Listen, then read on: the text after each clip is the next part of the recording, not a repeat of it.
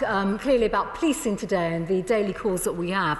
We have a similar system, obviously, with the fire service, who are providing incredible work and support, particularly for vulnerable communities across the country.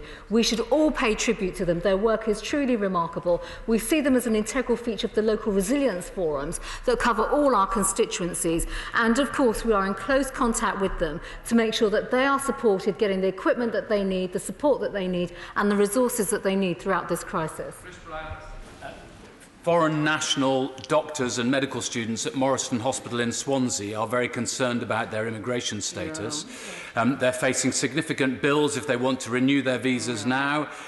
They obviously want an expedited process. Wouldn't it simply make sense if the government were to announce as swiftly as possible that they're going to waive all fees for such doctors and medical trainees, that they're going to try and make sure that those processes can be expedited and that anybody who wants to stay can stay?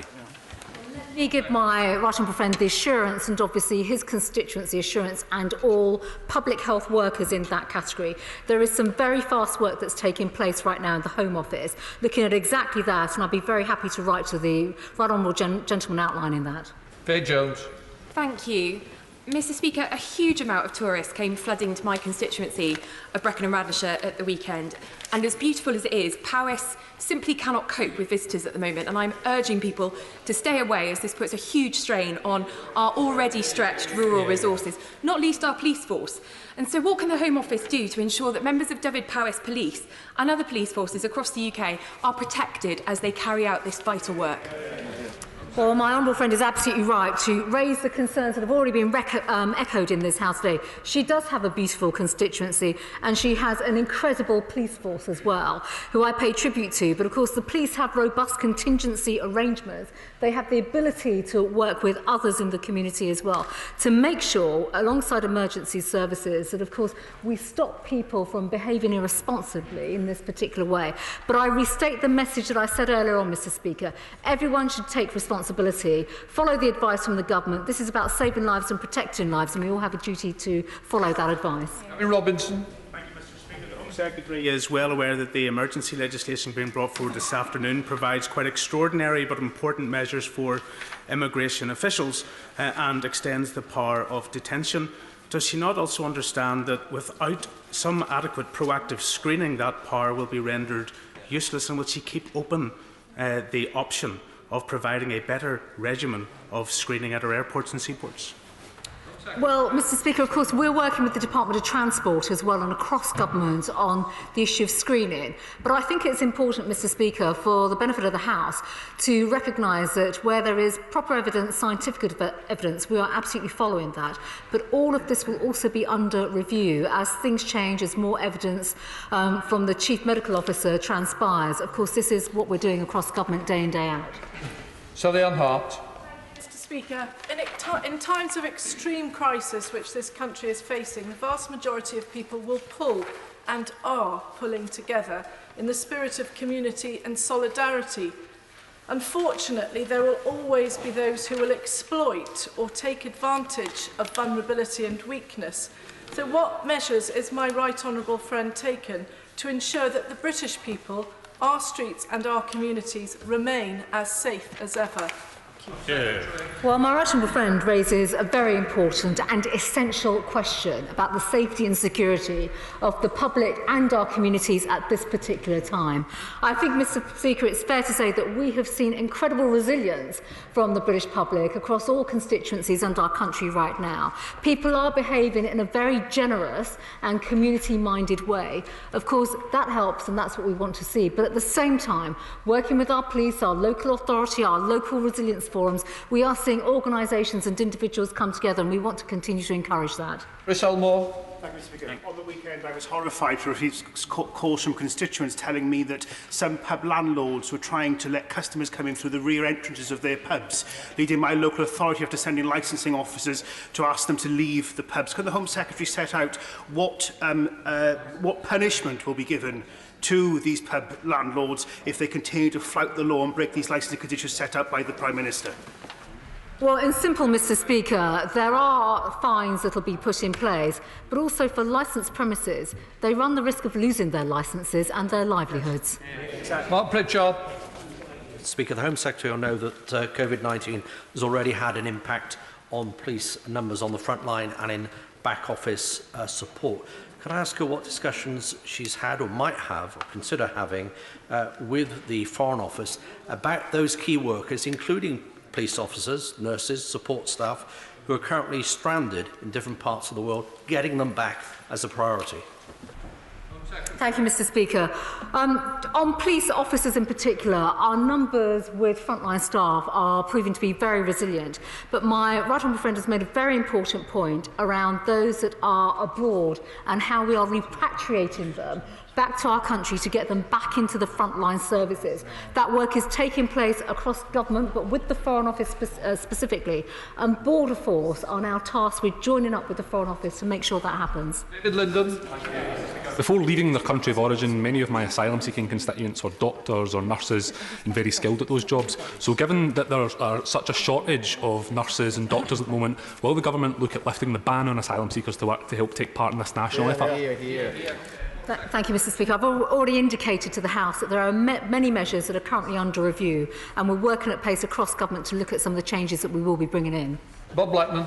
Speaker, over the weekend I was alerted to the fact that a number of religious workers, students and business people have visas that are expiring very shortly and they're not able to return to India. What advice does my right honourable friend have for those people in that category?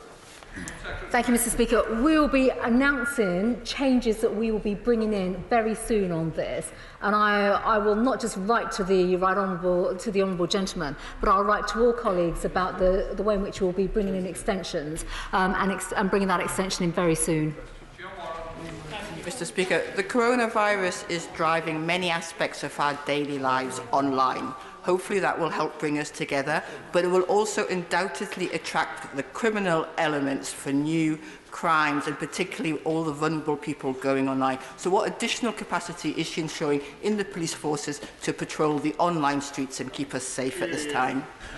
Well, Mr. Speaker, the Honourable Lady raises an extremely important point, and while we might see other forms of crime fall because of the lack of activity in the street, we are well aware and sensitive to the fact that fraud may emerge. I have seen over the weekend some reports in the media of unscrupulous individuals exploiting particularly elderly and vulnerable citizens, and certainly when we've been discussing these matters with police leaders on our regular calls, they are aware of that issue and are thinking more about how they could redirect resources towards that if it becomes systemic. David Davis. We probably have over 500,000 undocumented migrants in this country, people who, if they fall ill with coronavirus, may be afraid to declare themselves to the health authorities for fear of deportation.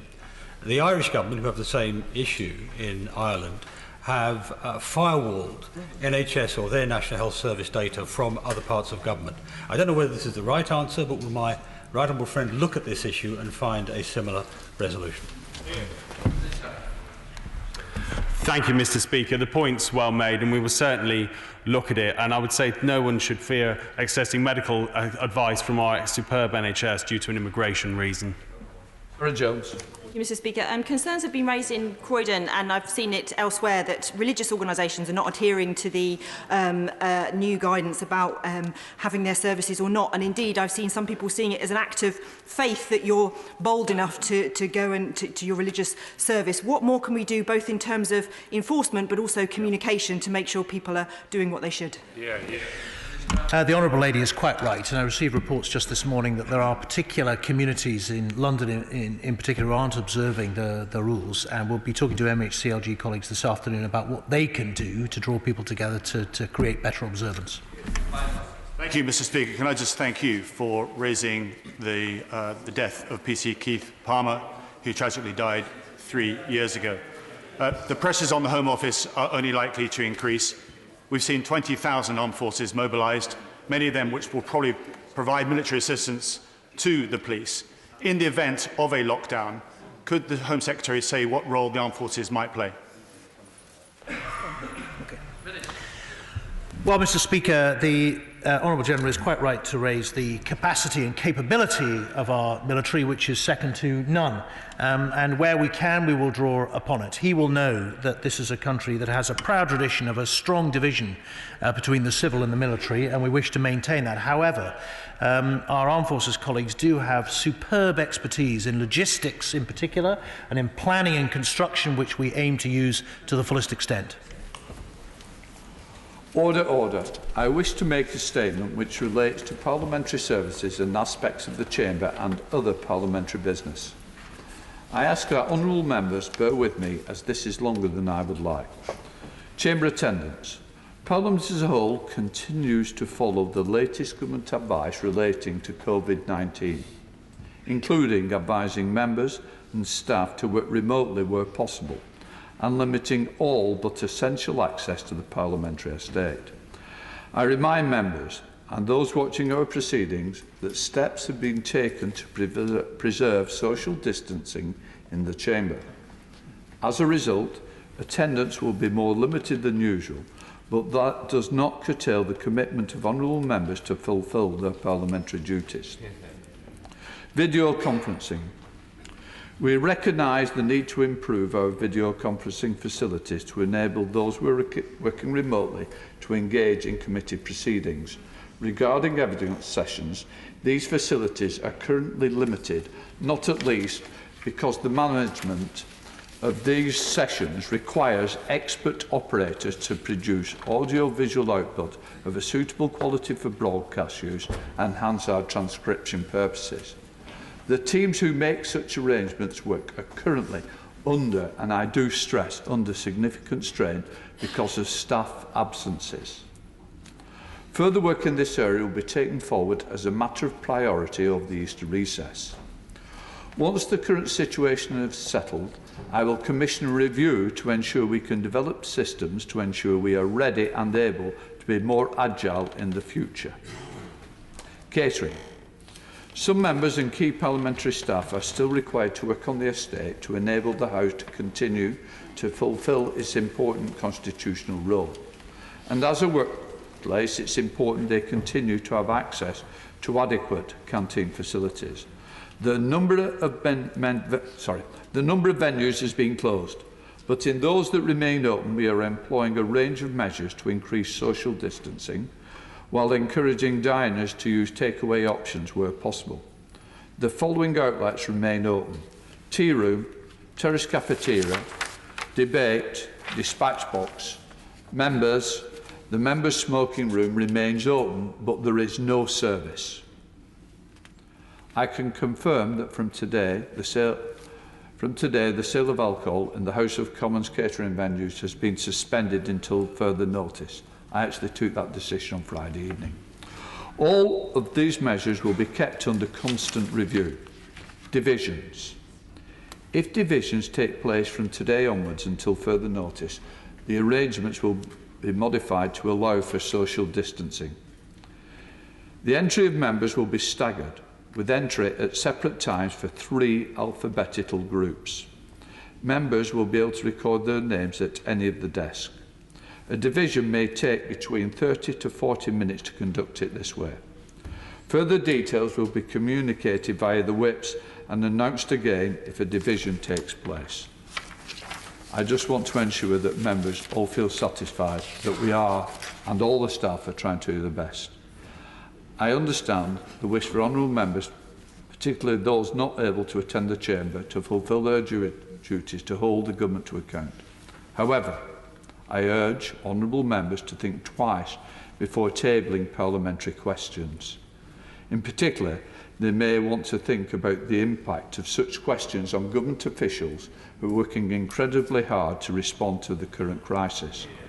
I've just got to say, if they are desperate questions, I understand, but multiple questions is absolutely blocking up staff members in this House, but actually government departments who need to be carrying on their duties. So please think twice. When a member puts 60 questions down, that is not helpful to anybody or this country. I should also mention that names added to early day motions which are not submitted electronically are not being processed. I am sure all honourable members will understand that in these exceptional circumstances, some changes to procedural services have proved necessary, and further changes may be needed. Conclusion. Finally, I want to again express my thanks to members and staff across the Parliament for their hard work in enabling that this House continues to function and for efforts in limiting the spread of coronavirus amongst our community. I've got to say, with some absolute heroes in this House, who I want to thank on behalf of all of us. Thank you. We now come to a ministerial statement. I now call on the Lord President of the Council, the Leader of the House of Commons, to make the business statement. Jacob Rees-Mogg. Mr. Speaker, I should like to make a short business statement. Further to my announcement to the House last Thursday, the first item of business tomorrow will now be consideration of a business of the House motion, followed by all stages of the Contingencies Fund Bill. This will be followed by committee and remaining stages of the Windrush Compensation Scheme Expenditure Bill, followed by a motion relating to appointments to the Parliamentary Works Sponsor Body. The last item of business will be a general debate on the situation in Yemen, as determined by the Backbench Business Committee. The business for the rest of this week remains unchanged. Thank you, Mr. Speaker, and can I thank you for remembering PC Keith Palmer in your earlier statement. Can I thank the Leader of the House for the business statement. We agree that the Contingencies Fund Bill should be accommodated in this new change of business. Thank you, Mr. Speaker. I'm grateful for the support of the Right Honourable Lady, and our hearts continue to go out to the family of PC Keith Palmer. It was a great sadness that afflicted them and the whole House 3 years ago. Thank you very much, Mr. Speaker. First of all, can I say I welcome your statement and the steps you've set out to enable this House to continue to do its democratic role, but in a way that is safe and consistent with the advice the government has set out and is expecting our constituents to follow. Can I ask in that spirit to ask the Leader, if he's not able to update us today, to think about what further steps that can be agreed between Mr. Speaker and usual channels to enable this House to properly hold the government to account over what may be a considerable period of time when we're dealing with this virus, but in a way that is consistent with the firm, important advice we're giving to the rest of the general public. Mr. Speaker, my right honourable friend raises a point that is being considered by the government and will be discussed with the opposition and other opposition parties. We will need to legislate and we will need to ensure that the government is held to account, but we may well have to do it in ways that are different from those we have used previously.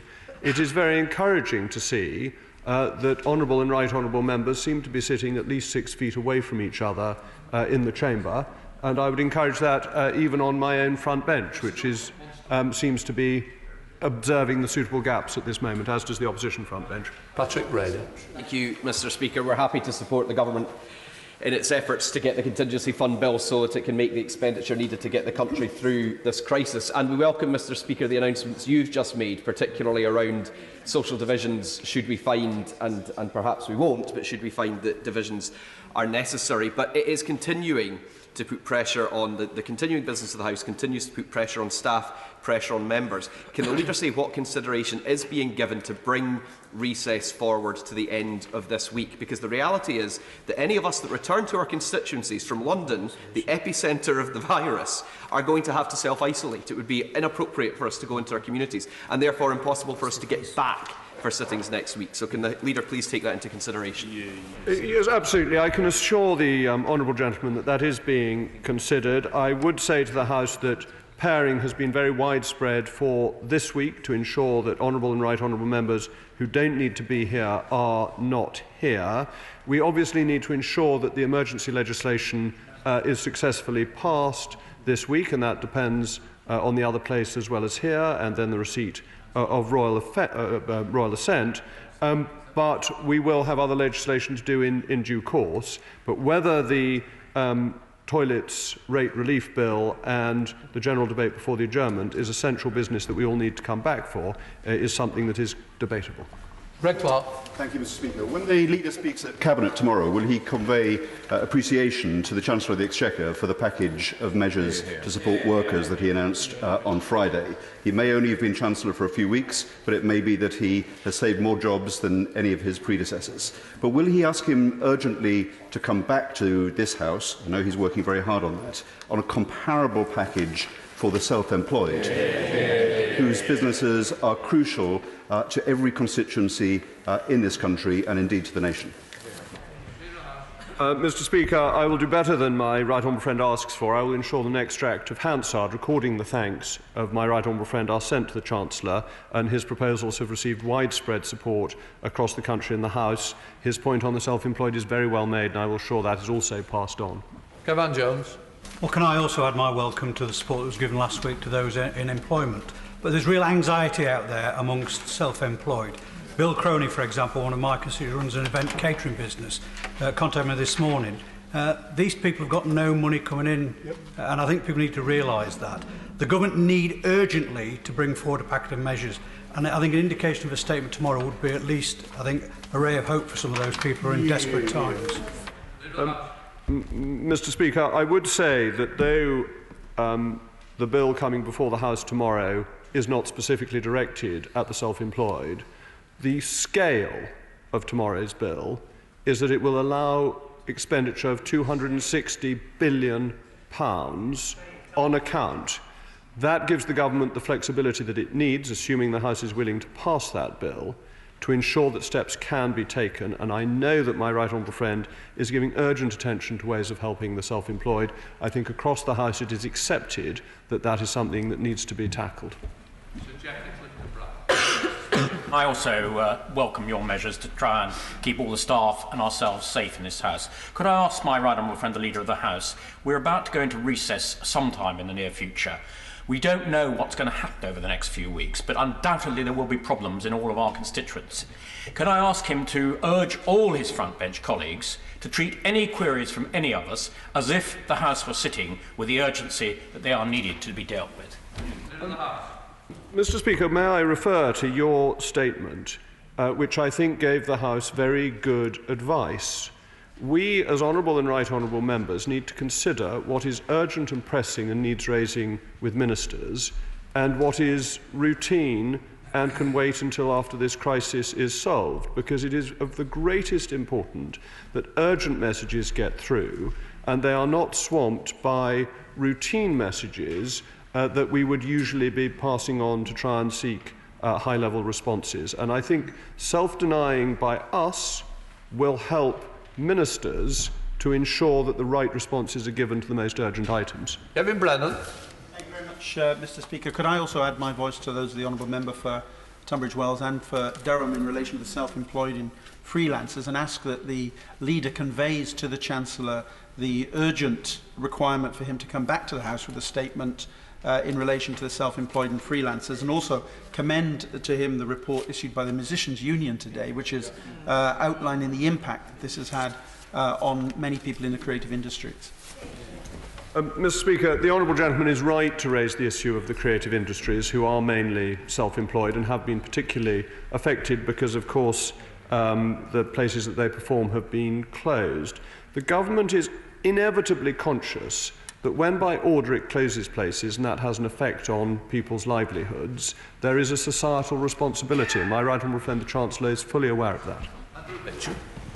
Speaker, you may recall that I have, over the last couple of years, secured not one but two emergency debates in this House on the Yemen, and have been a pretty staunch critic of the government's policy in respect of that country.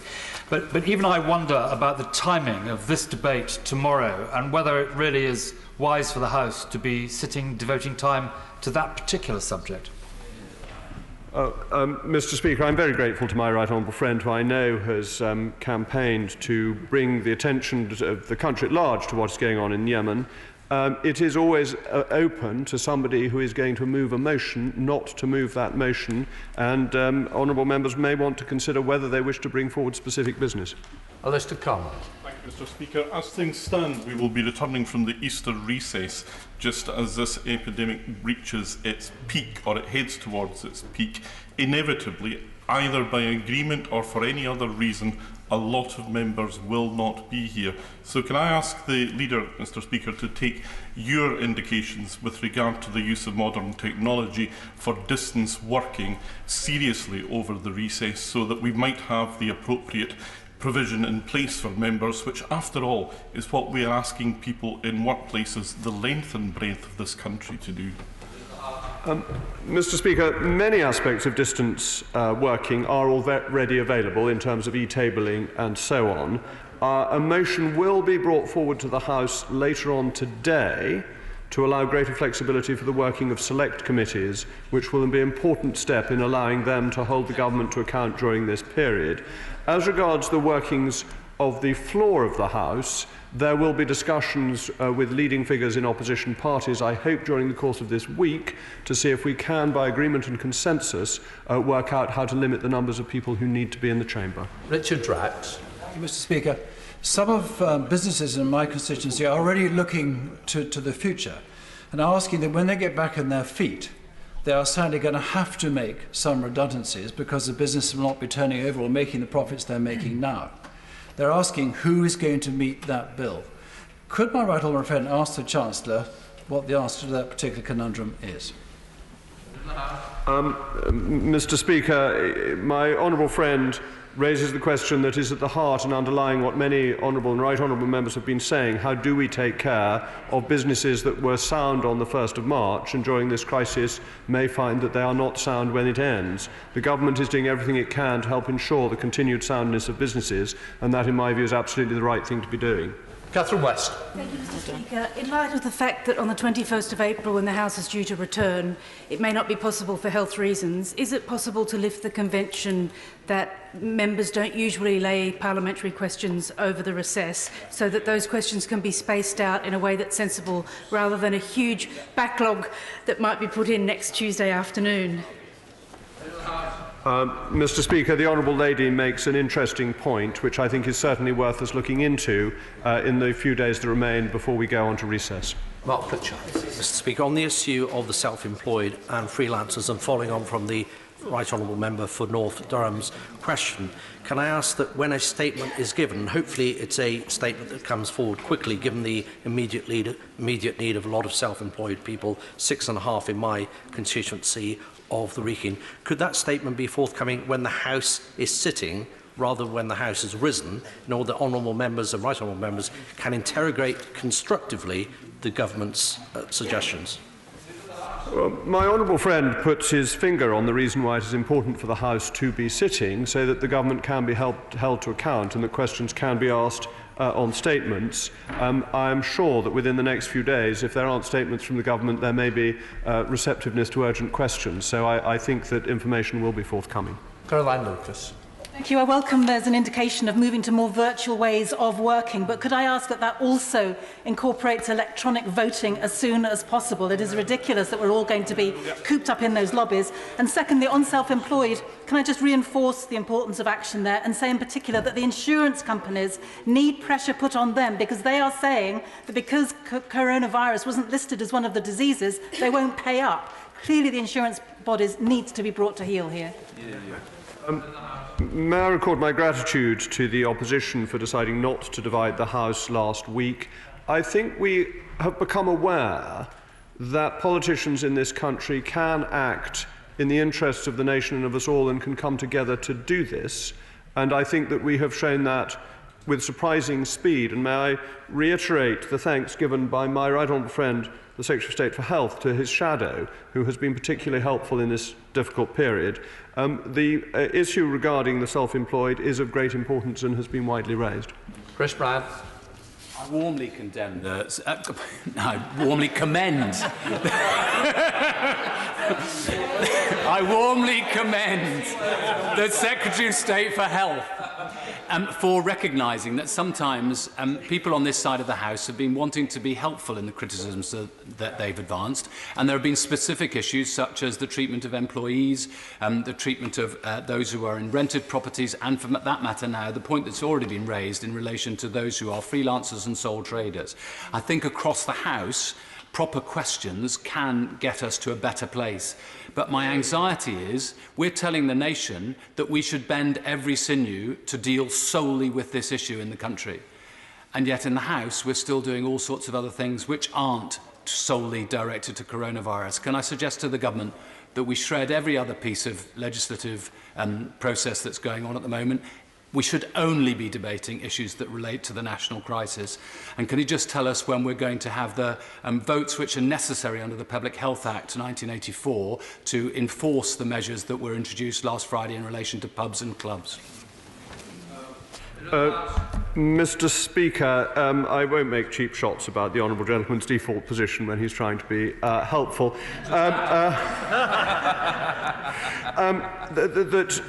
The difficulty is that some of the business we carry on needs to be carried on. I think it is important that the Windrush compensation scheme is debated and dealt with tomorrow. The honourable gentleman knows the procedures of this House better than almost anybody and will be aware that we need to have the finance bill introduced within a set period of the motions being introduced. And so there is routine business that needs to be carried out. And there are other things happening where MPs will want to hold the government to account. So while I understand his point, I think we can't go quite as far as he is suggesting. Bill Esterson. Thank you, Mr. Speaker. But we can lead by example in this place, right here, right now. There are 4 people sitting within 6 feet of the Leader of the House as I look, certainly less than the 2 metre. I'll come over the tape measure in a moment. But my point is this: we have to demonstrate by our actions, and I think the visual example with people sitting immediately in front and behind other members does not give that. But my main point is about the self-employed. My honourable friend from Cardiff West mentioned the statement from the Musicians' Union. When he speaks to the Chancellor about it, they have 2 specific proposals. One is an immediate payment of £400 to everybody who is self-employed per week. The second is to use the longer-term evidence in the records, in the tax records of income to deliver 80% of long-term income. Will he make sure that those figures are given to the Chancellor? Mr. Speaker, I accept the point and encourage honourable and right honourable members to try and keep 6 feet apart. I think we're doing pretty well considering how much we practically sit on each other's laps during ordinary sessions of Parliament. So I think it is a very significant and visible improvement on what it used to be. And as he has asked me to be the postbox for the Chancellor, I will of course do so, and I will make sure those points are passed on. Stephen Deutscher.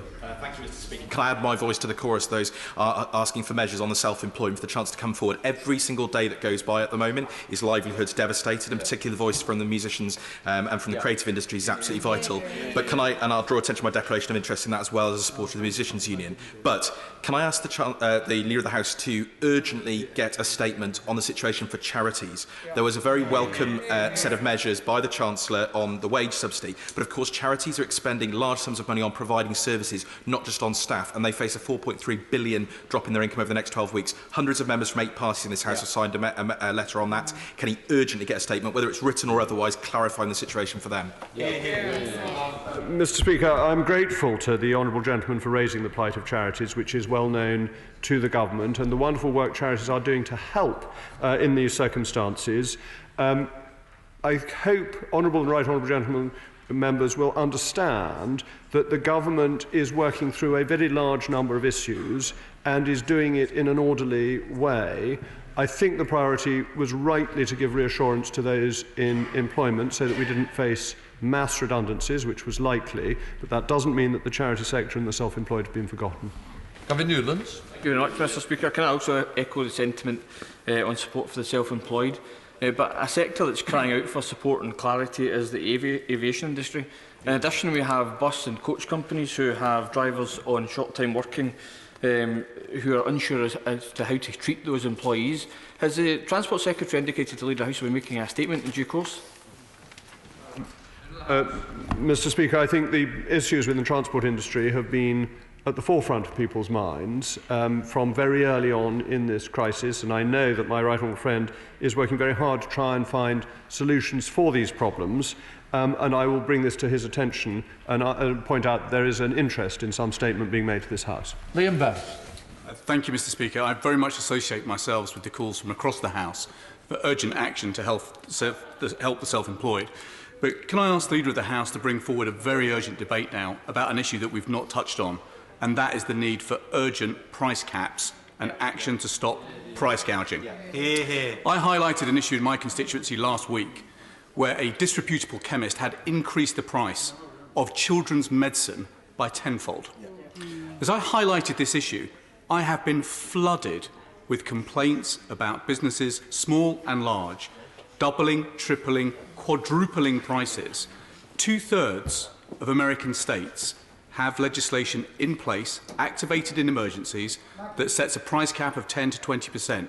We are obviously going to need such measures here, and the sooner we debate them, the better. Hear, hear. Mr. Speaker, may I say first of all that at business questions, whenever a large number of honourable and right honourable members raise one issue with me, and in this case it has been the self-employed, I invariably raise that with the relevant department immediately after the session, and I will absolutely assure the House that I will do that in relation to this session. On his second point, profiteering is extremely disagreeable. There have been times in our history when it has been illegal and subject to quite strong penalties. His point is exceptionally well made, and I will ensure that it is made also to the right person in government. Mr. Speaker, and I thank the Leader of the House for coming and making a statement as well. Also want to put a record my thanks to the Chancellor. The issues that are coming to myself and to others in this House are legion, whether they're HMRC, employment, whether they're health issues, DWP, business, but the help for the small businesses which the government has guaranteed is helpful because the employees are covered by the 80% grant or monies that come forward to cover their wages. Those are small companies, by the way, that are lucky to have their jobs because the small companies that employ between 6 and 16 people, what happens is their employers cannot employ them because there's nothing in the package that seems to help those people. So the employees are looked after, it seems, and thank you for that, but the employers who employ those employees aren't. What can we do for them? Mr. Speaker, the honourable gentleman as always gets to the nub of any matter that this House is discussing, and he is absolutely right. We are bringing forward packages to help as many people as possible, and the more people who are kept in employment, the more business there will be across the economy. But the scale of the effect of these closures on the economy is much bigger than anything that we have normally come across, which is why it has required this enormous response, including the announcement that I made at the beginning, that we would have a bill that allows for up to £260 billion to be advanced to departments. Bob Seeley. I'm delighted that my right honourable friend is making is going to go back to the relevant department when he about some of the matters raised. Can I add my voice to the importance of looking after the self-employed? In my constituency, we are going to be especially badly hit because of our reliance on tourism and the visitor economy, and many of those people are small businesses and self-employed, and our economy is going to be devastated this summer. Mr. Speaker, his point is extremely well made and echoes what has been said by many other honourable and right honourable members. Okay. We now come to coronavirus bill. Business of the House motion. Minister to move. Formally.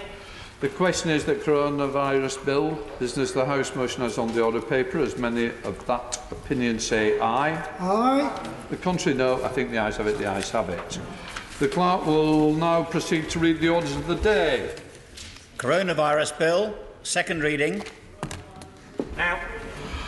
Minister to move second reading. Secretary of State, Matt Hancock. Thank you very much, Mr. Speaker. I beg to move that the bill now be read a second time. Mr. Speaker, coronavirus is the most serious public health emergency that has faced the world in a century. We are all targets, but the disease reserves its full cruelty for the weakest and the most vulnerable. And to defeat it, we are proposing extraordinary measures of the kind never seen before in peacetime. Our goal is to protect life and to protect every part of the NHS. And this bill jointly agreed with all 4 UK governments, gives us the power to fight the virus with everything that we've got. I'll give way, yes. Well, the Health Secretary for giving way. Like many honourable members, I've had a huge number of issues raised with me by NHS workers about the issue of the availability of PPE to the frontline staff and also testing. Could he take the opportunity during second reading, because I know he wants to protect NHS staff through this bill, to update us, perhaps with any information as from across the UK, about progress on those matters? Yes, if it's okay with you, Mr. Speaker, I'll answer that intervention and then get on with the point in the bill, because these are out with the bill, but they're incredibly important and very much a part of the topic. In terms of making sure that NHS staff and social care staff and those who need it clinically get the protective equipment they need, especially but not only the masks, we are undertaking enormous efforts to get that equipment out. The equipment is there, we have it, it's a distribution effort. And because I wasn't satisfied with the stories I heard of people running short, we've brought in the military to help with the logistical effort, but also because I want to hear from every single member of staff in the NHS or in social care who needs that equipment but doesn't have it, we've introduced a hotline and an email address which is manned. I've had an update on that. It has had a number of calls and they are all being responded to. And that way we'll find out where the gaps are to get this distribution out. So it's a mammoth effort. We've been working on it for several weeks, but the increase in the use of the protective equipment in the last week has been very sharp, as I'm sure he and the House will understand, and the logistical effort is a very significant one. On testing, we're expanding the amount of testing. We're buying tests. We're buying them, both ones made abroad and made here in the UK, because testing is absolutely vital to getting out of this. And I want to get to a point where anybody who wants to get tested can get tested. At the moment, we're having to reserve the tests that we've got for patients, especially in intensive care, so that they can be properly treated according to whether or not they have coronavirus, and very soon getting the tests out again to frontline staff so that they can get back to work if somebody in their household might have the symptoms and their household isolating. So I understand absolutely the importance of testing. We're working on it incredibly hard. We were working on it all weekend and we are making some progress. If I give way here and then there, and then I might make some progress. Grateful to the Health Secretary giving way. I just wonder, on the point of testing, could he be absolutely clear? Does the current test available show whether somebody's got it and has previously perhaps had COVID-19? Does it do both, or does it do just one? And if it does just do one, when are we likely to have a test that does both? Tests for both of those have recently been developed. The test for whether you have coronavirus, what we call the case test, that was first developed here by Public Health England. That's being expanded, but also the antibody test to test whether you have the antibodies that make you immune to coronavirus. That has now been developed, and we're buying it in large quantities.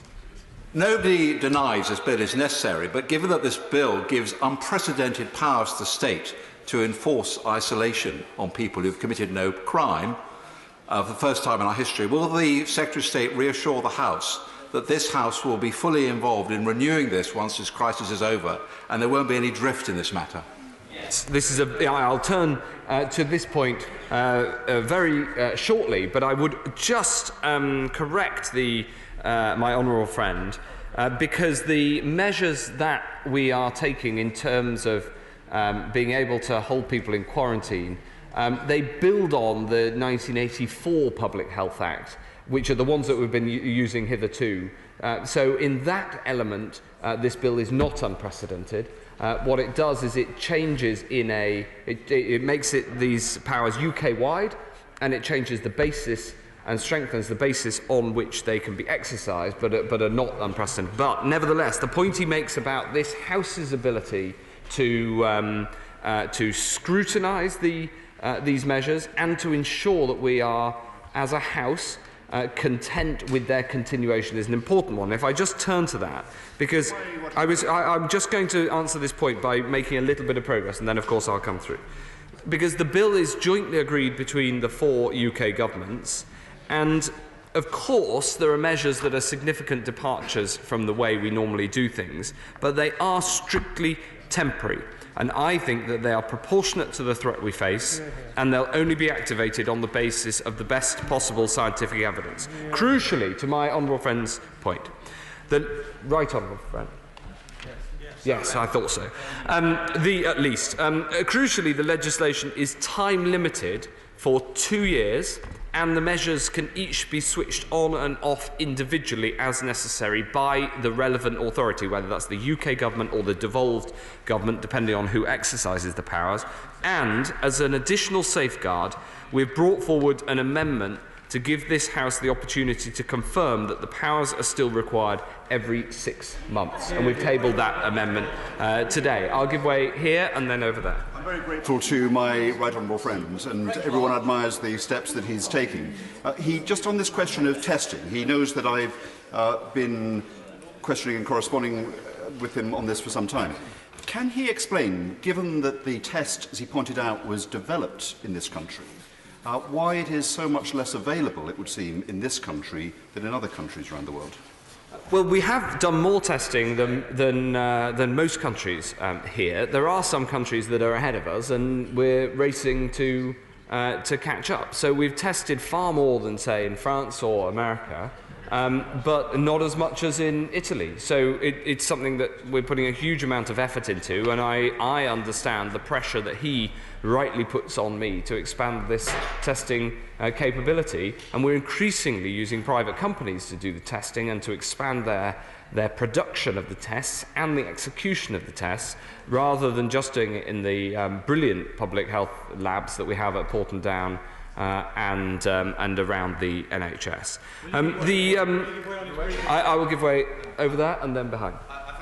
For giving way, and can I commend what he said about working with the devolved administrations to get the measures in this bill right. I think it's absolutely crucial that many of these measures are on a UK-wide basis. I realise it's unusual times. There's a specific power in Schedule 21 about the ability to limit entry into premises and to close down, again applying to all 4 administrations. Can you be clear about whether that will apply to care homes? Because I'm getting a lot of concern from constituents who are worried about some care homes that are still not restricting entry to individuals and therefore putting elderly residents at risk. There's a real demand for this to be unified across the country to protect the elderly residents. We have other ways to enforce that with care homes, not least contractually through local authorities. I understand his concern, and to making sure that when people are in care homes, then they need to be protected, and many of them shielded from this virus, because many of the most vulnerable people are in care homes. I'll take away the point and to look at whether there's more that needs to be done, but we do have other powers that are available to deliver on what he and I think, agree is needed. I thank the Secretary of State for giving way, and obviously I commend him for accepting the 6-month review, I think it is, that he has just announced. But will he tell the House, in the event that the House decides that one element of this Act is working badly, will we be able to amend or strike out that element, or do we have to take the whole thing or reject it at those 6-month points? We're proposing, as discussed with the opposition, a 6-month debate and vote on the continuation of the bill.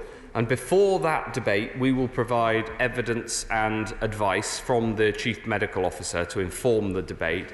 And there is also a reporting mechanism for a report every 8 weeks on the use of the powers in the bill. I'll give way. Thank you. I'll give way over here and then up there. Can I first of all thank my right honourable friend for the time he has taken in explaining every stage that he has used the powers of his office to this House and indeed to the people through the media. I'm hugely grateful. I know many others are. Could I just, however, state that over the last 3 weeks the world has changed in a rather more radical sense than many of us appreciated. And the powers lying within this bill, even over 6 months, are likely to change and are going to be exercised in different ways. Can he assure me that not only he, but all other ministers will be exercising their powers and looking at them reasonably in keeping with only the coronavirus issue and making sure that they are limited to the purpose for which they were intended? Because these powers could, in different circumstances, be used in a particularly malicious fashion. Well, yes, I can confirm that this bill is to deal with the current coronavirus emergency, and that is an important point. But I'd also say that although the world has changed in the past 3 weeks in ways that many couldn't have imagined, every measure that has been taken by the government has been part of the action plan that we published 3 weeks ago. And this bill, which of course has been drafted over an awful long time because it started on the basis of the pandemic flu plan that was standard before coronavirus existed, and then has been worked on over the past 3 months at incredible pace by a brilliant team of officials right across government. This is consistent with the action plan, and so whilst some people might have been surprised by each of the measures we've taken, they have all been part of the plan that we set out right at the start. But I can confirm to him that it's only for coronavirus. And I also want to give further detail to my previous answer to the honourable gentleman from, I think, Swansea, who's on his phone. Thank you. Which is that Section 21 does not specify what it defines as a gathering or an event. It is deliberately broad, so it could include a care home, should we need it to, and that would be defined in secondary regulation, should that be necessary. I'll give way up here and then make some progress. Thank you very much, Mr. Speaker. I'm sure the whole House will want to support my right honourable friend in the provisions of this bill. I just want to reinforce 2 points. The first is that I am concerned, was very concerned to see the 2-year time period, which is why I signed New Clause 1 and New Clause 6 in the name of my right honourable friend. And I'm very pleased to hear what the government has said about the 6-month review. But notwithstanding what he just said about the period of time in which this has been produced, it is a heroic effort. 321 pages of legislation, which may well be subject to changes in the next few weeks and months as this crisis develops. I hope, therefore, he will see the 6-month review not just as a rubber stamping effort, but also a chance to improve the legislation, should it require that improvement. Well, we could consider that. The proposal is to have a debate and a vote, as opposed to a whole new piece of legislation, and of course only to renew it if the measures in the bill are still necessary, and then of course they'll fall after 2 years. I understand the concern of my right honourable friend and his wisdom, and I know that as Secretary of State he dealt with some of these issues, albeit not here but around the world, and he knows the sorts of measures that are needed, which are contained in the bill. I'll take one more intervention and then I must make some progress. I thank the Secretary of State for giving way, and would he just clarify on the point of the 6 months? Obviously, for people who are chronically ill or have a serious disability, 6 months is quite a long time, and some of the changes are proposing social care implications with the devolved regions or with local government. What will happen if there is negative effects on people who receive social care within that six-month period? What recourse will members have to bring that to the House? There is recourse. I'll come on to that in a moment, because in the social care measures, which are very important, the purpose of the social care measures in the bill is to allow for a prioritisation of social care, should that be necessary. But there are a number of restrictions on that, because local authorities will still be expected to do what they can to meet everyone's needs during that period. So whilst local authorities will be able to prioritise to ensure that they meet the most urgent and serious care needs, there are restrictions to require them to meet everyone's needs, and indeed to fulfil the human rights obligations that those in receipt of care that those in receipt of care have. One final time I'll give way, and then I really must make some progress. I'm most grateful to the Secretary of State in giving way. Can I first of all thank him for the excellent work he's done in ensuring that individuals get the care they need in these difficult, challenging times. On the human rights perspective, can I thank the Secretary of State and the Government for listening to faith organisations? Because initially, under Part 2, there was concerns that loved ones would have to be cremated. And as somebody from a Muslim background, and also the Prime Minister's Special Envoy for Freedom of Religion or Belief, taking into account the views of the Muslim and the Jewish community, it was completely unacceptable to look at that. So can I thank the Government for now ensuring that deceased wishes will be taken into account in relation to their final rights? I pay tribute to my honourable friend who's worked hard on this to ensure that we come through with a solution in this bill, given the amendments that we've tabled today, to ensure that we can both have dignity in the case of a large proportion of the workforce not being available, but also accede to the wishes of the families and of faith, the communities of faith of various, many different faiths who had concerns with the way that this was originally drafted, and pay tribute to my right honourable friend of the Paymaster General, who found a way through which I think everybody can be content with. If I can make a bit of progress, Mr. Speaker, if I can make a bit of progress. Essentially, the bill gives all 4 UK governments a legislative and regulatory toolkit to respond in the right way at the right time and working through the action plan. And while I hope that some of these powers will never have to be used, we will not hesitate to act if that is what the situation requires. I thank the Minister for giving way, and following on from the Honourable Member for Gillingham, I'm grateful for the work the Government has done in this area, because quite naturally many of my constituents, both from the Muslim background and the Jewish faith, were rightly concerned about this, and this is one of the major tenets of faith, and everybody has the right to have the dignity and faith in death. So I'm grateful for the Government to listen. But will the Minister also join me in this very difficult time for all our communities, the role that our faith communities and the difficult decisions that our faith communities are taking? Will he join me in thanking them for all the support they are giving? I entirely agree, and in a way this exchange is an example of the cross-party approach that we're all taking. I'm very grateful to the Honourable Member for the work that he's done on this, working with the Paymaster General and bringing this point to light. I'm also very grateful for the work that he's done with many others to ensure that those who understandably want to gather as faith groups of any religion, understandably it is upsetting not to be able to do that. But it is also right that they cease large gatherings, or indeed any gatherings where there is social contact that can spread the disease. It's happening around the world. It is a difficult thing for some, and I pay tribute to those faith organisations who have made the right decision and the faith leaders who have done the right thing across all faiths here, and I urge all faith leaders to see what has been done by those who've taken the right steps and follow them. I also want to thank the honourable gentleman opposite for the constructive approach that he's taken to the passage of this legislation and the constructive tone that he has taken to this whole crisis. And just to reassure him that I listen to what he says very carefully.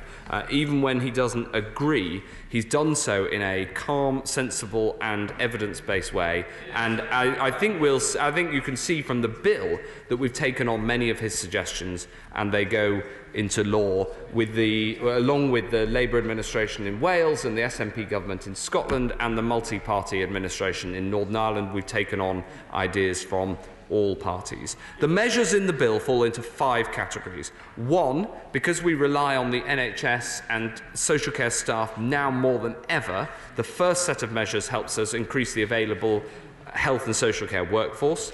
2, easing the burden on frontline staff, both within the NHS and beyond. 3, measures to contain and slow the spread of the virus so we can enforce social distancing. 4, managing those who the disease has taken from us with dignity and respect. And 5, supporting people to get through this crisis. And I'm going to briefly take each of these 5 parts in turn.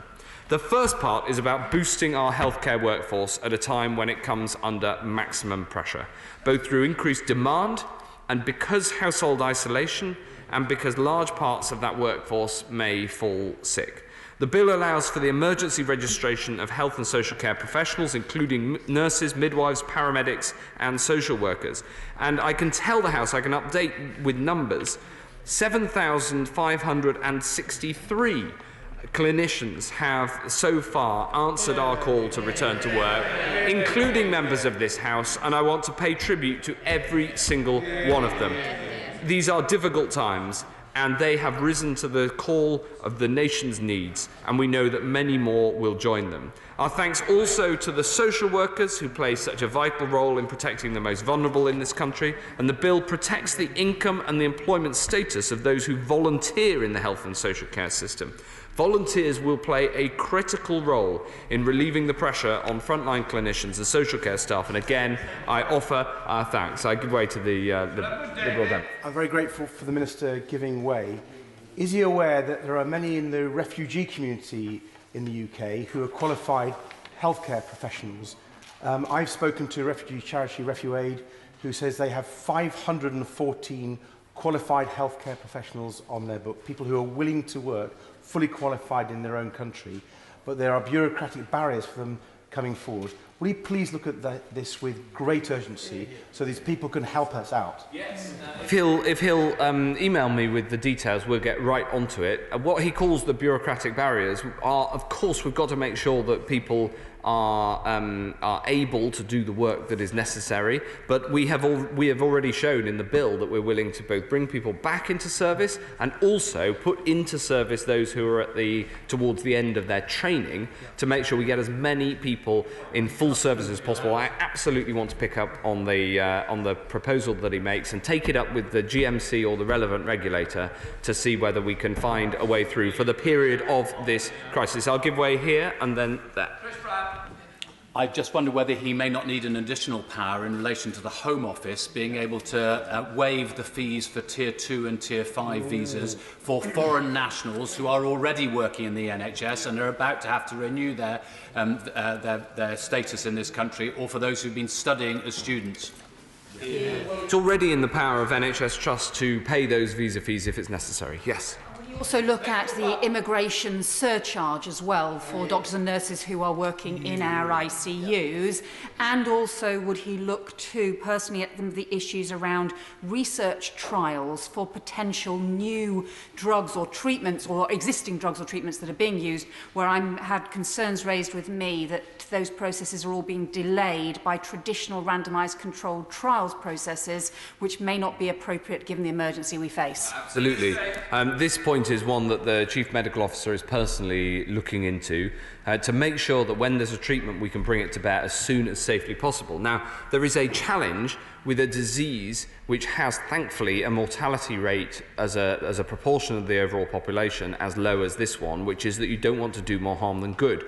But many of these drugs are already safe because they're already in license for another purpose, and it's a question of repurposing. This is on treatment rather than vaccine, and is something that we're actively working on. If she's got examples of particular barriers that we need to crunch through, then I'd like to know about them. If she could email me, I'll take them up with the MHRA. I'll just make a little bit more progress, because I also want to bring the House's attention to the professional indemnity clauses. Where there is no existing professional indemnity agreement in place, the bill provides legal protection for the additional clinical responsibilities that healthcare staff may be required to take on as part of the coronavirus response.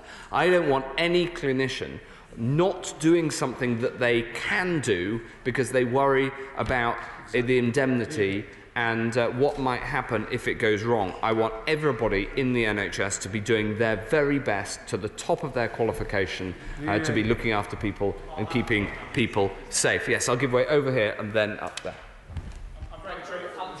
Secretary, now can I commend him for everything that he and his team are doing in order to ensure that we have healthcare professionals who are returning at the right time, which is to say when this disease peaks around about Easter. We're going to have to really move at pace in order to put the indemnity he has cited in place to ensure that people are physically and mentally fit to do this work, and crucially to ensure that they are skilled or reskilled in order to do what we're asking of them. Can he assure the House that those three things are being put in place? Absolutely. All of that is absolutely in hand. He's quite right to raise it. I'm grateful to the Secretary of State for giving way and genuinely thank him for everything he is doing, and we are all rooting for him to be successful. I am genuinely worried about what is happening in London hospitals already and what that says about the prospects for the rest of the NHS. He's right to try and get staff to return, but we've got to be able to keep them there when they arrived. I've seen disturbing reports over the weekend of agency staff walking out mid-shift because they don't have the right protective gear and the right hand sanitising hand gel and the things that they would expect to keep themselves and patients safe. Can he look really urgently at this issue? Because London is really the story that will follow for the rest of the country if we don't get this right. Yes, this is what I've been spending the weekend on. Absolutely, it's incredibly important. If I turn to the second part of the bill, Mr. Speaker, which is about easing the burden on the front line and follows from that intervention. This refers not only to the NHS front line, but to the dedicated public servants who guard our streets, who care for our children, look after communities in local government. In short, all those who keep the UK running safely and securely. By cutting down on the amount of paperwork they have to do, by allowing more remote working, by delaying some activities until after the emergency has ended, we can keep essential services going while we get through the pandemic. Some of the measures, Mr. Speaker, are difficult and not what we would choose to do in normal times. For instance, the bill will temporarily modify mental health legislation, reducing from 2 to 1 the number of doctors' opinions needed to detain someone under the Mental Health Act because they pose a risk to themselves or others. In circumstances where staff numbers were severely affected, the bill allows for the extension or removal of legal time limits governing the short-term detention of mental health patients. The bill also allows for an expansion of NHS critical care by allowing for rapid discharge from hospital where a patient is medically fit.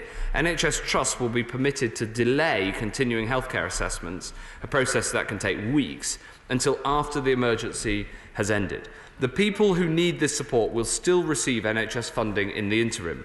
The bill contains powers allowing local authorities to prioritise the services they offer, as we discussed earlier with relation to social care. And this prioritisation, while challenging, is vital. The measures would only be activated in circumstances where staff numbers were severely depleted. They do not remove the duty of care to an individual at risk of serious harm or neglect. We do not take any of these measures lightly, Madam Deputy Speaker. I hope that many will not have to be used, but we will do whatever it takes to beat this virus. For the Secretary of State giving way, being very generous. On the point of frontline care, particularly those working in intensive care units around the country, can I ask the Secretary of State again, press him again, when will those staff be tested? There are many staff that want to go to work but are afraid that they may be carrying the virus, and those that are at work, if they're tested and they have the virus, they want to go and isolate in order that they can return as quickly as possible to the front line. When are they going to be tested? Well, the answer is as soon as the tests that we're buying are available, and expanding testing is absolutely critical to everything that we're doing. Madam Deputy Speaker, this section of the bill also covers other mission-critical parts of public services, not just the NHS, including schools, borders, justice and national security.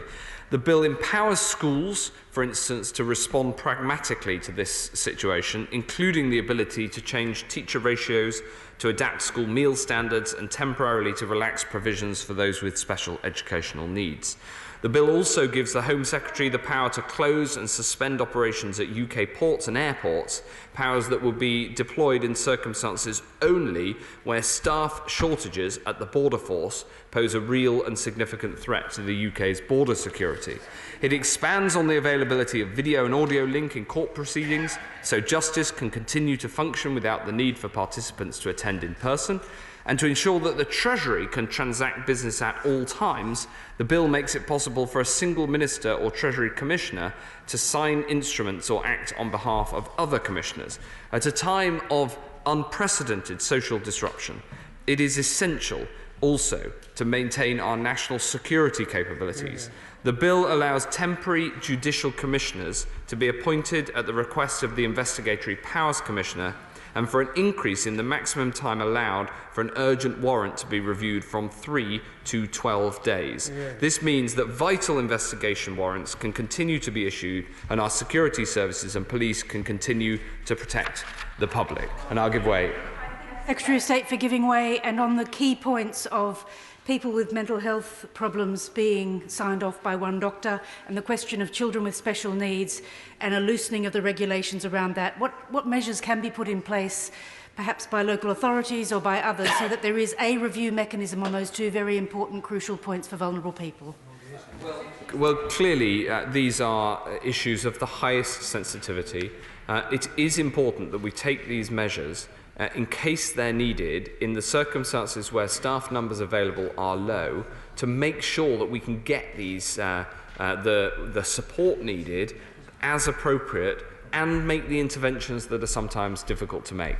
Because it can be, in some circumstances, far worse, for instance, not to detain somebody under section in the Mental Health Act, whereas where they are a danger to themselves or others. And if there isn't the availability of a second doctor because of staff shortages because of the virus, then I think it is appropriate. But the safeguards are an important part of getting this right, and it's an important part of why this is time limited. He's been incredibly generous. Section 23 talks about food supply chains, absolutely crucial, and he'll have seen that many supermarkets are taking on additional workers to meet the demand that's there. But whether he could provide an answer or get one from the Treasury, I've had many people who are thinking of applying for those jobs, perhaps to make up loss in income. So even if they're covered by the 80% wage subsidy, whether they're able to take on extra work or they would lose the 80% wage subsidy from their existing job. Could he get some urgent clarity on that, because it could be deterring people from taking up those important jobs in our supermarkets and supply chains? Well, that really is a question for the Treasury. My understanding is that the 80% wage subsidy is for those that are furloughed, as the Chancellor put it, as opposed to those who've moved into other jobs. But he'll have to ask the Treasury for a more detailed answer. I'll give way over here. Can I thank the Secretary of State for giving way, and also for all the work that he is doing and indeed the House is doing with regard to this essential legislation. Can I ask him, with particular regard to university settings? Seems to be some confusion. I've looked at the sort of Universities UK advice, but it seems to be that some universities just don't seem to be following this and seem to be requiring students to attend, notwithstanding the advice the country at large may be given. I'm surprised to hear that, because we've been very, very clear about universities alongside schools. Of course, it's a matter for my right honourable friend, the Education Secretary, in the first instance, but on the public health grounds, we made it absolutely clear that we were taking the steps to close schools and nurseries and universities and colleges, except for the children of key workers, where they absolutely need to be at school, where they, for instance, neither parent can look after them, but all those at university can stay at home on their own and don't need a parent, and so I don't think there's any excuse whatsoever. I'll give way. I'm extremely grateful. Our local authority, the new Unitary Bucks Council, has made the point that workers who are furloughed in leisure centres may need to be redeployed into other council areas where they wouldn't normally be employed. This raises a particular problem that they really need to use the furlough scheme, take those workers out of the leisure centres and put them into social care, quite a different industry. Will he undertake to make sure that that is possible? I don't think it needs a legal change in order to do that, because to essentially second somebody from one job into another is perfectly possible under existing employment law. In fact, the bill brings in a statutory volunteering scheme, which is essentially a new form of employment through volunteering, which is one way that this could be done. but I wouldn't expect it to be the main way because if somebody was moving to do a different type of job because we need more people doing some things and fewer doing others during this crisis, that sort of secondment can be done in an entirely normal way, unless I've misunderstood my honourable friend. Well, he's slightly misunderstood, and I hope he won't mind me saying so. The point really is that the council all councils will be hemorrhaging money at this time, and they will need that 80% support with those workers who they would otherwise furlough, so they can then use them as volunteers. The point is to constrain cost. Okay. I'll take that up with the Chancellor of the Exchequer. I'll give way one more time and then make some further progress. I thank the Secretary of State for giving way. Whilst we understand that these are exceptional circumstances, there is understandably grave concern about the lowering of social care standards. We are talking about some of the most vulnerable in our society, the elderly and disabled of all ages, and having the human rights, the Convention on Human Rights as a backup could see care standards lowered to a dangerously low level, putting these people at risk. Could the Secretary of State outline what will be the thresholds for turning these powers on and indeed back off again to ensure that these do not become the new norm? The threshold is about the amount of staff shortages that there might be, and I would gently, Madam Deputy Speaker, say to the Honourable Lady, I understand her concerns, but in fact the purpose of these is precisely the opposite. It's to make sure that those who need social care, when there is a shortage of social care workers, those who need social care to live their everyday life can get it, and that they can be prioritised over and above those who have a current legal obligation to legal right to social care under the Care Act 2014, but for whom it is not a matter of life and death. So this is absolutely about prioritising the vulnerable, and that's the purpose of the legislation. But I understand where she's coming from, and that's why we've put the safeguards in place to ensure that the prioritisation is as intended. If I could just, yes, one more, and then I'll move on. Thank you. I'm so grateful for my right friend for giving way. I want to ask a generalised question about the supply of medicine. Paul Howard, a consultant in palliative medicine at our excellent hospice on the island, says that under patient group direction, that's group prescriptions, nurses can give out morphine, but due to a quirk in the rules, they can't give similar powerful opiate painkillers. My question is, will this bill enable nurses to give controlled drugs as part of patient group direction, specifically just in case medical supplies run short, but specifically also because we are reliant on ferries on the island and it gives us slightly more diversity in patient treatment? Well, I'll look into the specific point that he makes. There are parts of the bill that would help to tackle the problem that he describes if it's appropriate to do so. But I think it's better if I get some medical advice and get back to him. The third part of the bill, Madam Deputy Speaker, are measures to slow the spread of the virus. As this disease accelerates, our goal is to protect life, to protect the vulnerable, and to protect the NHS by flattening the curve and minimising unnecessary social contact. This is a national effort, and everyone has their part to play. Self-isolating if you or anyone in your house has symptoms, working from home wherever possible, avoiding social gatherings, and of course, regularly washing your hands. And the bill provides for us to go further. It gives us stronger powers to restrict or prohibit events and public gatherings, and where necessary, to shut down premises. The bill gives the police and border force the power to isolate a person who is or may be infectious. And this part of the bill also allows us to close education settings or childcare providers and to postpone elections that were due to take place in England in May this year for 1 year. And these measures, Madam Deputy Speaker, are not measures anyone would want to take, but they are absolutely necessary in this crisis. I'll give way there and then here. To the Secretary of State of giving way, he will be aware that over the weekend thousands of people made the distance to holiday areas and rural areas such as mine. Can I just ask him, in terms of Schedule 21, do the powers there allow ministers to require people, in the circumstances where local health boards are saying that they are under increased pressure, to remain in their primary residences? It's a really important point, because we have advised against all unnecessary travel, and I don't regard going to your holiday home in Wales as a necessary journey. And there is a risk of putting extra pressure on the NHS in rural areas from large numbers of people going to second homes, and so I entirely understand the concern that the Honourable Gentle has raised, and the powers do allow for a constable to take somebody to a place in order to prevent the spread of the infection.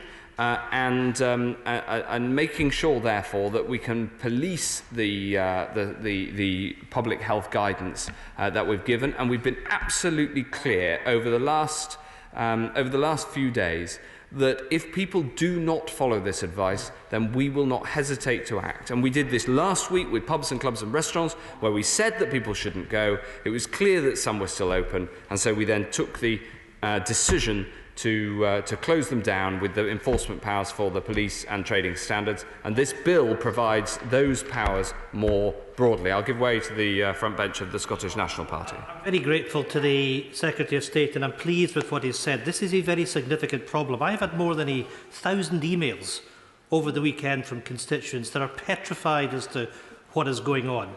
The Highland area is more than 10% of the UK landmass. We have one acute hospital in Inverness. Some of these tourist destinations are more than 3 hours from Inverness. We have been absolutely inundated with people that show no concern for the local population.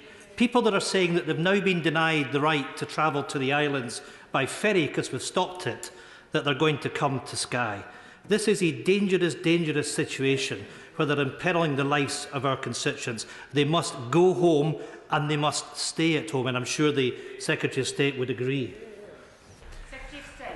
Well, what can I say? I am concerned that people not following the public health advice. And to the Secretary of State for giving way.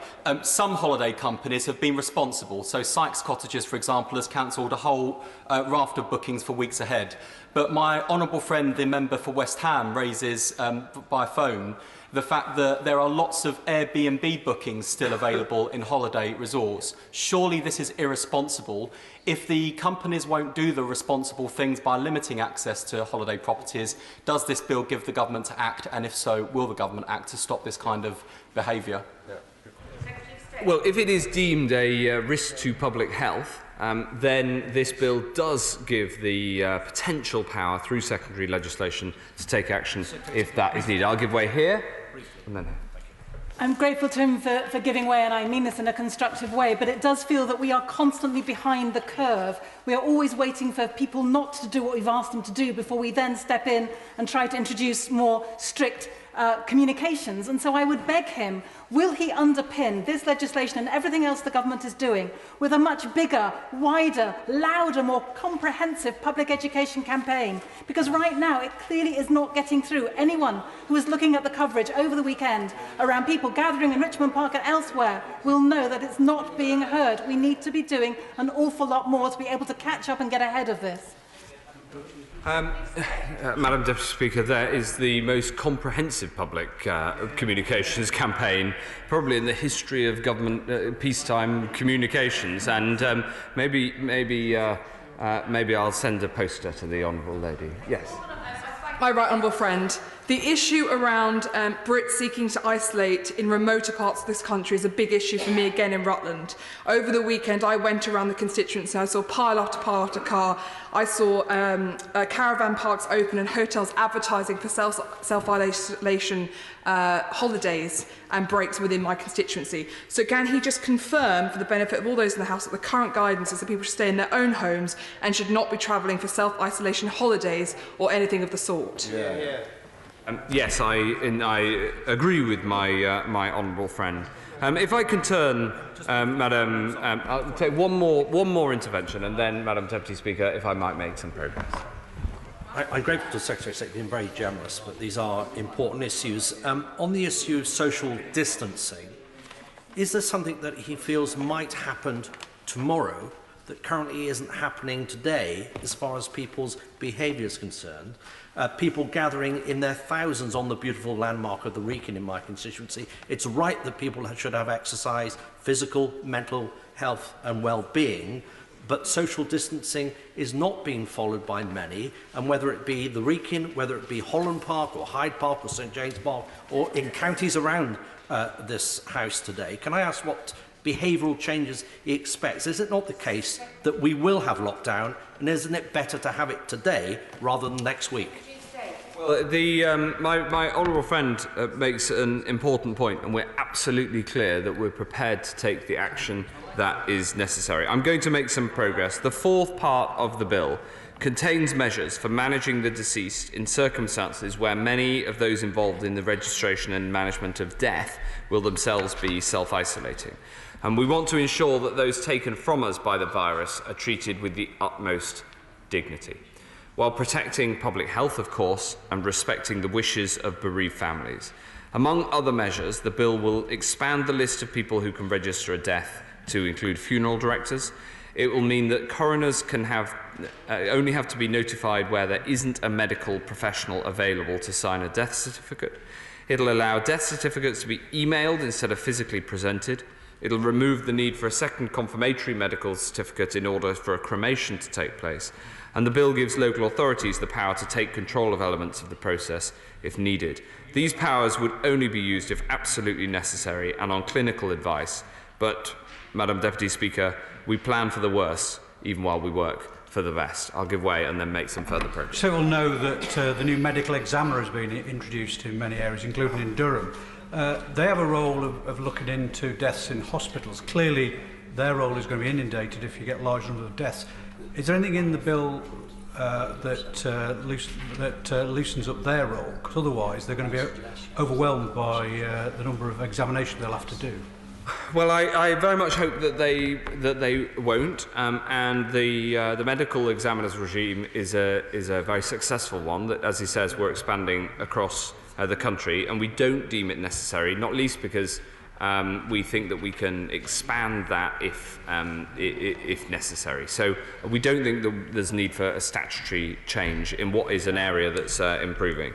I'm going to turn now to the fifth and final part. I'll give one more time, and then... I'm very grateful. It's just... Obviously, there may be instances where it's impossible to allow for a normal funeral in the way that one would be used to having, and it might be that there have to be mass funerals, or for that matter, that there might have to be instances where just one person is allowed to attend apart from the celebrant themselves. I wonder whether it might be possible to ensure in all local authorities, in particular in crematoria, that it's possible to film such moments so that at least loved ones have an opportunity to feel that they're somehow engaged and online, if not in person. I know that the Honourable gentleman speaks from experience of having presided over these events, and yes, that is available and increasingly available, and I entirely understand why many people would want that. The fifth and final part of the bill includes measures to protect and support people through this crisis. This is not an exhaustive list of everything we plan to do, but the principle is that no one should be punished for doing the right thing and self-isolating if they or someone in their household has symptoms. And to make that happen, the bill will ensure that statutory sick pay is paid from day one, and this will be applied retrospectively from the 13th of March. Small businesses with fewer than 250 employees will get a full refund for sick pay relating to coronavirus during the course of the emergency. And finally, the bill will require industry to provide information about food supplies. This all comes alongside our plan for people's jobs and incomes announced by the Chancellor on Friday. The bill allows the 4 UK governments to activate these powers when they're needed and deactivate them when they are no longer needed. We ask for these powers as a whole to protect life. We'll relinquish them as soon as the threat to life from coronavirus has passed. And Madam Deputy Speaker, this bill means we can do the right thing at the right time, guided by the best possible science. That science gets better every day. This disease can isolate us, but it cannot separate us from the ties that bind us together. And with patience and resolve, and with the painstaking use of data and evidence, with the whole nation working together as one united kingdom, we will get through this, and I commend the bill to the House. The question is that the bill be now read a second time. Shadow Secretary of State Jonathan Ashworth. Thank you, Madam Deputy Speaker. And may I start by putting on record my thanks to the Secretary of State for his kind words, but also for the way in which he has continued to keep me updated throughout this process, for the arrangements he has made for us to be briefed by officials and the Chief Medical Officer, for keeping me informed of government decisions and for ongoing engagement with the bill. And I hope that he understands, and indeed members across the House understand, that when we ask the Secretary of State probing questions, we do so constructively, and we do so not to undermine the Secretary of State or to create some false dividing line for the sake of political point scoring. We do so because this is a frightening time for our constituents, and we all have an interest in ensuring that the government get this right, and we want the government to succeed in defeating this virus.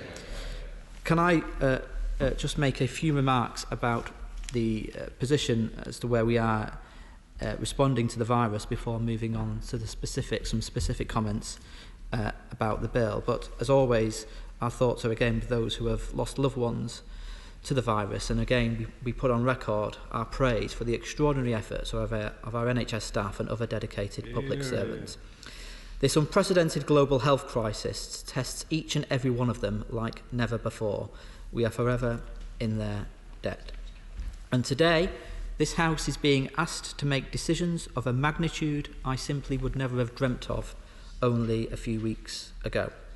And I know no member came into this place to put powers like this onto the statute book, powers that curtail so many basic freedoms that our forebears fought so hard for, and so many today take for granted.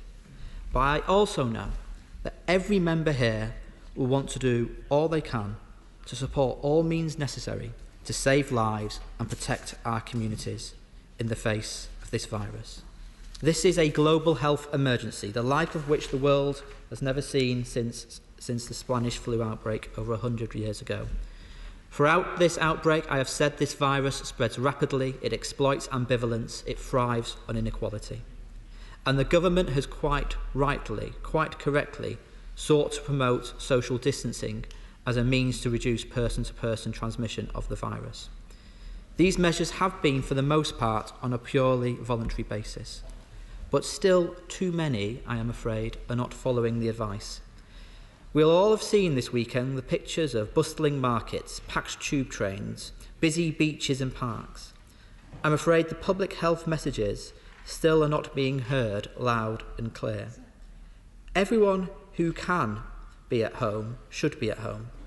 Everyone who can must work from home if they can. And this House must also send a clear message to young people, to millennials, that they are not invulnerable either to this virus. They are at risk too. And to be frank, Madam Deputy Speaker, we in this House need to adjust our behaviour as well. I love and respect this chamber. I think members will agree that I relish the cut and thrust of robust debate across these dispatch boxes. But if other workplaces can use Zoom calls and Skype and conference calling and so on to make decisions, then why can't we? So I do look forward to the reforms that Mr. Speaker is looking into. Yes, of course. I'm very grateful, and can I also thank him and the Secretary of State, who are remiss not to do so, for the way in which they are both responding to this crisis, even though they're on opposite sides of the House, in the interests of the country as a whole. And I think the whole House appreciates both of them for the way in which they conducted themselves throughout this crisis. On the point that my honourable friend is raising, an acquaintance of mine who's an NH nurse asked the question, why is the public creating more work for us, medical staff, and exposing us to the risk of dying? And I thank my honourable friend for giving those messages so clearly. Does he think there's more that could be done to communicate more effectively to the public what social distancing means in practice and how people should behave, given the scenes we've seen this weekend? I mean, I do agree with the honourable gentleman. I did note that the Secretary of State talked about the comprehensive public health advertising campaign, and we welcome that campaign. But we would encourage the Secretary of State to use his offices to see if that comprehensive campaign can become even more comprehensive? Could we have more adverts on television, more adverts on radio stations? Can we have a leaflet going through every door, for example, explaining what social distancing means, explaining what shielding means? Before this virus took hold, I don't think the words social distancing and shielding were used often in this chamber at all. So if they're not words that we are familiar with, we can bet that our constituents are not entirely familiar with, of course. The Shadow Secretary giving way. He will know Telford and Wrekin very well. He's visited many times indeed in the last 12 months, flooding and other issues, and I'm grateful for his visits despite being an opposition member. Is he aware today that the Labour-led council, a decision by the way that I support, has decided to close all of its public parks and play areas and open spaces that it runs, and that in turn is going to cause more pressure on the other open spaces that are not currently run by the local authority? So can I encourage him to continue to press the government to move quicker to this lockdown that we all want to avoid, but will ultimately save lives? I thank the Honourable Gentleman for his contribution, and I have to tell him my attempts to change the political complexion of Telford and the Wrekin have completely failed to date. But I am grateful for his comments. I'm grateful for his comments about the Labour Council, and I think this is the nub of the matter. It's a point I just want to put the Secretary of State, who, while he is still here. Sadly, we've just heard, or it's just been reported on social media that the case fatality figures are continuing to climb, and there is some discussion on social media that we are seeing now an exponential growth in line with Italy. Now, I appreciate there's different demographic issues in different nations, but clearly people are of concern that our death rates are increasing and at a rate which suggests we could be heading to an Italian-style situation. We all know what's happening in Italy. And I think the point is that we've also got at the same time clinicians telling us or warning us that our intensive care bed capacity, our high dependency unit capacity could very quickly be overwhelmed. We've already seen a critical incident at one hospital, and no doubt we will see more in the coming days. And this is a crisis, and it is a crisis which demands an overwhelming government response. Yes, of course. I think it's vitally important that we have a sense of national unity on this. So if it becomes necessary for the government to impose a lockdown, which I suspect may well become necessary if people don't change their behaviour, can we rely on the opposition to support the government? Hear, hear. The Honourable Gentleman has rather anticipated my point, because looking at the graphs, and I do caveat this with a recognition that different countries have a different demographic profile, but in terms of fatalities, we are now beyond the numbers when Spain and France announced their stricter enforcements, their lockdowns. I don't really like the term lockdown because it actually means different things in different contexts, but I think we broadly understand what we're talking about this afternoon. I would say, to answer the Honourable Gentleman's point, that we as a Majesty's Loyal Opposition actually do now call on the government to move to enforced social distancing and greater social protection as a matter of urgency. Because I'm sorry and disappointed, but I'm afraid that many people are not adhering to the social distancing that we expect. Yes. I thank the Shadow Secretary of State for Health. Would he agree with me that he's absolutely right in the points he makes, but there are those that are finding it difficult to socially isolate themselves because of the financial circumstances they find themselves in, such as self-employed taxi drivers, those in the gig economy, and others who sometimes are actually just getting by in the first place. So there needs to be clear financial packages available to put those people on equal footing and provide that facility for them also. Honourable friend is absolutely right, and it's a point that has been made repeatedly by my honourable friend, the Leader of the Opposition, and the Shadow Chancellor, and I put it like this. I think the challenge to social isolation will not be boredom and fatigue, as some of the behavioural scientists have suggested. I think the biggest challenge to social isolation will be personal finances and so on, which is why the measures that we have put forward on sick pay are so important. It's why we have welcomed some of the measures that the Chancellor announced last week, but we think they need to go further. I'll just give way to the honourable lady from Brighton, and then I'll make... I'm grateful to him for giving way, and grateful to him as well for taking more seriously the issue of communications than the Secretary of State did. The point is that we do need leaflets going house to house, and we need them in different languages as well, so that different communities can actually hear this. His point about a strict lockdown is well made, but can I just echo what others have said about the importance of guaranteeing economic security to make it much more possible for people to actually cope with that, and in particular for those people who are self-employed, who are struggling so much now. Statutory sick pay is not enough for them.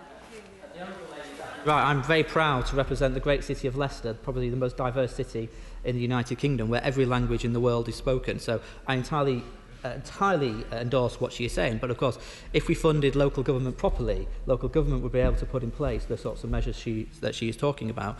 And of course, I entirely agree with her broader point that if we are having to ask people or force people to stay at home, then we would support the government if it took that action, and I think the government do need to take that action. Then we also need to provide people with the economic security that they rightly deserve. I promise, I'm afraid, I'll give way to my friend Cardiff, then Wally, then I must make some progress. I thank my honourable friend for giving way and for the whole way in which he's approached this issue on a day-to-day basis. I completely add my support to what he said about the need for enforced social distancing, and I know that there are many members across this House on all sides who would support that. I've been struck by contact I've had with friends in Italy and elsewhere who are simply aghast, quite frankly, that we haven't moved to tougher measures sooner, and anybody looking at those graphs, anybody looking at the situation there, definitely wants to avoid that here, so I'd wholeheartedly support him, but it's got to come with those economic measures that he's rightfully talked about. I totally agree. The honourable friend from Wally, and then I'll make some progress. Thank my honourable friend for giving way. And a lot of talk about income, but it's also about expenditure. I've had many complaints from constituents about prices rocketing, particularly for staples. What's really unclear is whether it's the fault of the retailers or the wholesalers and the cash and carry, or indeed of the suppliers. Now, I know the Competition and Markets Authority are looking into this. Can we, in his discussions, urge the government to do that urgently and, frankly, crack down on profiteering from people's difficulty? Friend for Wally makes an excellent point, and we're seeing it in my own constituency, and I've had complaints from my own constituents about this exploitative profiteering. So I hope the government can come forward with some proposals to stamp it out. It is an absolute disgrace that this is happening at this time of national crisis. Honourable friend. And then. I also raise the issue of, once again, of housing. Social isolation it is great, but if you happen to live with your family in one room in a shared house, as so many of my constituents do, sharing kitchens, sharing bathrooms, deeply overcrowded, this is a really difficult thing, particularly when the kids are off school. So there needs to be some thought about letting them out in parks and stuff like that, because they don't have gardens.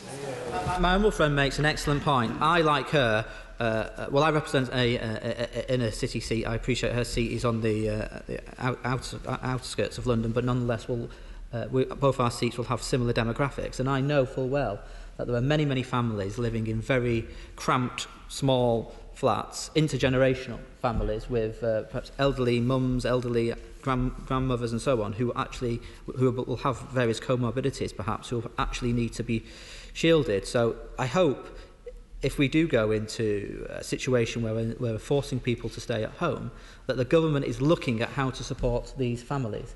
Because I do think it is quite outrageous that in many parts of the world, especially in London, but also in my own constituency, we'll have flats with families of 9, 10 people, people sleeping on floors, and so on.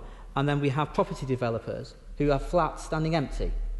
Why cannot we take over some of those empty flats to house some of these very vulnerable families to help us get through this national crisis? The honourable gentleman. Can I commend him for the stance he's taking in this debate? I think the whole House will respect him for it. But the series of interventions he's just had, I think, demonstrates a rather wider point. And that is the need for the government, sadly, and I didn't think I'd ever say this in this House, but the government to get into intrusive levels of planning that we've never seen before. Because every time we have a change in the level of ferocity or whatever intensity of our dictation to what the state should do, what the society should do, we run into a new set of problems. Whether it is crowding on the tube trains, overwhelming our own desire to have social distancing, or whether it's young mothers having children at home, finding very difficult to get to supermarkets and therefore literally running out of food, even more fundamental, and running out of money. And so we need to think forward.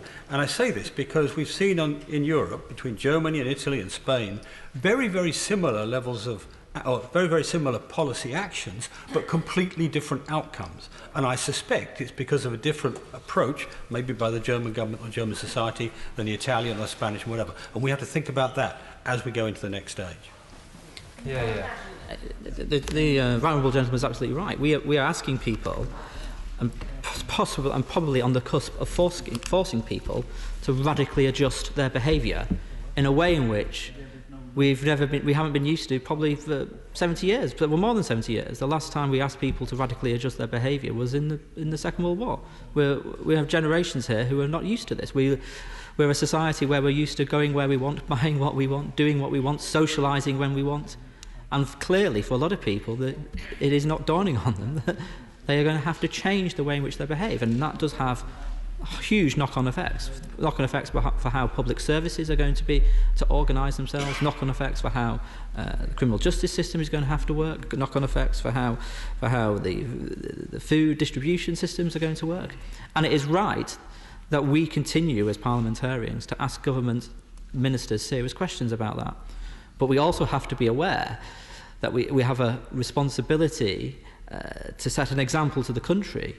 We have to socially distance ourselves. So I really hope that the good offices of the Speaker and the Leader of the House and everyone who is involved in House business can quickly find a satisfactory set of procedures for us to continue having our discussions and asking ministers questions, but not setting the example that we are unfortunately setting today. I'm not making any personal criticism of any member because it's the situation we're in. We have to debate this bill today, but we are going to have to hold government to account on these far-reaching, extensive powers that they are taking. So perhaps I will, and then I must make some progress. The Honourable Gentleman always listening with great attention to what he has to say. And would you agree with me, part of the problem with this is policy has to be based on behavioural science. Yeah. But behavioural science is one of the most imprecise of sciences. It's not like chemistry or physics.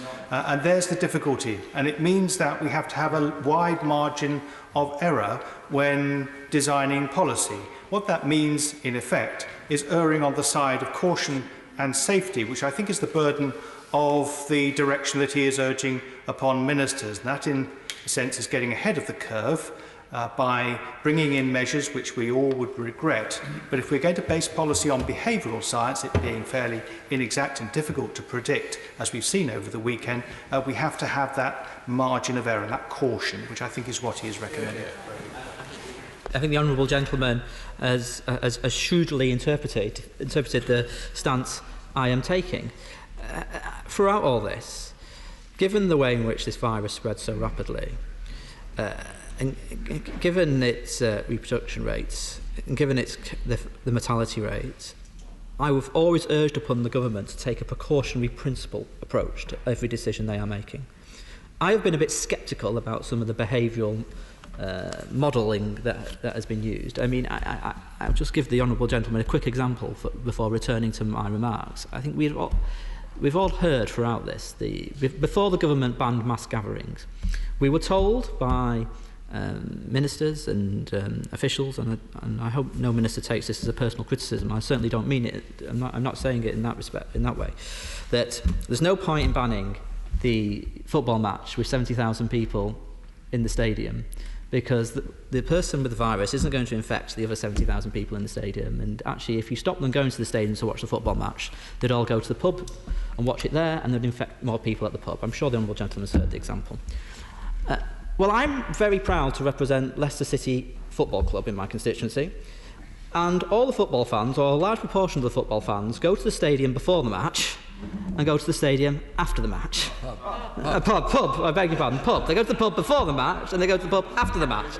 And some of them do avoid the stadium, actually. Stadium's the opposite. Yes. You see, yes, they go to the pub. But you see the point, the Honourable Gentleman sees the point I'm making. Some of these behavioural models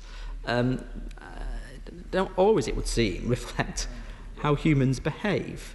And given that, I think ministers and government should be taking a precautionary principle at all times, which is why we are now urging government ministers to come forward with their plans for enforcing compulsory social distancing. There are different models in different countries, but we have France, we have Spain, we have Italy, we have New Zealand overnight, we have Greece, we have Germany banning more than 2 people meeting outside of their house other than families. There are different models across the country. We think the time has come for the United Kingdom to go down this line, and we would encourage the Prime Minister to come forward with plans for how he thinks it should apply in the United Kingdom. Okay, and then I must make a bit of progress. I thank the Shadow Secretary of State for giving way. Behaviour is changing, and unfortunately some of it is unhelpful. I've had probably one of the most upsetting emails throughout this today from my local food bank, who tell me that 2 of the main supermarkets in the area are refusing to sell them food. The people who get that food from the food bank have no other means of obtaining food in the midst of this crisis. And does he agree with me that the government needs to speak urgently to the major supermarkets to ensure that food banks are able to secure sufficient supplies to supply people who have no other option?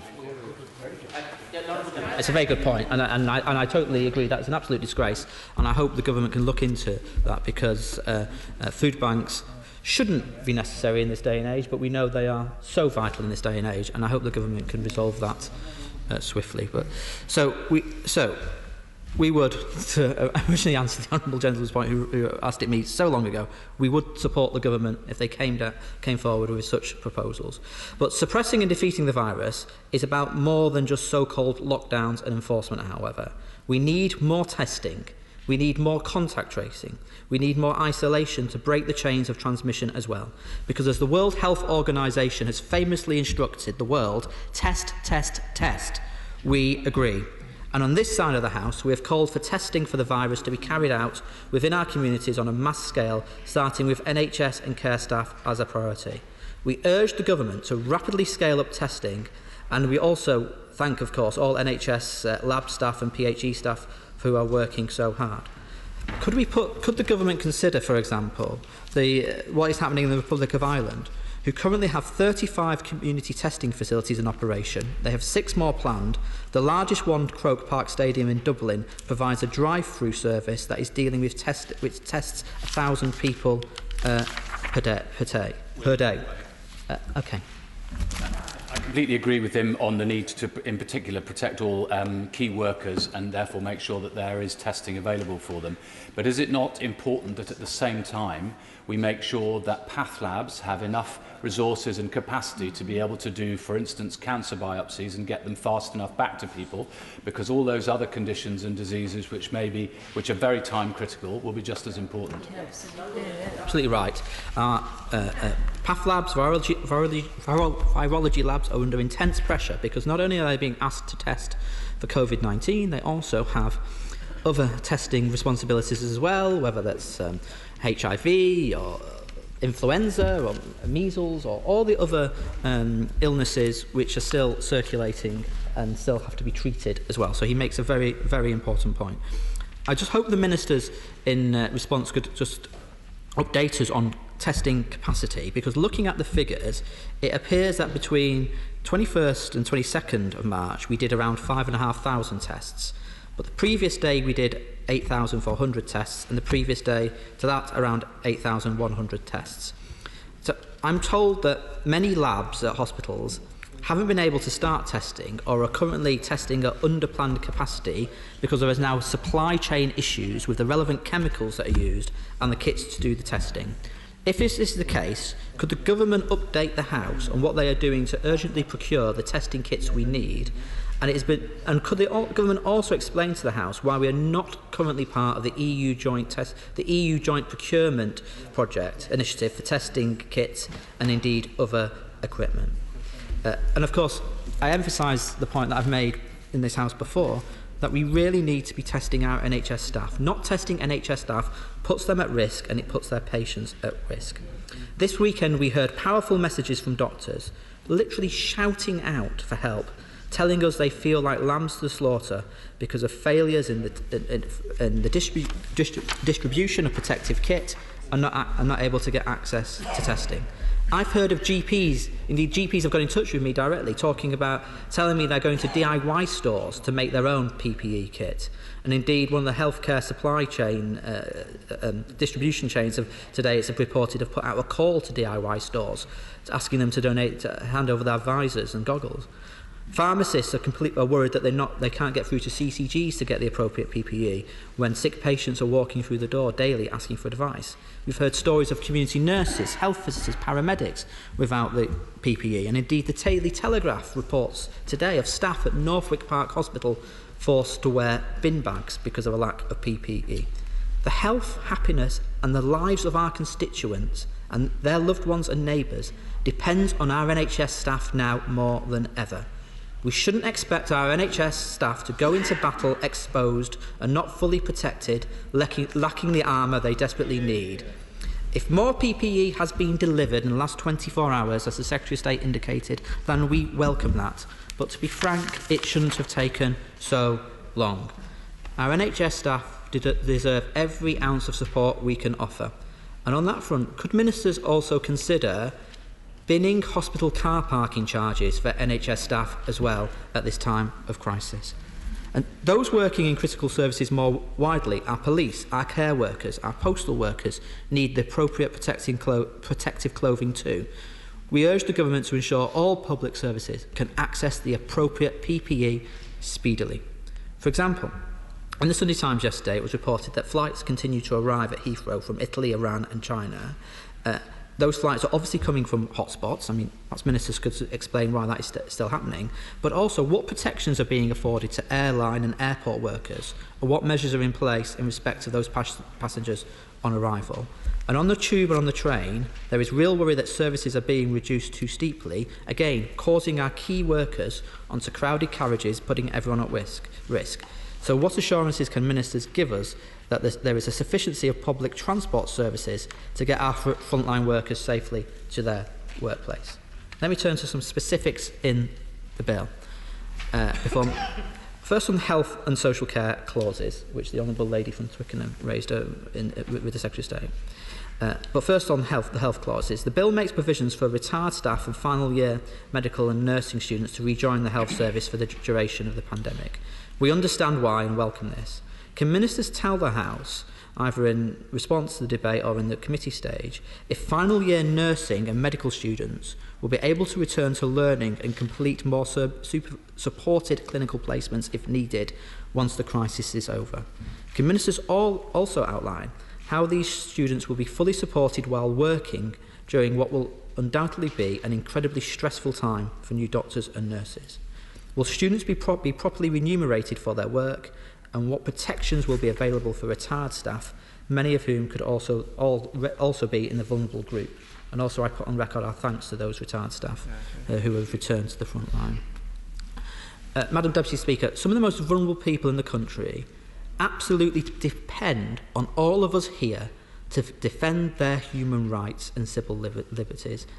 And that they are the ones in receipt of adult social care services. On social care, this bill makes sweeping changes to the duties which are placed on local authorities. It removes the duty to assess care needs, including on discharge from hospital, so there will be no duty to assess people who might need care or their carers, and no duty to assess some of those with the most severe needs who may be eligible for continuing health care. Can ministers reassure us that this will not mean that carers, disabled people and older people are left abandoned by the state until after this crisis? Most significantly, it downgrades the level of support which councils are obliged to provide to older and disabled people. Rather than the current wellbeing measures, councils will now have to provide services where necessary to uphold people's basic human rights. In short, this means that they will only be entitled to receive social care to keep them alive and uphold their rights to privacy and a family life. Obviously, this is not the vision of the social care that we legislated for in 2014, but we all appreciate these are incredibly difficult times. Many older and disabled people and their families will be concerned that this will lead to existing care packages being significantly reduced overnight. Local authorities are already struggling to meet statutory needs, and increasing levels of workforce absence will only make this harder. What none of us want to see is the new legal minimum of support become the default. Where local authorities can provide more comprehensive packages of support, they should do that, and they should always bear in mind that people who use social care are not simply passive recipients. They are doctors and nurses who rely on social care, as well as teachers, shop staff, food manufacturers and countless other vital professionals. When councils are reducing care packages, they must be careful not to end up causing yet more difficulties for staff in crucial services. Yeah. Shadow Secretary of State for giving way. Would he agree with me that in a context where the courts are likely to be stood down and where disabled people often ensure that their rights are protected through the courts, that we're in a doubly difficult situation for disabled people and for elderly people? Absolutely, and it's why these particular clauses in the bill have to be scrutinised and looked at so carefully by members across this House. We've put down amendments to Schedule 11 to recognise that we recognise there will be difficulties delivering social care over the coming weeks and months, but it should not be possible for local authorities to immediately drop care packages to a lower level. As long as it is reasonably practicable to do so, they should continue to meet people's care needs. The presumption should always be that services will be disrupted as little as they can be under the circumstances. Nothing in these amendments would stop a local authority cutting back care hours if they have to, but it would mean that disabled and older people can be reassured that any reductions in their care will be a last resort rather than their independence being the first sacrifice to be made. There are also particular concerns about people who live alone or are being held in inpatient units and care homes. We have seen visits to these settings stopped as part of the government's shielding approach, and the CQC have halted all inspections. But we know from incidents like Walton Hall that it's too easy for abuse to go unnoticed, something which the current situation could make worse. How will we ensure that some inpatient units and care homes don't become hotbeds of abuse of human rights over the coming months? Of course. This is precisely the reason I asked the Secretary of State earlier on whether, when we get to the 6-month review and renewal of this business, that we will be able to amend the bill. Because if there are oppressive behaviour in one part or another, whilst the rest is all very, very important to the survival of our people, what stance will the Labour Party take on that? Well, I think the Honourable Gentleman is absolutely right. We cannot just have a take it or leave it approach to these things, because we are the House tonight will give the government extraordinary powers like we've never seen before, and it's right that we as parliamentarians are given an opportunity at after the appropriate time frame to look how those powers have been used and hold ministers to account. So I think I agree with the spirit of the point the Honourable Gentleman is making, although I cannot at this particular stage, it may emerge later in the debate I suppose, but I can't at this particular stage give him a commitment on a particular amendment this way or the other. But we'll see how the discussions proceed throughout the afternoon. But I certainly endorse the spirit of what he is saying, because these are, as I say, quite extraordinary powers that the House will be granting to the government this week. But to come back to the amendment that we're putting down a new clause related to Schedule 11, and we are proposing that a relevant body, such as the Equality and Human Rights Commission, be tasked with overseeing the impact that this bill has on the provision of social care. They would have to report every 8 weeks on the operation of these changes and whether they should be amended. They would provide the oversight which is needed to prevent people's rights being undermined. One of the ways that the bill seeks to free up medical staff is by relaxing the requirements in the Mental Health Act. Specifically, it means that only one medical professional will have to agree to someone being sectioned rather than the 2 it currently takes. The scale of this change should not be underestimated. No longer will a decision to section a person have to be taken in consultation by two doctors. There will be no requirement for anyone involved to have prior involvement with the patient. Our medical professionals are going to be under huge pressure over the coming months, and mistakes may well be made. The bill says a decision should be taken on the basis of one signature if requiring a second signature would be impractical or require an unhelpful delay. This seems too vague and potentially open to misreading. I hope ministers can tell us what exactly this means and what safeguards will be put in place to prevent this change being misused. Our amendments to Schedule 7 would mean that this would be narrowed so that a second signature can only be left off if acquiring it would mean an undesirable delay. If something is impractical, it will, by definition, create an undesirable delay. By narrowing the wording in the bill, we can avoid, we believe, the potential misuse of powers. We are also proposing changes to ensure that private mental health hospitals cannot detain someone solely on the single recommendation of one of their employees. This could create a conflict of interest whereby a doctor comes under pressure to sign a detention authorisation because doing so will provide their employer with income from the NHS. No medical professional should be put under that kind of pressure, and our amendment ensures that it cannot be. Is the honourable gentleman seeking? No. The bill also extends the length of time somebody in hospital can be held waiting to be sectioned, up to 5 days from 3. This may seem like a minor change, but for the individual concerned, it could make a significant difference. I hope ministers can reassure the House that the intention should still be to adhere to the timetables set out in the Mental Health Act, with the changes we are discussing today only to be used if absolutely necessary. Turning to some of the proposals on education and schooling. Many parents of children with special educational needs and disabilities will understand the need for flexibility during this difficult time, but they are also extremely nervous that they could see the erosion of their hard-fought-for rights of disabled children and young people, children and young people with special educational needs, particularly, and their families. The bill gives the Secretary of State powers to change Section 42 of the Children and Families Act from giving children rights in law to requesting public bodies take reasonable endeavours. We believe this sets a low bar and we'll be seeking changes to a duty to take all practical steps which will be much further. Moving on to some of the other issues in the bill, we are concerned, as been alluded to, that the bill has still not gone far enough in providing people with the incomes that they need in order to did I have a no? That the income that they will need in order to self-isolate. We welcome much of the Chancellor's statement last Friday setting out plans to support the incomes of workers impacted by the coronavirus outbreak.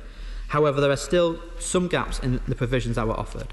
Currently, as it stands, the proposals for income support through the Job Retention Scheme does not include the self-employed and freelancers, whose incomes are now increasingly being seriously affected by the coronavirus outbreak. Will the government today offer assurances to these groups of workers who don't have the safety net to safeguard and help them through this time? We have welcomed new measures by the government to improve access to statutory sick pay for workers. However, the bill doesn't extend eligibility to all workers, including the just under 2 million workers who earn less than the threshold to qualify of £118 a week on average. It doesn't raise the level of statutory sick pay, which is at £94.25, which is already the second lowest in Europe. It doesn't raise the level. So these are issues that we will hope the government would respond to quickly, because as we have continually said throughout this, people should not be expected to make a choice between their health and hardship. Madam Deputy Speaker, nobody also should lose their home because of this virus. And it's welcome that ministers have listened to Labour and committed to an evictions ban for renters. But despite promises made by the Prime Minister that the government would legislate for this, this is not currently in the bill. 8.5 million households rent their home from a private council or housing association landlord in England. Our analysis of government statistics show that 6 million renting households have no savings at all and are particularly vulnerable if they lose their job or have their hours cut as a result of coronavirus. To give people confidence and reassurance during this difficult time and ensure that no renter loses their homes as a result of coronavirus, rent needs to be suspended for those adversely affected by the impact of the coronavirus outbreak. Madam Deputy Speaker, like many members across the House, we as the opposition support this bill with a very heavy heart.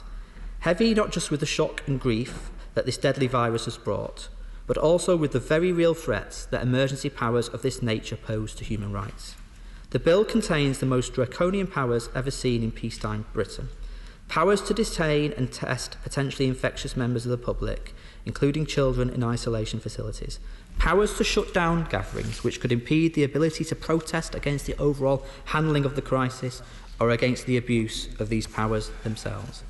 It needs no explanation and very little imagination to understand the huge potential for abuse that powers like these and others in the bill, however well intended and needed, still contains. These words will chill every liberal and libertarian instinct of members across this House. And it's why we were grateful to the Health Secretary and the Solicitor General for discussing these measures with us and my shadow Cabinet colleagues in the rapid preparation stage of this bill. We've heard many wartime analogies in the press. Many have talked about Winston Churchill. Of course, Churchill not only was remembered for victory in the war, but he was remembered for the European Convention on Human Rights at the end of the war. So notwithstanding the Anti-Human Rights Act and anti-judicial review grumblings we've heard in recent times, this bill comes under cover of a statement of compatibility under Section 19 of the Human Rights Act. Further, the bill does not attempt to oust the supervisory jurisdiction of the courts. That means every single exercise of executive power and administrative action under this legislation must and will be measured against human rights and common law standards. These include necessity, proportionality, rationality, fairness, and crucially non-discrimination. I thank the government for this concession on its part and for agreeing, I hope once and for all, that human rights and the rule of law, far from impeding national efforts in times of crisis, should instead guide and inspire them. It's important that various measures in this bill, some interfering with liberties and other deregulating standards, may be turned on and off as and when needed by the appropriate administration under our devolution settlements. It's welcome that the bill contains a 2-year sunset clause, but Madam Deputy Speaker, as we have discussed, 2 years is a very long time in normal days, longer still in the context of this pandemic, which is why we, on this side, tabled an amendment last week seeking parliamentary votes on the renewal or revocation of these emergency powers at 6-monthly intervals. Indeed, many of us would prefer even more frequent reviews, but given the particular challenge, even for Parliament of this crisis, I am glad the government seems to have moved some way towards the compromise offered by the opposition in the constitutional interest. I hope, of course, I welcome the spirit in which he's making his speech and also his proposal for review at 6 months, and I certainly support that. But would he agree with me that we could sunset the powers in this bill after 1 year, and the government could then bring forward a bill? There's plenty of time to do it between now and then, and that bill, which would go through Parliament about this time next year, could make whatever changes prove to be necessary between now and then, and would not involve us today signing off on 2 years. So 6 months review, and then after a year a bill. Well, as I understand it, our amendment is calling for a review every 6 months. But the Honourable Gentleman makes an interesting point, which I'm sure that the ministers will respond to in the committee stage and when we get to that point later on. So, Madam Deputy Speaker, I hope the government will be able to explain the differences between their amendment and ours and reassure the House that there will not be large exceptions to the 6-monthly review, especially in England, which has only this House to hold executive power to account. We have been scrutinising this bill on behalf of our constituents. None of us came into politics to put a bill like this on the statute books, and I, for one, will never rest until the day, hopefully not too far away, when I can come to this House to vote to get rid of this bill. But, Madam Deputy Speaker, what we have seen in recent months is concerning, if not frightening, all our constituents. And it is right that we are taking the powers that we are taking today, although we have to continue to hold government to account. We will overcome this virus, Madam Deputy Speaker. And when we do, serious lessons will have to be learned. The crisis has exposed the vulnerability of a society in which insecure work is rife, deregulation is king, and public services are underfunded. When we come out on the other side, as we will, we have to build a society that puts people first. Order. It's been very important that Honourable and Right Honourable members have had the opportunity to intervene on the Secretary of State and the Shadow Secretary of State. but that has inevitably meant that the opening speeches have been somewhat longer than normal. So therefore there is immense pressure on time. I would say two things. Those who have intervened a lot might feel that they had made their points and might not want to continue to make another speech. There is also, I would point out, the committee stage where a lot of issues have been raised. But it's very difficult to see how everybody's put their name down for this second reading debate, which has to finish at 8 o'clock. It's difficult to see how they can all get in, but I would start by urging colleagues to stick to 5 minutes, obviously not the leader of the SNP, but that way we can hopefully get as many people in as possible. Jeremy Hunt. Madam Deputy Speaker, the Health Secretary, quite understandably, is not in his place, but I wanted to start with a tribute to him. I think I am the only person in this House who's sat behind his desk, and I can testify even without a pandemic it takes years off your life. And this Health Secretary has made himself exhaustively available. He has worked tirelessly, and no one could have done more or better to prepare the NHS for the crisis we now face. And I also want to thank the Shadow Secretary of State for the way that he has risen to the challenge of his role, and all of us as parliamentarians are proud of the exchanges that we've had this afternoon and on many occasions. Ordinarily, our role as MPs is to scrutinise every detail of legislation, to understand it, to try to improve it. And there are many questions about this legislation, but we are in a national emergency, and every day we delay could cost lives. So I support this bill 100%, and I encourage all colleagues to do the same. A week ago, the government said we were 4 weeks behind Italy. That then changed to 3 weeks behind Italy, and today our mortality rates are just 2 weeks behind Italy. Our hospitals, especially in London, are filling up. We've had a critical incident at one. Others say they're running out of ICU beds. According to the papers, we have one nurse fighting for her life in an ICU unit. One London hospital has 7 doctors in just that one hospital, also with the virus. And yet still, people are going to shops, parks, beaches, holiday homes, as if nothing has changed. It may be too late to avoid Italy, but to have any chance at all of doing so, we must move to lockdown rules now that ban non-essential travel. It is time not just to ask people to do social distancing, but to enforce those social distancing rules. Not next week, not this week, but right away. So I support the call made by the Shadow Secretary of State to do that, and I think it's very important we do so as soon as we possibly can. There are 2 areas I think this bill could help with. The first is on protective equipment for staff. Last week, Sir Simon Stevens told the Select Committee that there were sufficient national supplies of PPE, but distribution problems. And since then, I know the government has moved heaven and earth to try to resolve those. All hospitals have had deliveries, and I pay tribute to the Health Secretary and everyone at the HSC for doing that. But there is still a lot of concern on the front line. And the main reason for that is because on March the 6th, Public Health England downgraded the recommendations as to what PPE equipment doctors should use. That appeared to be at odds with World Health Organization recommendations. I understand that has now been clarified by Professor Keith Willett in a message sent out on Friday that does bring our advice more into line with WHO guidelines. And most importantly, the advice now makes it clear that you should wear goggles if there is any risk of being sprayed. But obviously doctors would feel vastly more secure with more extensive protection of full-length gowns and FFP3 masks. So is not the solution just to order manufacturers to make more of this vital equipment? Not just a little more, but massively more.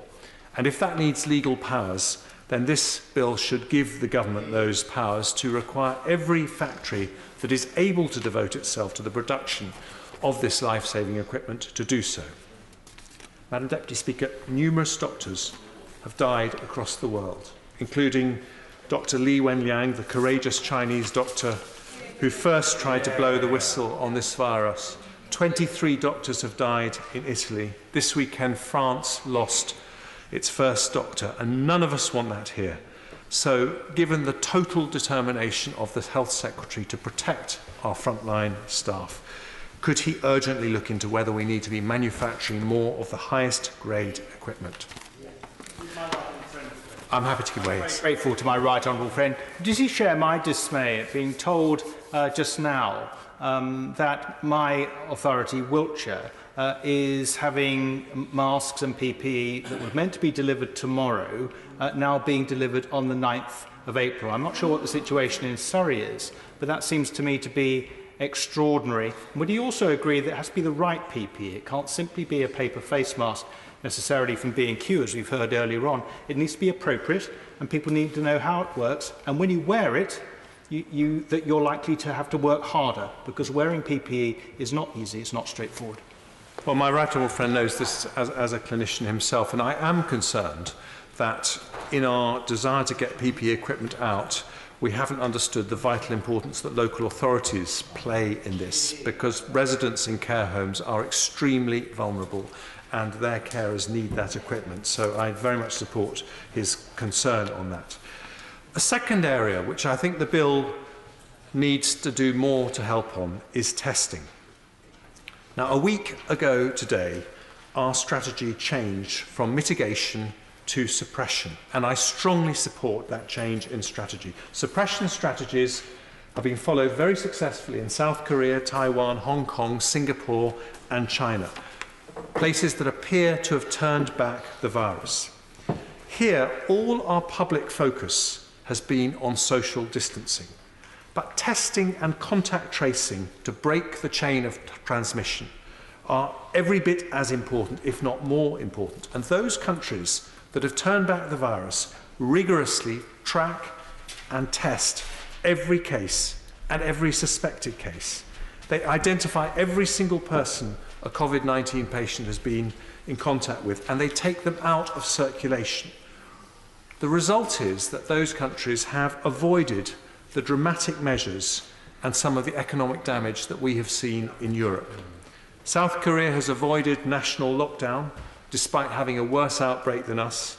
Taiwan introduced temperature screening in malls and office buildings, but kept shops and restaurants open. They've had just 2 deaths.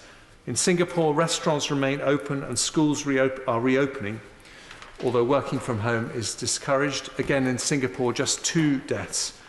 But 10 days ago in this country, we went in the opposite direction and stopped testing in the community. How can we possibly suppress the virus if we don't know where it is? So far, we have had 281 deaths, tragically. According to the modellers, it's about 1,000 deaths for about 1,000 cases for every death. So that means we've got just under 300,000 cases in this country. And according to those same modellers, it's doubling around every 5 days. That means at the end of next week, we will have around 1 million cases or more in this country. Unless we radically change direction, we won't know where those 1 million cases are. Now, the Prime Minister talked about expanding testing from 5,000 to 10,000 to 25,000, which is welcome. He even talked about 250,000 tests a day, which would be more than anywhere in the world, and I welcome that ambition. But ambition is not the same as a national plan, and we have not seen a national plan on testing.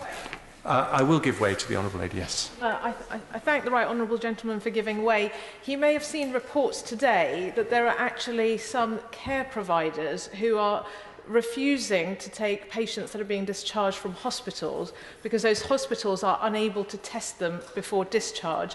And quite understandably, care homes are concerned about having patients who may be carrying the virus being admitted given the other vulnerable people in that care home. Would he agree with me that as the testing is ramped up, as well as health and care professionals, patients being discharged should be a priority? Well, I am very worried about that. A doctor in my own constituency had told me of exactly the same problem. And of course, the risk is that hospitals then fill up and don't have the space to treat people who urgently need hospital treatment. But we have this ambition to increase testing to 25,000 tests a day. But at the moment, we are still only testing between 5,000 and 8,000 people every day. On Saturday, we tested 5,500, which is no significant increase to a week ago. Now, it's not just South Korea that's testing more than us per head of population. Germany is, Australia is, Austria is as well. So now is the time for a massive national mobilisation behind testing and contact tracing. Now is the time, if we do have that antibody test, to become the first country in the world that says we are going to test every single citizen. Now's the time to introduce weekly tests for NHS and social care staff to reduce the risk of passing on the virus to their patients. If the Crick Institute in London is doing any research into anything other than COVID-19 right now, they should stop it. We need them to be designing tests. If the Sanger Institute in Cambridge is still decoding genomes, they should not be. We need them to process COVID-19 tests. And it isn't just the science, Madam Deputy Speaker. Contact tracing is manpower intensive. Yet Public Health England has just 280 people devoted to this. We probably need 280 people in every city and county in the country. Every local government official doing planning applications, every civil servant working on non-corona issues, volunteers, all should be mobilised in this vital national task. And testing is also, as we heard, absolutely vital for NHS staff, desperate to get back to work. Here's one tweet from a midwife called Katie Watkins, who speaks for so many. She said, "I know this is happening all over, but I had to call in sick for my clinical shift on a labour ward today as my husband spiked a temperature last night. I feel fine, yet cannot go to work. Where are the tests for NHS staff? I could be helping, but instead I'm sat at home." But testing is also vital, Madam Deputy Speaker, for the economy. Because if we are going to have a year of stop-go as we try to protect the NHS if the virus comes back, then testing and contact tracing allows an infinitely more targeted approach and an infinitely more targeted way to control the spread of the virus than economic measures that are much more blunderbuss and do much more damage. This bill could help that by giving the government powers to require any pharmaceutical company in the country to manufacture tests, require any laboratory in the country to process those tests. It could stop the scandal of £375 tests being available to wealthy people in Harley Street, when in a crisis every spare test should be used by NHS staff to get them back to work. And this bill could help with something else done very successfully in South Korea and Taiwan, namely the use of mobile phone data. In those countries, they look at the mobile phones of COVID patients to identify other phones that they have been nearby when that patient was infectious. Now, that has civil liberty implications, but in this national emergency, being able to do that would save lives. So those powers too should be in this bill. Finally, please do not take my word for this on testing. Dr. Tedros, the Director General of the World Health Organization, and virtually every epidemiologist at the World Health Organization makes the same point. His words: "It is not possible to fight a fire blindfolded. Social distancing measures and hand washing will not alone extinguish the epidemic. Our key message is to test, test, test." Two other very brief issues, Madam Deputy Speaker, because I know that time is short. On social care, we've had very good points made this afternoon. This bill replaces the duty to meet care needs for local authorities with a power to meet care needs, except when it's a breach of human rights. Bluntly, there may be less provision of social care as a result, and we understand in this House why that may be necessary. But if this lasts as long as a year, that will mean more pressure, not less pressure, on hospitals. If there was any lesson from my time as Health Secretary, it is that you need to invest in social care as well as in health. And we need to make absolutely sure with these new measures that we don't have the unintended consequence of putting yet more pressure on hospitals that are already on the point of falling over. Secondly, and my final point, on mental health, the measures in this bill mean that someone can be sectioned not by 2 doctors, but by 1 doctor, and that doctor doesn't have to be someone who knows the patient. Now, I understand why we're having to take these measures, but obviously that causes huge concerns amongst people in the mental health community that someone could be locked up on the say-so of a doctor who doesn't even know them. So I would like a commitment from the government that all cases will be reviewed on the basis of the current procedures as soon as this virus is behind us, and certainly within the first 3 months of this virus being behind us. I just want to finish with a tribute to frontline staff, Madam Deputy Speaker. This is not from me as a politician, but from an 8-year-old constituent of mine called Tamsin. She said, "I really want to thank all the doctors and nurses who are working so hard to look after all the sick people. They're all risking their own lives to try and stop the coronavirus instead of being safe at home. I'm missing my Nana, Gamma and Grampy a lot because they have to be isolated at home, but if they get sick, they will need the doctors and nurses to help them get better. Doctors and nurses are amazing." Tamsin is right. We mustn't let them down. Ian Blackford. Thank you, Madam Deputy Speaker. And I must say it's a pleasure to follow the Right Honourable Member for South West Surrey. And I have to say, I don't think, and he will not mind if I put it this way to him, I cannot think of a time when I would almost agree with every single word that he said. And I hope that people do listen to his wise words from his experience. There's an awful lot in his contribution that was sobering. And I have to say, I think the way that we're conducting this debate and the collegiate style of this debate, the contribution from the Secretary of State and from the Labour front bench, is a tantamount to the importance that we all give to this, to the crisis that we're all in. And I think the desire that all of our constituents would have in this vital issue, in this national emergency, that we all do work together. Madam Deputy Speaker, I want to begin by saying something that is often repeated but simply can't be said enough. From all of us on these benches, I want to thank all of those that work in our NHS. To our doctors, our nurses, and all those others in support roles around them, who day after day make the choice to go into work, literally risking their own health to save the lives of others. At a time when the fragility of human life occupies all of our thoughts, their example, their care, and their limitless compassion is a source of inspiration and comfort to all of us. They are nothing short of heroic.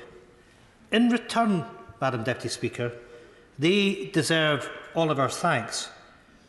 But even more importantly, they need all our support.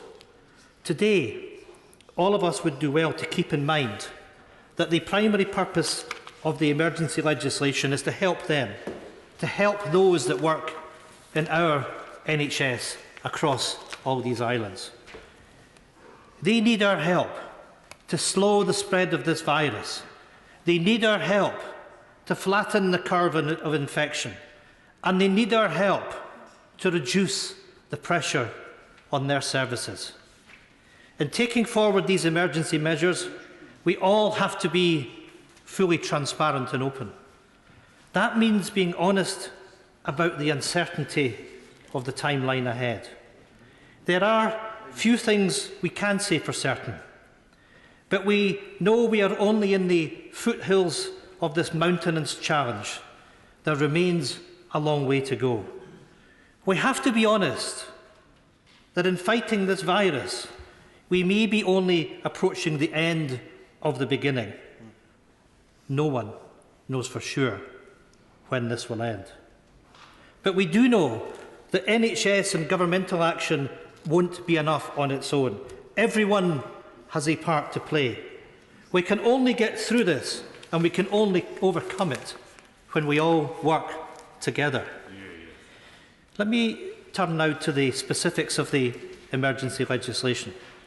Firstly, I'm pleased to confirm that the Scottish Government has worked constructively with the UK Government on this bill.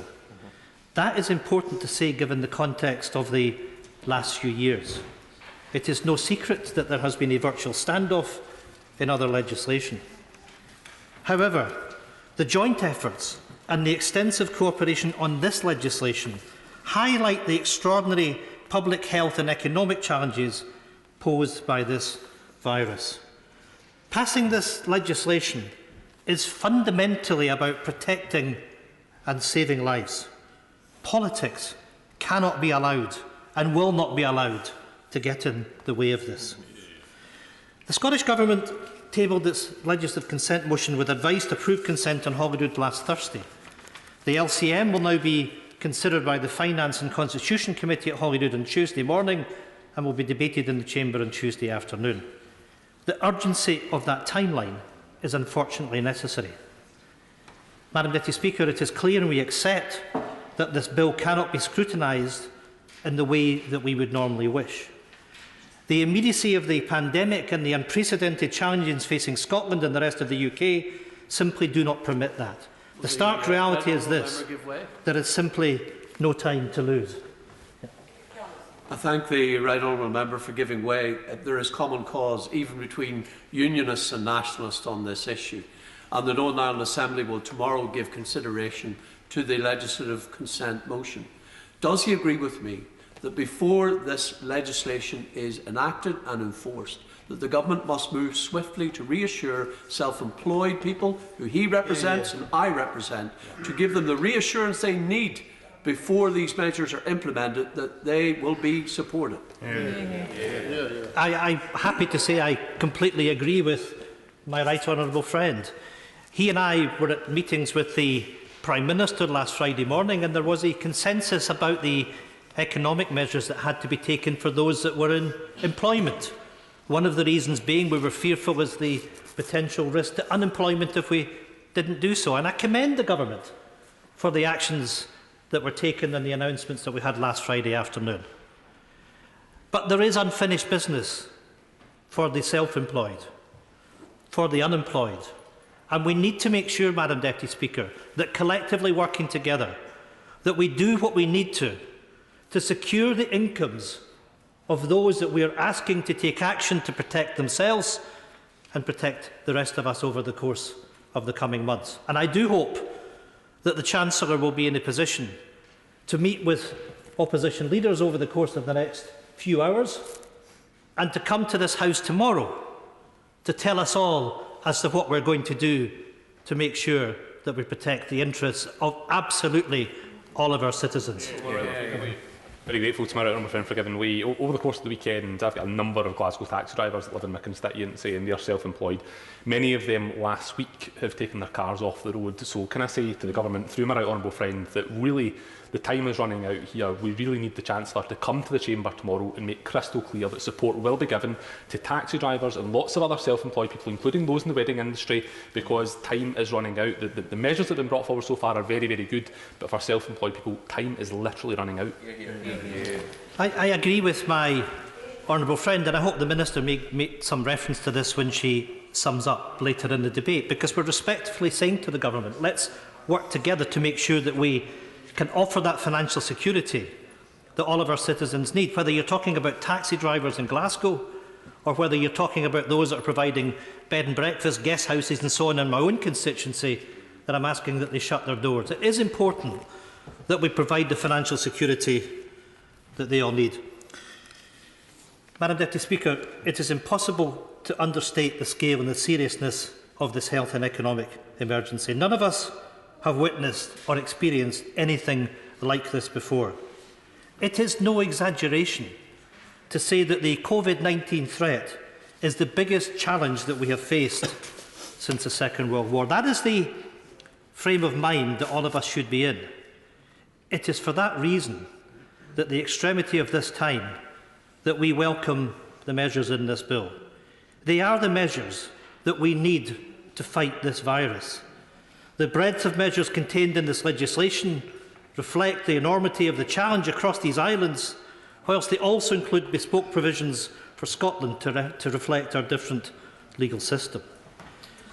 For the public looking on today, it is crucial that we explain fully that the powers that are being discussed and sought and the reasons for. They include additional public health measures to assist with the containment or the mitigation of the spread of disease. Give me some time and I will. The part of the world I live in, the Highlands, needs the powers in this bill if we're to protect our population. And I know that that goes for many other honourable and right honourable members as well, not least the honourable member for St Austell in UK, who I know has been outspoken on this over the course of the last few days. Madam Deputy Speaker, let me put on the record the challenge that we're facing. If I take the Highland Council landmass, it is 25,656 square kilometres. Of course, this area doesn't include Argyll, the Northern Isles or the Western Isles. That Highland Council area is 32% of the landmass of Scotland and 10.5% of the UK landmass. We have one acute hospital in Inverness. For many, that hospital will be more than 3 hours' drive from home. Just think about that. If we think of those that live in the urban areas, if there's a hospital that has an issue with capacity, often people can be transferred to another hospital. We don't have that opportunity in the Highlands. We have that one hospital. And I'm asking everyone that is thinking about coming to the Highlands to think about that threat that there is to our NHS. Now, I've been working with the NHS, I've been talking to the police.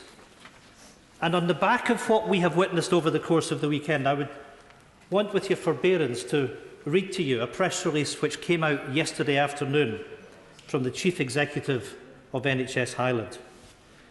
As a community in the Highlands, Argyll and Bute, we are friendly, welcoming and hospitable to the thousands of visitors that we get all year, every year. However, we are currently in a situation that we have never experienced before, and for the first time, we're making a plea for you to stay away. We have heard that there are many people using camper vans, motorhomes to make their way to the Highlands and Argyll and Bute as a way to self-isolate during this period. Please don't. National advice is quite clear that we as a nation need to stay at home, self-isolate and stop all non-essential travel. This includes using our area as a safe haven. We have asked our communities in NHS Highland to do everything that they can to stay safe.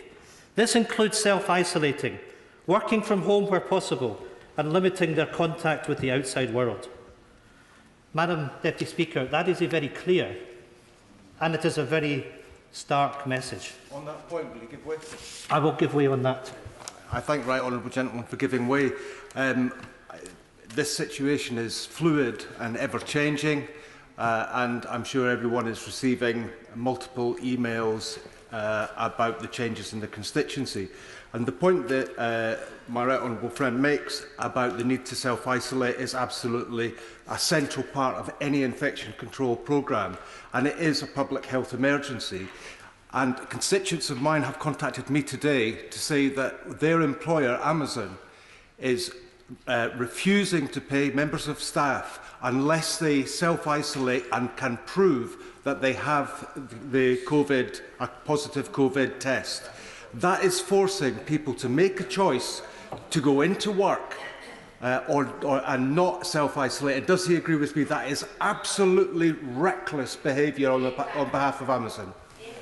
I have to say that is the height of irresponsibility, and Amazon and anybody else that would behave in that way needs to think again. Now, of course, there are companies that are engaging in best practice, and I've had a number of complaints from people in the Highlands. I will in a second to allow the honourable member in. I've had lots of complaints about those that haven't been doing the right thing. But let me thank Highland Express Tours, who I spoke to this morning, who have suspended all their activities and sent their drivers home. Now, I know the honourable member for Enfield mentioned Sykes Cottages earlier on, and I have to disagree with them because their behaviour has been absolutely reprehensible. And let me read to you what they sent to me on Saturday. Given concerns surrounding the current outbreak, it is understandable that people want to arrange private accommodation in more remote locations to distance themselves from larger towns and cities. As latest government advice does not prohibit travel in the UK, we are continuing to provide a service for customers. Madam Deputy Speaker, a service for customers to come from the urban areas, deliberately creating the circumstances that their customers should come and self-isolate in an area where we have limited public health capabilities. It simply was not good enough. And I'm delighted to say that on the basis of the pressure that has been put, that they have now relented and they are stopping new bookings and sending people up to the Highlands and Islands over the course of the next few weeks. But I'd simply say this to them, that they have sent a considerable number of people up to the Highlands that are there today. They should be delivering immediate advice to all those guests that they should be returning back home to their place of origin. But I also give the same message to those that have holiday homes, those that have second homes in the Highlands. Do not come to the Highlands. Do not put additional pressure on our public services. We will welcome tourists back to the Highlands once this emergency is over, but don't put us in a position that you're threatening the health of our constituents. And of course, in many of these rural areas, in my own district, 35% of the population are aged over 65. We have to think about the needs of those that live in those areas. Now, in addition to sites that I've mentioned, let me also mention cottages.com, because they are refusing to allow people, those that own cottages, to see a cancellation of bookings without penalty. And it simply is not good enough. And I hope on the basis that this is now in the public domain, that all these providers will think about their responsibility. But as I mentioned, there are providers that are behaving in a more responsible manner. The provider Home Away have got guidance on their booking site of refunds that should be given to those that have broken. But I want to read to you just one last email which has come from somebody living in the Lake District. My family and I were due to take up a holiday home rental from the 28th of March. We will stay away and remain in the Lake District where we live. However, you might be interested to learn that the owner of this holiday home, let through Home Away, is refusing at present to cancel my booking, refund my payment of £957 or move my reservation to next year. He maintains that Skye is an ideal place to self-isolate, and as a home is available, he is refusing to refund the total of the booking fee. I could hear an honourable member shouting, shocking. Madam Deputy Speaker, Skye or anywhere else in the West Highlands is no place, Madam Deputy Speaker, for anyone to self-isolate. And I hope this individual and others that are behaving in such a reprehensible manner change their ways. Of course, it's not just those that are providing accommodation. I think everyone knows about the Harry Potter films and the attractions of the rail line from Mallaig to Fort William, or I should say from Fort William to Mallaig. The steam trains that operate on a regular basis are due to start on the 6th of April. I have to say to the Jacobite Steam Company, what on earth are you thinking? What on earth are you thinking? These train trips, along with every other visitor attraction in the West Highlands, must close, and must close today. My message to anyone thinking of coming to the Highlands: you will be made welcome when this is over, but for the time being, stay at home. And if you're in the Highlands just now, please go home. The Scottish Government has already announced that ferry traffic is going to be prohibited to those on non-essential journeys, but they've got that ability to return home today. Please do so. Madam Deputy Speaker, included in this bill are also badly needed powers allowing for increased numbers of health and social care workers to join the workforce. This includes measures to remove barriers to allow recently retired NHS staff and social workers to return to work, as well as bringing back those on a career break or bringing in social work students to become temporary social workers. It has to be said that the numbers of doctors, nurses and carers already seeking to re-register to help in this emergency has been one of the most uplifting stories of this crisis. This bill allows that process to become much easier. Its provisions also allow for the relaxation of regulatory requirements within existing legislation in order to ease the burden of staff who are on the front line of our response. The next few weeks and months need simply to be about saving as many lives as possible. Try as we might to save these lives, unfortunately the truth is this virus will inevitably end up with many of our people dying before their time. That terrible reality is why it is right that this legislation includes special arrangements and provisions to manage an increase in the number of deceased persons with respect and dignity. Finally, and something this party has repeatedly raised since the early stage of this crisis, is the economic interventions required to help our people through this emergency period. I note that the legislation includes provisions to support the economy, including issues around statutory sick pay, which are aimed at ensuring COVID-19 impact on small businesses is lessened. And whilst we've welcomed many of the measures brought forward by the Chancellor, we've also put on record that we need to do more. The self-employed, the unemployed that we've talked about earlier, need to be considered within this. They are under pressure and they need to know that we've got their backs. They need the security of a guaranteed income. Now is also an opportunity to overhaul and fix the universal credit system, ending the delays, uprating the level of support and scrapping the bedroom tax. If we are to fight this virus together, then we must ensure that everyone is supported equally and that no one, Madam Deputy Speaker, is left behind. Madam Deputy Speaker, the emergency and extensive powers in this legislation have rightly raised questions and concerns, and we've heard many of these this afternoon. The nature and the imposition of measures that will significantly alter individual liberties deserve full and frank scrutiny, no matter the context. We know that the bill sunsets after 2 years. However, there are serious concerns around the 2-year period and the scrutiny of this measure. I know there are aspects of the bill that will be discussed at later stages of this legislation and amendments will be discussed. I hope that the Government will look carefully at safeguards for regular reporting, review and renewal if required. I thank the Honourable Gentleman for giving way. He's making a powerful speech. On this question of 2 years, as he knows, I have an amendment coming in committee stage on 1 year.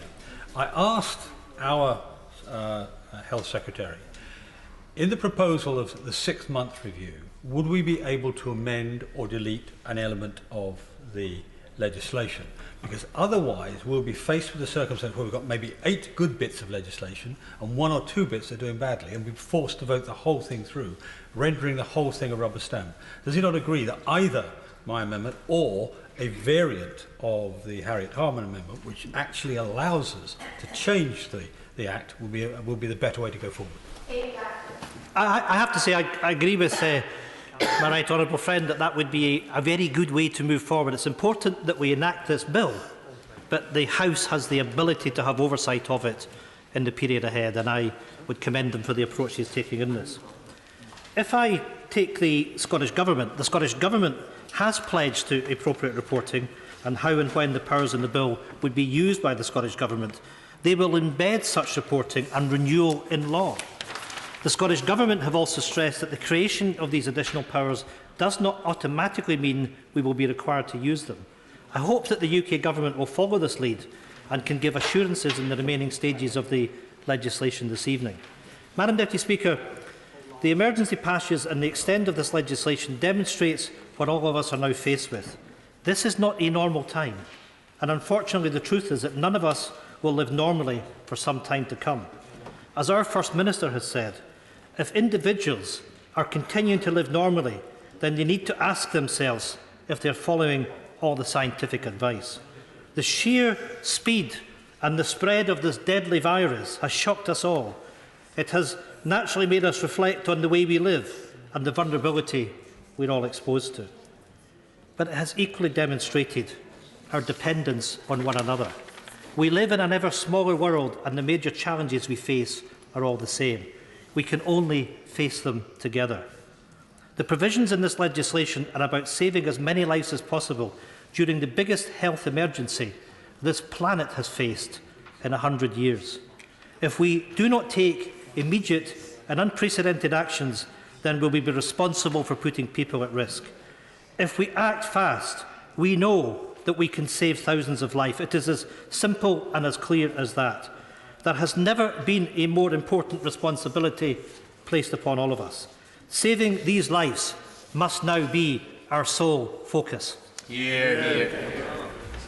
I'm going to put a 5-minute limit on speeches from here on in. Theresa Villiers. Madam Deputy Speaker, there can be no doubt that this is an extraordinary bill for extraordinary times. As others have said this afternoon, none of us, when we put our names forward to stand for election to this House, must have contemplated the day when we would be asked to back legislation of this kind, but back it we must, and we must do so today. It is hard to find the words to really comment intelligently on a situation that's been so exhaustively analysed and debated by the media, and in every household and workplace the length and breadth of this country and much of the rest of the world. And I should provide the reassurance that the slightly hoarse tone I'm speaking in relates to a condition I've had since August relating to my vocal cord, so nothing to do with COVID-19. If it were, I would be back at home self-isolating. But I'd like to express my sympathy and support to everyone across the country who's grappling with this disease, who's had their lives turned upside down by this disease, or who've lost loved ones. I have not experienced anything like this in my 15 years in this place, nor indeed in my whole lifetime. It's difficult to point to any crisis as severe as this since the flu epidemic of 100 years ago. Of course, there have been many political upheavals, especially in the last 4 years, but there's been nothing which has had such a direct and dramatic impact on the daily lives of every single occupant of these islands. And there's nothing that's come close to matching the potentially devastating impact on our economy.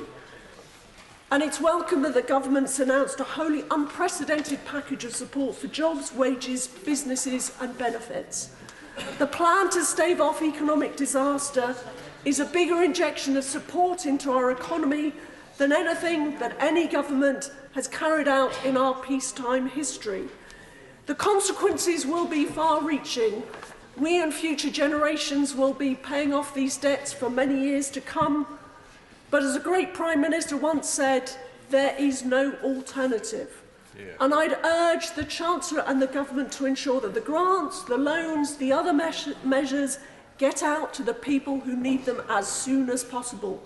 Not in 3 months, not in 3 months, not in 3 weeks, but now.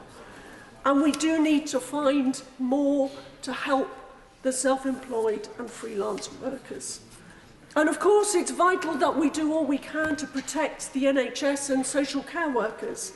It's at times like this that we really appreciate how incredibly lucky we are that the NHS is there for us. How incredibly lucky we are to live in a country which has one of the best healthcare systems in the world, staffed by the professionals of outstanding skill and expertise. And I want to express my gratitude to every single one of them. If we're going to get through this crisis without massive loss of life, we need to ensure that our NHS staff and our social care staff have the best, most comprehensive personal protection equipment.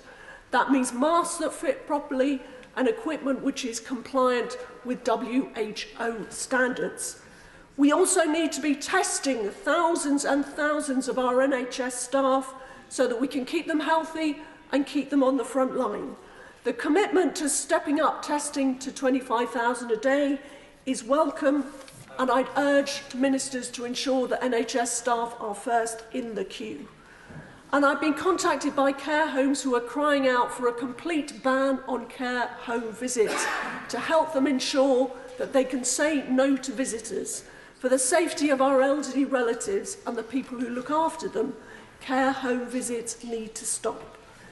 In conclusion, Madam Deputy Speaker, these next few months are going to test us in the way none of us, except for the World War II generation, have ever been tested before. It will be difficult, it will be disruptive, it will be exasperating, it will be at times alarming and distressing. But we must, as a nation, rise to this challenge, and this legislation is part of that. We need a collective effort to keep our loved ones safe from this terrible disease. We must rise to the challenge as previous generations did when they too face periods of great adversity and hardship. So my advice to everyone and my constituents in Chipping Barnet is stay home, stay safe, protect the NHS and save lives. Bill Esterson. Thank you, Madam Deputy Speaker, and I entirely agree with the message given by the Right Honourable Lady, the member for Chipping Barnet, about the message we should give to our constituents. And we have to support health workers as a priority. We have to support all essential workers. And we have to make sure that everything we do delivers to that objective. And I want to just say a few words about information. We need information clarity. I think one of the problems we've had over the last few weeks has been the change in the information advice given by government and by others. And what the Right Honourable Lady just said is exactly right. Stay at home. Stay 2 metres away from everybody else. Wash your hands and protect those health workers and essential workers so they can look after us. And I do think we are going to need more stringent measures and need them soon. I'll focus my remainder of my remarks on the financial measures. The bill references sick pay. 4.7 million self-employed workers, many of whom have lost their entire work, do not qualify for sick pay. A further 1 million company owners, the same applies.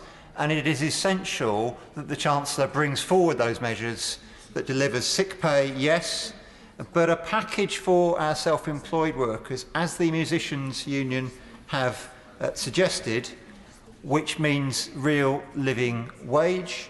They've suggested £400 a week initially and an equivalent 80% figure based on previous year's earnings. It's to put the self-employed in a similar position to the kind of package the Chancellor suggested for employees on Friday, which I think was a very important step forward. And there have to be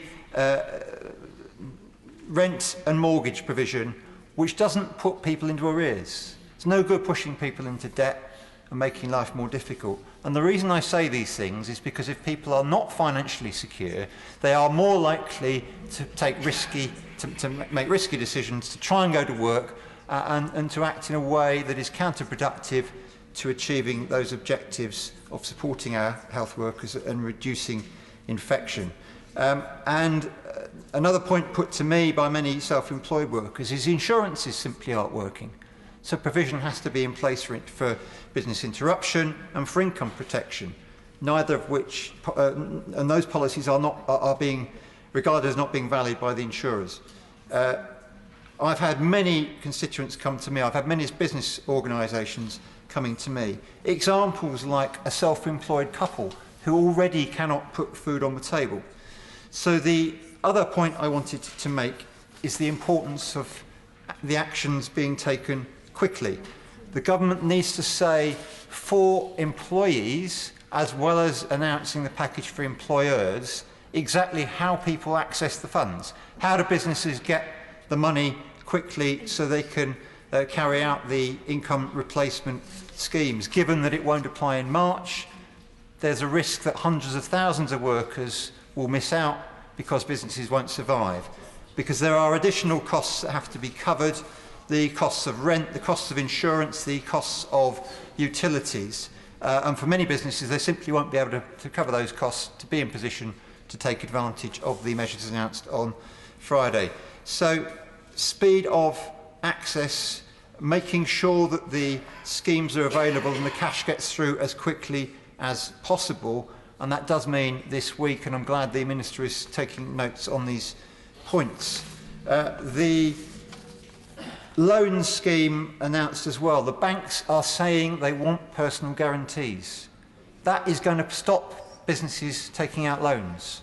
Those loans which might have delivered some of that, the cover for those other costs are simply not going to be viable for too many businesses. That's another aspect that needs sorting out. There is so much detail that needs attention, I appreciate that, but the schemes need to be up and running. So, emergency workers, especially in the health service, need everyone to be able to stay at home. The schemes need to be implemented. Information from the government needs to be clearer. And The government can now take advantage of advert breaks because the advertisers, commercial advertisers, aren't going to be using them. Let's get that information out there on telly. Let's get it out there on the radio. Let's get it out there on social media of how people can access these schemes. Let's get the information about staying safe. And let's make sure these schemes are in place quickly to look after people in employment and self-employment. Maiden speech, Robert Largan. Thank you, Madam Deputy Speaker. I rise as one of the last new members to give their maiden speech. I had planned to speak on the budget last week. However, I did not feel that a traditional maiden speech, full of local anecdotes and questionable jokes, was suitable in the current circumstances. Needless to say, the speech I am giving now is very different from the one I'd originally written. I had desperately wanted for my parents to be able to sit in the gallery and watch me give this speech today. But my parents are both in their 70s, in high-risk groups, and frankly, I dare not wait any longer. My dad was one of 8 children from an Irish Catholic family in Salford. He was the only one of his siblings to pass the 11+, and went on to do a wide range of jobs, from being a Shabbos goy, to a postman, to a trade union shop steward. My mum left school with no qualifications after having to take care of her younger sisters following the death of her father on her 11th birthday.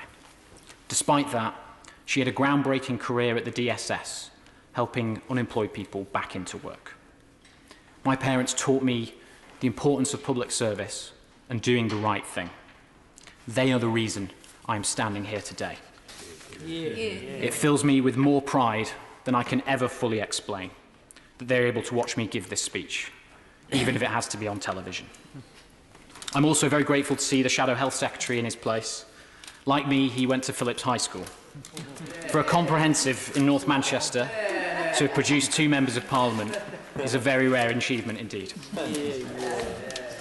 When I put myself forward for election, campaigning for improved transport in the North, I could not have possibly imagined making my first speech on a debate like this. But as it turns out, being in this place makes me incredibly fortunate. I stand here with a secure job for the next 4 years at least, and a guaranteed salary. That many of my constituents do not have the same security plays heavily on my mind. I'm particularly concerned about the self-employed. They don't benefit from the job retention scheme, and many are seeing a big drop in their income. The government have sensibly brought in protections such as the mortgage holiday and suspension of evictions, but many self-employed people, often with families to support, are understandably worried about the future. So I call on the government to urgently look at more ways to support them. And I realise that's a simple thing to say and a difficult thing to do. Anybody can be a critic.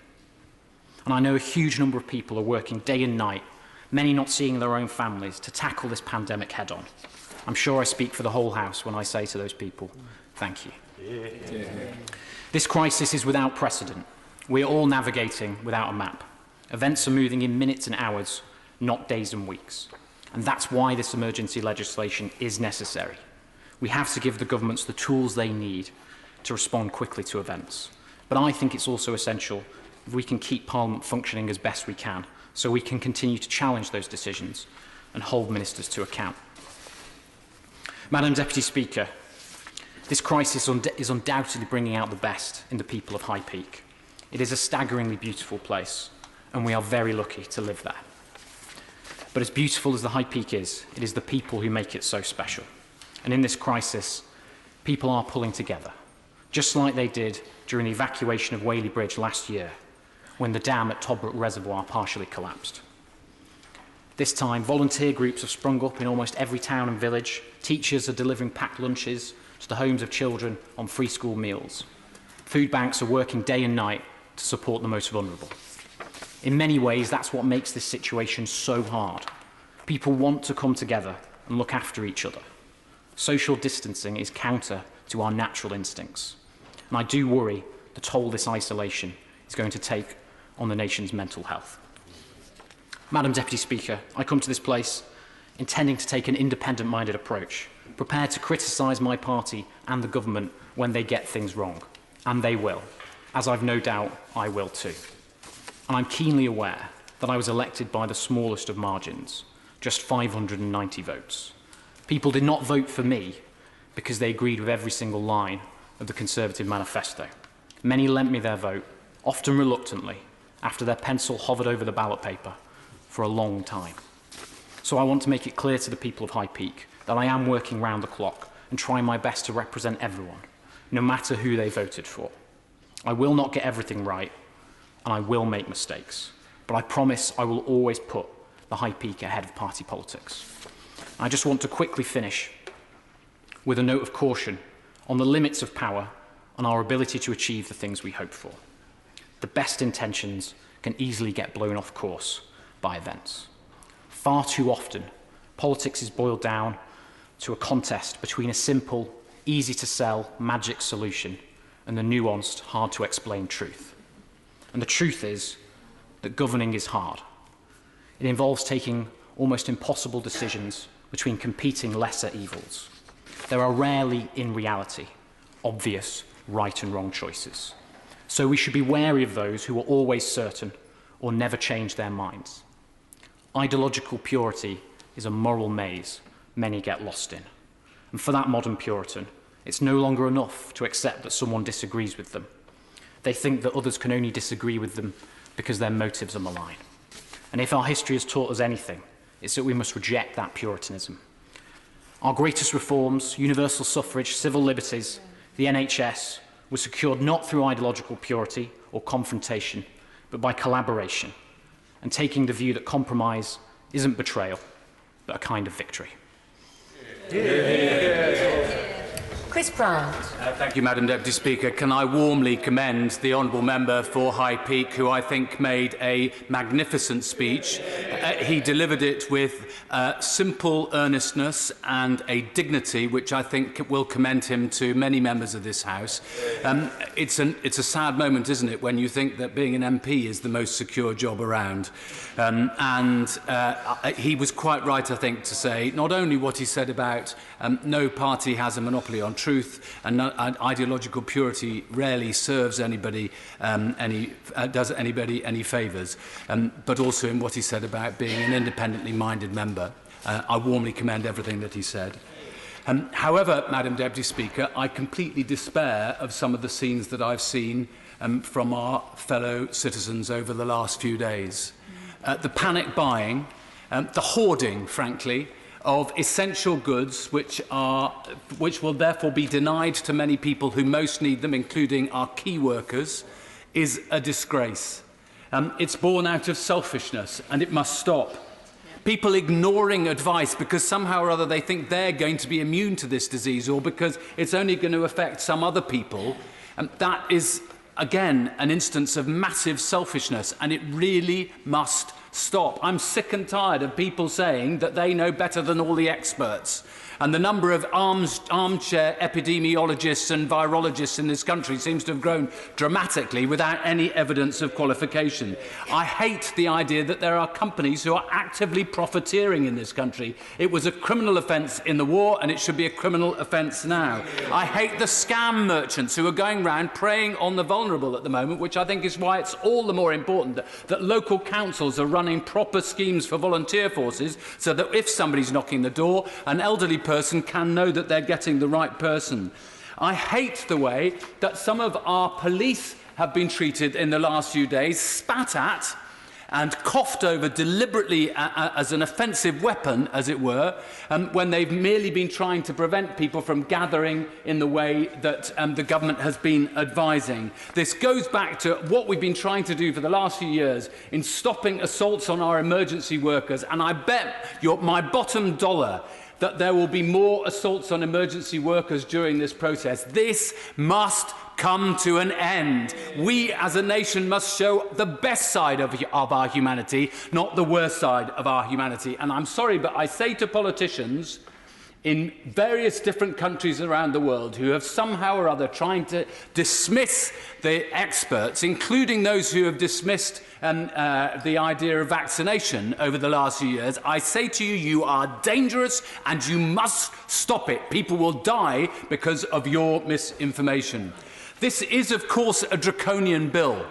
for two main reasons. One, because it suspends lots of protections which are there for the protection of the individual, such as who is able to certify a death. I know why it's there, but frankly, the idea that in the end it could end up just being a funeral director certifying a death is worrying, and let alone the provisions that there are in relation to the sectioning under the Mental Health Act.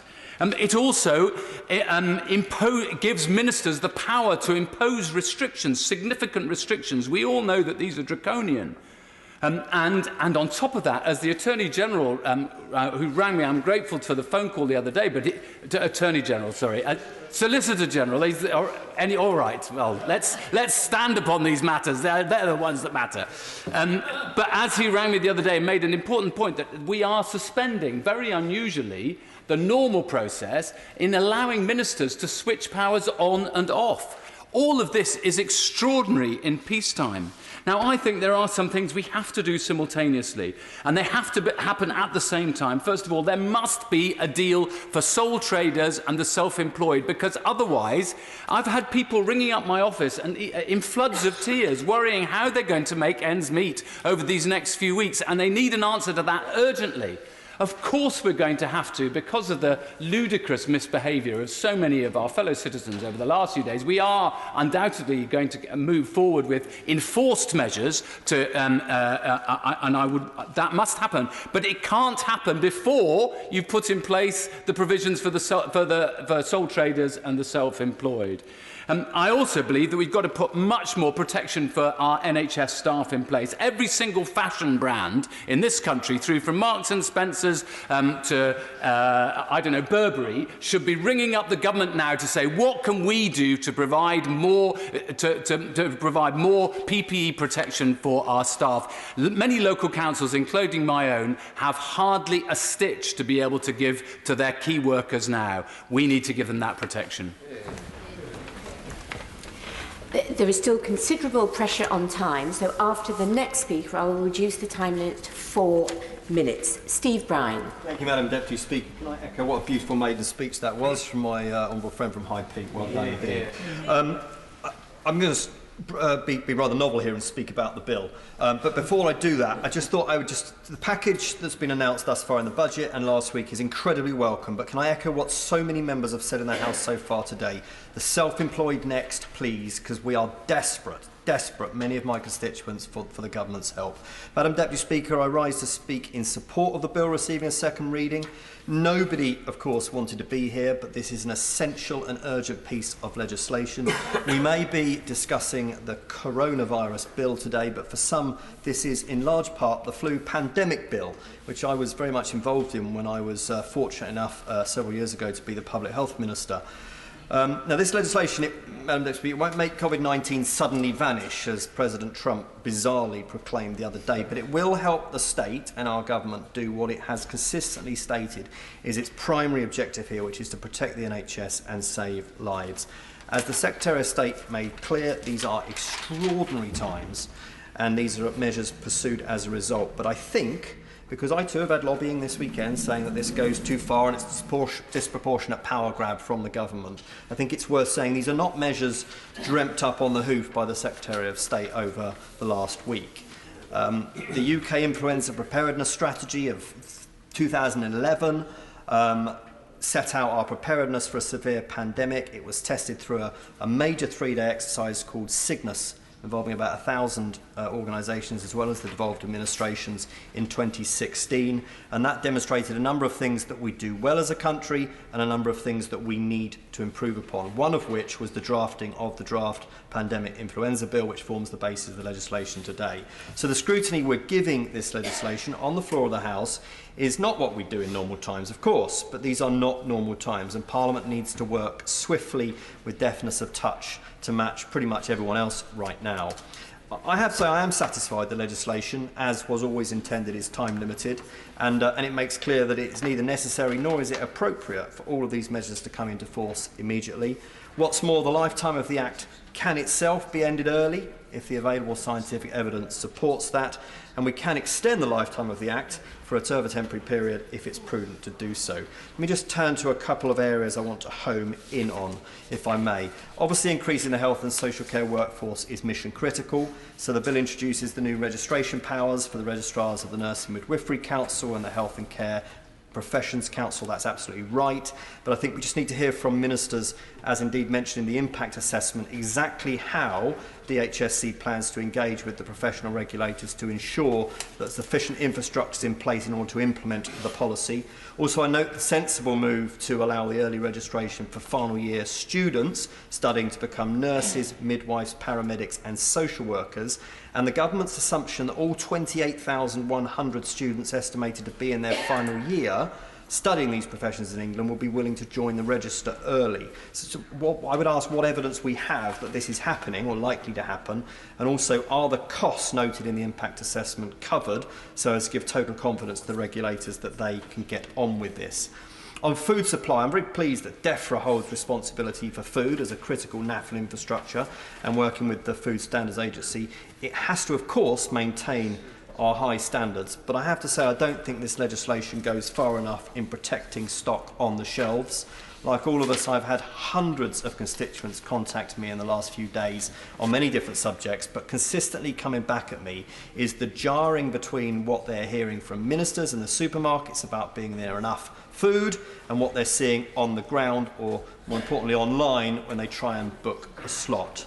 Now, of course, the government is not to blame for a change in our food policy from the sort of dig for victory in the last century, backed up by local food networks, to a very centralised distribution controlled by the big five supermarkets that we have now. But how sad it is, Madam Deputy Speaker, that we've literally put all our eggs in one basket, and how we're reaping what we've failed to sow now when we need it most. Finally, on the subject of volunteering... Yeah, sure. I'm very grateful to my old friend for giving way. He's making a very good speech on different aspects of the bill before us, but on the first point he touched on, which is the issue of how we manage to give reassurance to the self-employed, does he agree with me that there will be no single scheme which covers every situation perfectly, but the crucial thing at this moment is the reassurance that there will be something done to help everybody who is self-employed? Agree, and I understand why we had to do those through PAYE first. Because employers were making decisions about job losses this weekend. But I completely agree, we need to hear something from the Prime Minister, and I understand he's going to be addressing the nation this evening, and I think we can probably all guess what's coming, but he could say something very reassuring to people who are self-employed and sole traders this evening. I think it would be very welcome. I just said finally, Madam Deputy Speaker, on the subject of emergency volunteering leave covered in clauses 7 and 8, I think it's very welcome unpaid statutory leave the Secretary of State mentioned earlier on.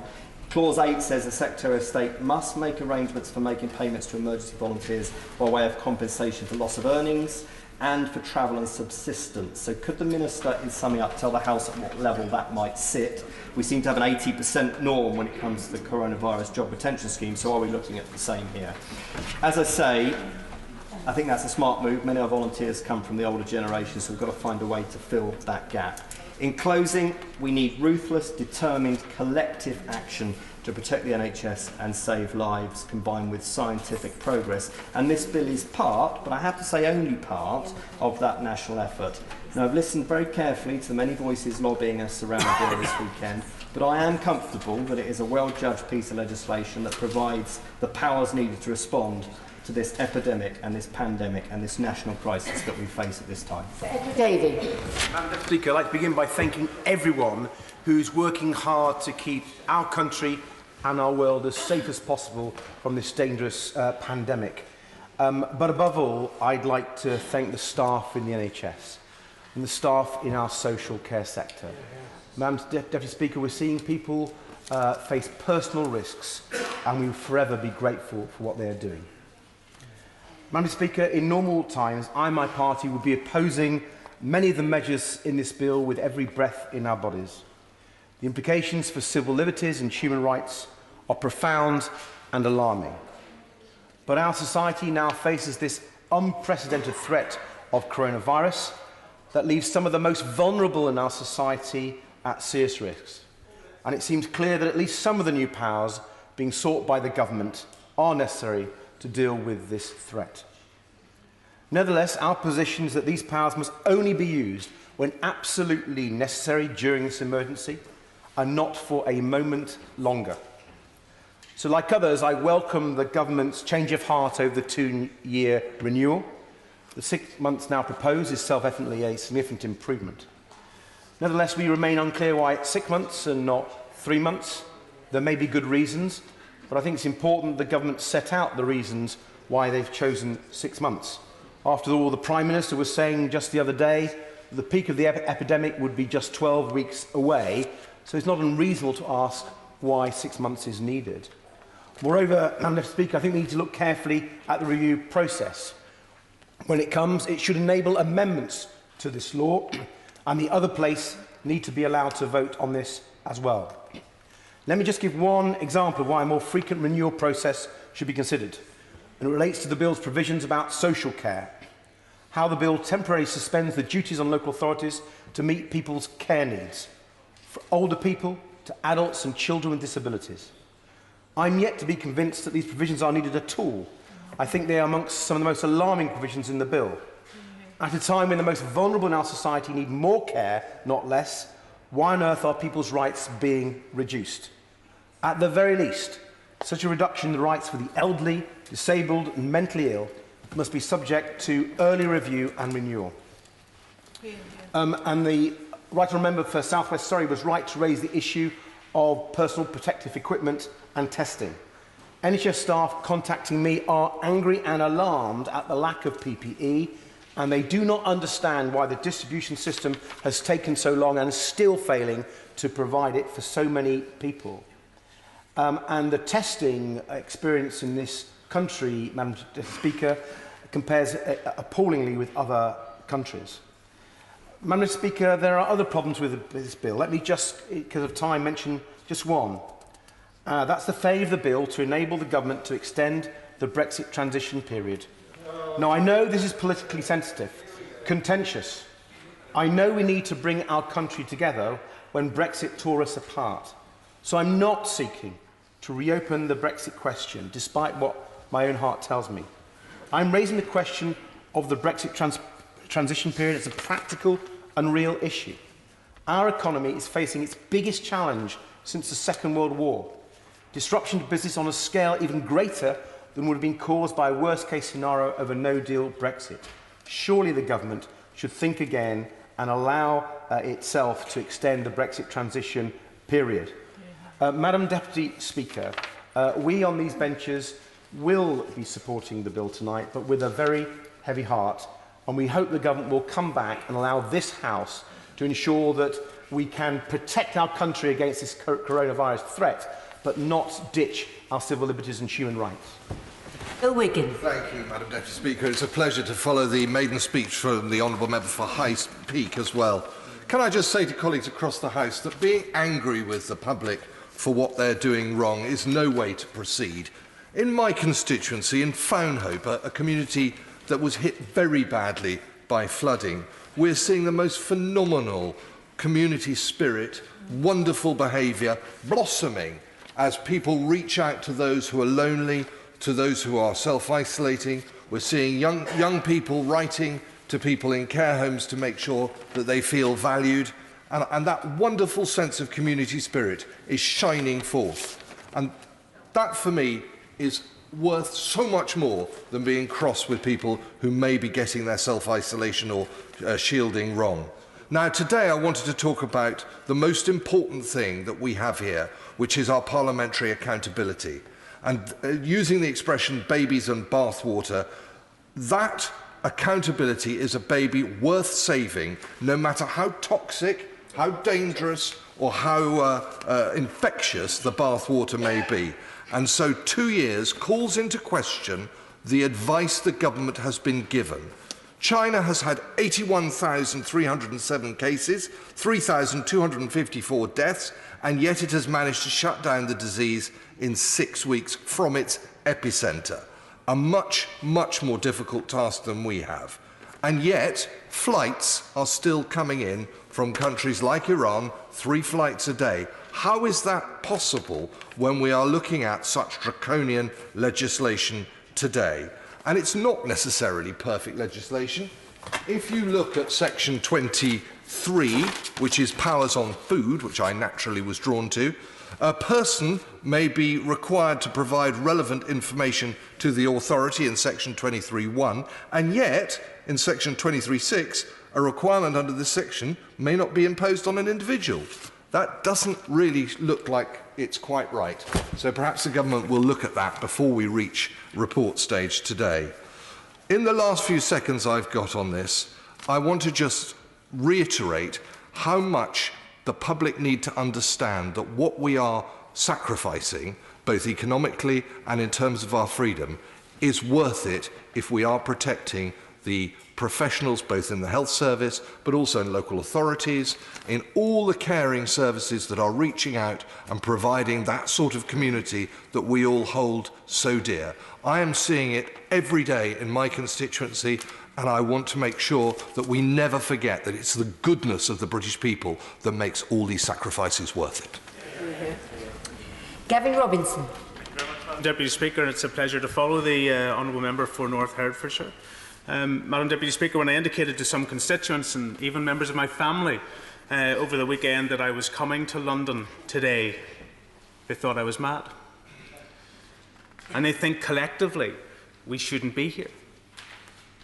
And they point to the information that we give out positively and the leadership that we show and wonder why we're here.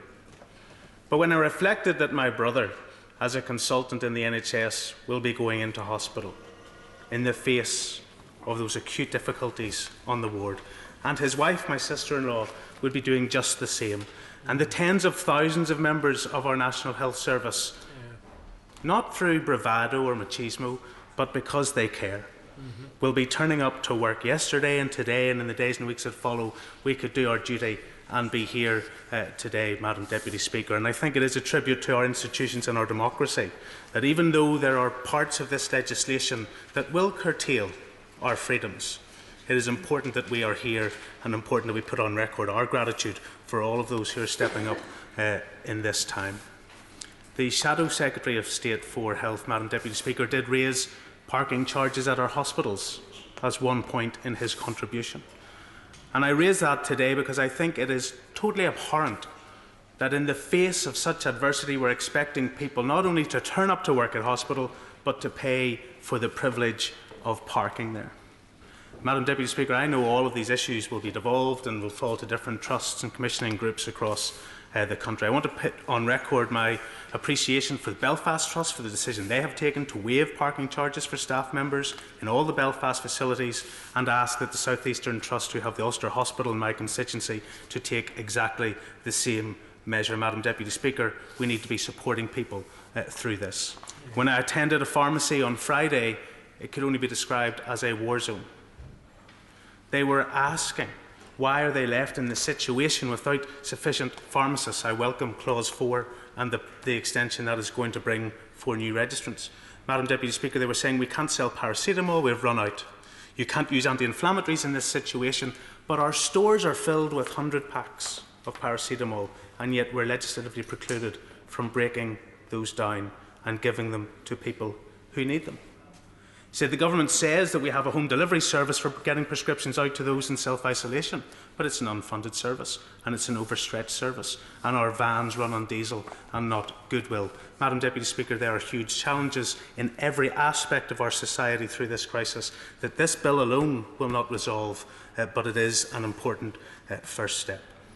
Madam Deputy Speaker, I want to place on record my appreciation for not only the government's engagement with us over the last week, but also the substantive nature of this bill. There's hardly a section within this bill that doesn't replicate provisions for Northern Ireland, for Wales and for Scotland. This is a mammoth task that officials have performed over the last number of weeks, and I think we need to pay our appreciation to them. Can I raise one issue to the Paymaster General that I hope she'll be able to give some clarity on 2 specific points? She will know in the bill that at Clause 13 we have continuing healthcare assessments, Section 14, Clause 14, local authority care and support for England and Wales, and Clause 15 for Scotland. There is no, this is the one part of the bill where I can see no corresponding provisions for Northern Ireland, and I raise it for this point, not to raise concern, but there are those out there advocating on behalf of charities and have children who are in vulnerable situations in MenCap, have mental capacity issues, who feel that this means they will not get the care they need. Could I ask the Paymaster General just to deal with that concern and respond appropriately to alleviate the concerns? Madam Deputy Speaker, I'm grateful for the time.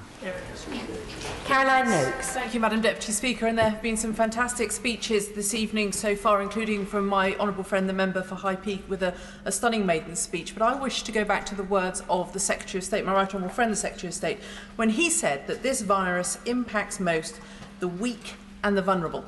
And he is, of course, right. I support the measures in this bill. They are extraordinary measures that can only be used in extraordinary times, but that, Madam Deputy Speaker, is exactly what we are facing. But tonight I wish to speak for the weak and the vulnerable, and you might expect that from the Chair of the Women and Equalities Select Committee, because I have real concerns about how equalities might be impacted and about how those people with protected characteristics for whom we speak might be affected. And I draw particular attention to the elderly, who we know are the most impacted by this disease, and their needs for care that is appropriate in their own homes at the right time. I speak for the disabled, who of course have the biggest challenges and who desperately need assistance. Now, I appreciate why we have the powers in this bill, but they must be used proportionately and reasonably. I also speak for those from black and minority ethnic background, and of course my right honourable friend the Paymaster General has done some absolutely phenomenal work with faith communities, making sure that funerals can be held appropriately for religions. But I would like to point out that in the gig economy you are most likely to find people from a BAME background working. They're also most likely to be young people. They're also most likely to be self-employed or on 0 hours or sole traders. And we must be particularly cognizant of the impact that there is going to be on those people who we will want, when this horror is over, to be able to bounce back, to be the entrepreneurs who will enable our economy to recover from this difficult period. And I also, of course, am going to mention women. We know that caring responsibilities, Madam Deputy Speaker, falls most heavily on their shoulders. We also know that in areas like childminding, you are most likely not only to find that it is the childminders who are doing the caring, but of course they're providing the support that enables women to go out to work, whether it be in our essential professions at the moment or in all parts of the economy. And if we do not provide support to the childminding sector as well as the early years sector, then when of course this virus is quashed and we are in a position where the economy wishes to rebuild, we need childminders to enable that 50% of the workforce to be able to go back to work. We've done great work over the last few years in making sure there are more women in employment, but we have to make sure that it is possible for them, when this is over, to be able to play. I will, of course. So that's exactly the point, isn't it? The early years sector and the childminders, many of whom are self-employed, another reason to repeat the point that so many have made today, why we need something for this part of the economy. I thank my honourable friend for that intervention, and he's absolutely right. So I've managed to fit in the child-minded sector and, of course, the self-employed in one hit. I wanted also to speak about volunteering and the clarity that is needed. There is a great company in my constituency that run Kimbridge Barn. That, of course, is shut, but they want to enable their staff to go and volunteer, whether it be in the health service, whether it's in the care sector, whether it's as delivery drivers. They have many vehicles, but they want clarity as to whether the 80% salaries that the HMRC is going to underwrite, whether that will be applicable if these people are effectively out working in a voluntary capacity. And I also draw attention to the comments made by my right honourable friend, the member for South West Surrey. He spoke about whether local government officers should be considering planning applications at the current time. I would also argue whether they should be considering implementing or imposing parking fines. These are all areas of regulation which are undertaken by local authorities, which I would suggest at the current time are perhaps far from an imperative. I'd like to pay tribute in the voluntary sector to both the Southampton Volunteer Service and to Unity in Test Valley, who have done some brilliant work pulling together volunteer bureaus and making sure that those who are going to be in the shielded group will have the support from people in the community who can help deliver their medicines and their essential shopping. There is much in this bill which in ordinary times we wouldn't consider, but can I end with one final plea about parliamentary scrutiny? There is as yet no mechanism for select committees like the Women and Equalities Committee, who have much to scrutinise in this bill. There's no ability at the moment under standing orders for them to meet remotely or by video link or using Zoom or Skype for Business or any other mechanism. I understand that the Leader of the House is to make a statement at some point, and I very much hope that he will make sure that at the very least the select committee structures can work at this current time to make sure that measures like this are held to proper scrutiny so that we understand how they are impacting the most vulnerable. Caroline Lucas.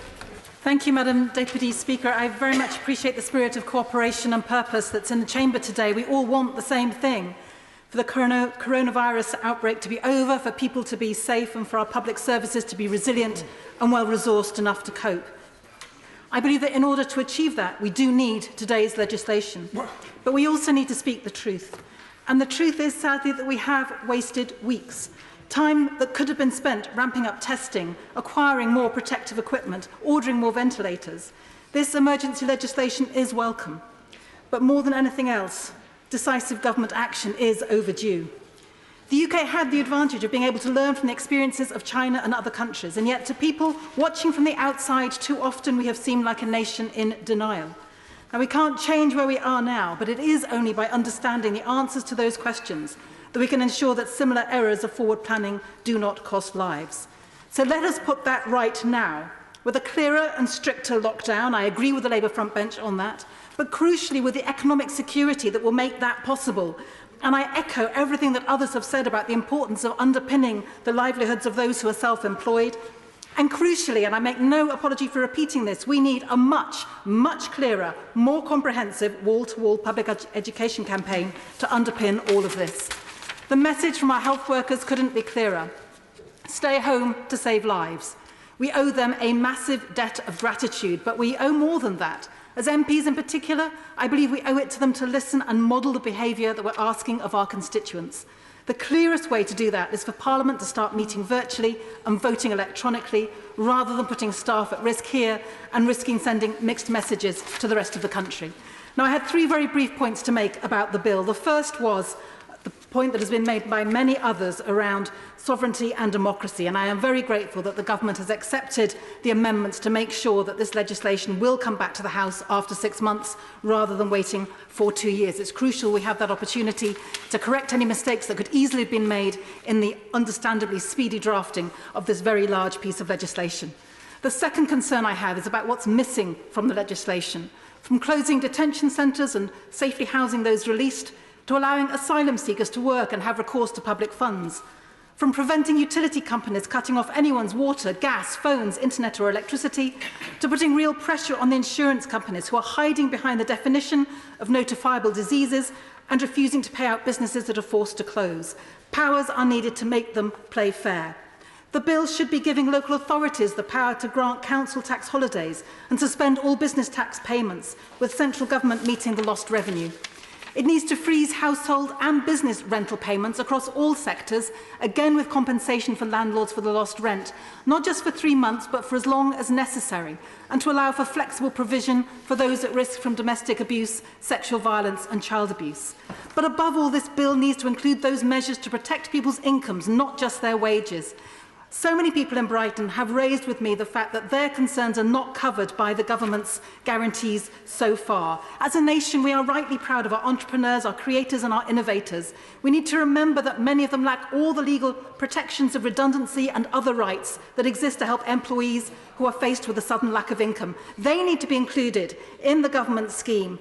The 80% of average wages, something like that, needs to be made available to them as well, and it needs to happen very fast. And my last point is simply that as we go through this crisis, we need to do it in a way that prepares us for the next crisis, which is still there, my friends, the crisis that is the climate crisis. And therefore, the kinds of measures that we put in place, for example, when it comes to choosing which businesses we are bailing out, must also be driven by a concern for the climate and make sure that we are supporting the green economy, not the fossil fuel economy of the past. Ferry. Thank you, Madam Deputy Speaker. I have one or two points which I feel I would like to put on the record before this bill goes through. But the first thing that strikes me is that this is an ambitious virus. It's an aggressive virus, and it intends to infect every single one of us, both here in the UK and across the entire globe, unless we do something quite dramatic to stop it. And it doesn't discriminate between rich and poor, old and young, black, white, gay, straight, and it doesn't discriminate on the grounds of nationality. It doesn't respect borders, and the pace at which it's covering the globe is something to behold. And that's why I very much welcome the legislation today, because the pace at which we're delivering these important measures that the government does need to be able to take under executive action is equally as impressive. But there are a couple of concerns that I do have, or a couple of questions I do have for the front bench. I mean, clearly I'm going to support these measures. It's necessary that these type of measures go through, and they go through quickly in order for us to respond as a nation. But the first area is I just wonder, and I did ask this question last week but didn't get a full answer, why it was felt necessary to bring forward a brand new piece of legislation when we do actually have the Civil Contingencies Act on the books already. And it seems to me, looking at this bill, that it could quite comfortably, the measures and the powers could quite comfortably fit within the Civil Contingencies Act. The only reason I raise that is that some of the questions today, and I'm glad we've seen some compromises, are about accountability and about the time frame over which these measures will be enforced. And it seems to me the Civil Contingencies Act says that if a measure is brought forward by a minister, then within 7 days Parliament can say something about it. If Parliament is in recess, then within 5 days it can be recalled from recess and deal with any urgent matters. I only flag it, and I suspect there are good reasons why a separate piece of legislation out with the scope of the Civil Contingencies Act was brought. So this is a very dynamic situation, it's very fluid, and things are changing, I mean, literally on a day-by-day basis. So it seems to me that some of the actions that the government may need to take, and rightly need to take, may have some consequences, some intended, some unintended. So, for example, last week we saw some measures which I suspect will really be incorporated under the powers within this piece of legislation, whereby pubs, restaurants, clubs were told to close their doors. The consequence of that would have been, without an immediate adjustment, that actually maybe 1 to 3 million people would have no money within a week or so. Thankfully, the government was able to bring forward measures which dealt with that, with the majority of those people. And I suspect that there'll be situations in the weeks ahead when the numbers begin to escalate, when we all begin to worry about our own sanity, let alone our own health. There'll be moments when it may be necessary that the military or police services are on the streets and are committed to take actions which will surprise us. And I'm just concerned that actually that the Minister does explain how this House will be able to ask. I'll give way, but very briefly. Can he just tell me, does he agree with me that all these measures need to be unwound one day and that ministers must keep an eye on how they're going to do so? I certainly do, and he's put the point very well, and that's the central thrust of what I'm saying.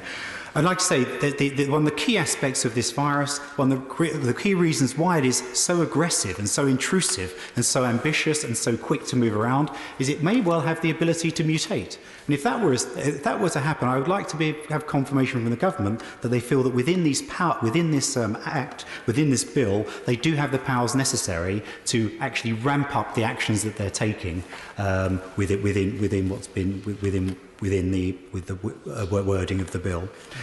So overall, I very much welcome this piece of legislation, but I would like some clarification about why the Civil Contingencies Act wasn't used, which has been very carefully thought through and has a lot of checks and balances in there.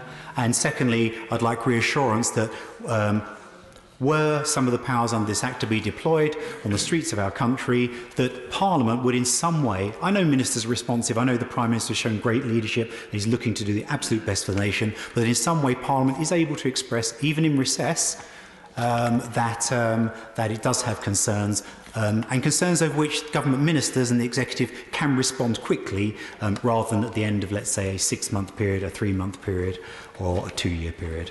Thank you, Madam Speaker. Thank you very much, Deputy Speaker, and I would like to start where many honourable and right honourable members have also started, which is to put on record our profound thanks to the volunteers and public service workers who have just done so much. I think the definition of the front line is the point of maximum danger. And we know that there are hundreds of thousands of people who have put themselves in danger in order to keep the rest of us safe.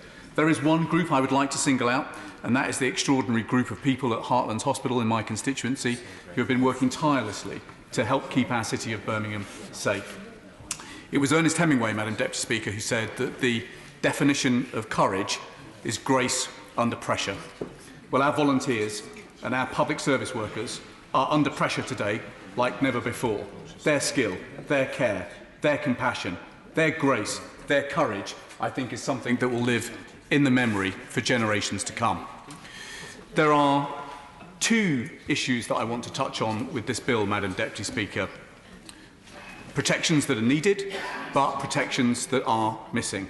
One on the income side and one on the cost side. On the income side, the challenge is now, I think, for Her Majesty's Government to begin quilting together the patchwork of measures that have been so rapidly put into place. There are 5 areas where the income of a household will come under severe pressure very quickly. One is obviously for those who are in work. One is for those who are self-employed. One is for those who are newly sick. One is for those who are newly unemployed. And of course, one is now for those who are having to take parental leave because the schools are now closed. Now, where the government has moved quickly and where it has been welcome is putting in place wage subsidies. That's good. I add my voice to those who are calling tonight for rapid measures to help those who are self-employed. But we also need to address 3 other areas in the income protection system. One is about making sure that the rate of statutory sick pay moves up very quickly to around £160 a week. It is very difficult for people to live on the extent of the pay cut that has been taken just because they are ill. Paid parental leave now needs to kick in from day one, and that has to be something that is now enforceable as a statutory right. And of course, for those now labouring on universal credit, that has got to go up to at least £100 a week. If you're a 2-couple family in my constituency with 2 kids, you will now be £800 a month below the poverty line if you are having to live on universal credit. That is simply not acceptable, and we are going to have to improve that situation. The second area of protection, though, is on costs, and I talked about this earlier in comments made to the Leader of the House. We now have some companies behaving very badly. We have individuals like Philip Green who laid off thousands of staff before the income protection system kicked in. He should be summoned to the bar of this House to explain himself. I now have staff in Topshop telling me that they are being prohibited from circulating the petition that I have launched in order to have him summoned here to explain himself. But the second area where we need rapid protection is, of course, in price regulation. In times of emergency, prices go up. I have been inundated with complaints after Jute's Pharmacy in my constituency raised the price of Calpol from a couple of quid a bottle to 20 quid a bottle. Markets need morals in times of emergency more than any other time, and we now need rapid action to put in place the price regulation that I proposed in my amendment and which has been widely shared and supported by members across this House. Tobias Elwood. Thank you, Madam Deputy Speaker, and can I join others in commending the spirit, the tenacity, determination and the grit of those on the front line, not just those in the health service, but the police and other services, the growing team out there that are trying to keep our country together during these difficult times. I commend the government's work on providing the necessary medical support through mobilising the NHS at the start, the economic support that's come in to support our businesses and indeed the employees, and now societally with support provided to the 1.5 million of the most vulnerable. But ultimately, this emergency legislation is unparalleled in modern times, granting enormous powers to the state and expected to be approved in the shortest of time periods. So I very much welcome the Health Secretary's assurances that this bill, the measures in this bill are temporary, they're proportionate to the threat, only to be used when strictly necessary, and only in place for as long as required to respond to the crises. But as the bill is debated tonight, we should remember that a COBRA meeting is taking place. British nationals are being called back from, who are abroad, called back to the UK, and there is every expectation that there will either be a national or localised lockdowns. The Armed Forces has already been mobilised, and the MOD has had planners in various departments for a number of weeks, but we should expect to see more of them providing fantastic assistance to a number of agencies across the nation. We mustn't forget they're also preparing their own manpower and also need to watch our backs, because whilst the national focus is absolutely on the coronavirus, they have a duty to make sure that we can sleep at night, and they protect the skies, our shores, and indeed our seas as well. We must not forget that they have a day job to do, as well as the contribution they give to the nation. But we should also remember that this was a decade, in fact, where we're on track to be one of the most dangerous since the Cold War. Complex and diverse threats remain out there, and a wily competitor will take full advantage of the global turbulence, not least because threats are no longer so much territorial, but also from a cyber and digital capacity as well. But this government has focused on the government's role, the power of the government to tackle the crisis. But as has been repeated again and again in this House, we can and all must do our part in reducing the spread of this deadly virus. Life is not on hold, as some commentators have made. We actually must adjust to a new normal. We must face the reality and understand that life will now be different as we tackle it, but also afterwards as well. In conclusion, Madam Deputy Speaker, this bill is unprecedented, but if the powers are used to their full, it's actually because too many Britons continue to ignore the guidelines and are part of the problem and not the solution. Madam Deputy Speaker, the Queen sent more than a message to the nation last week. It was an instruction. Let's change our routine, as the country has done in the past. Everyone must play their part for the greater good towards the common goal of saving lives. This is a national crisis, not a national holiday, as some people seem to be taking it. Every person, every authority, every business, every charity, every laboratory must turn their efforts either into helping saving lives and supporting our NHS, or helping us all to adapt to this new normal, because life is not going to go back to what it was for either months or years to come. The world has changed, Madam Deputy Speaker. We must all play our part in the solution. Zara Sultan. Thank you, Madam Deputy Speaker. This is an unprecedented crisis. How this House, the government and the Prime Minister responds determines the fate of millions. We are making life and death decisions. Choices that either save millions of people from poverty or plunge them into it. They're choices about priorities, about what and who is important. They're political choices, and Madam Deputy Speaker, I'm concerned about the choices the government is making. To give you an example, the rich can buy COVID-19 tests at private health clinics, but frontline NHS staff aren't getting them. That can't be right. And in response to this emergency, we must change our priorities. Public health must come before private profit. Now, Madam Deputy Speaker, I welcome that an amendment has been accepted which gives protections to Muslim and Jewish communities who feared this bill would have resulted in forced cremations. I hope these protections are heeded, but there are a number of ongoing concerns I have, and given time constraints, I will limit myself to 3. First, statutory sick pay. Even after this bill, millions of workers will not qualify for it, including low earners, the self-employed and workers in the gig economy. And for people who qualify, at £94 a week, it is the second lowest rate in Europe. The Health Secretary himself has admitted he couldn't live on it, so he shouldn't expect our constituents to. So I urge the government, raise the rate to the equivalent of a week's pay at the real living wage and extend it to cover all workers. Second, the impact this bill will have on disabled people. The bill suspends the duty to meet needs of disabled people and their carers. It weakens duties to meet children's educational requirements, and it relaxes safeguards for detaining people under the Mental Health Act.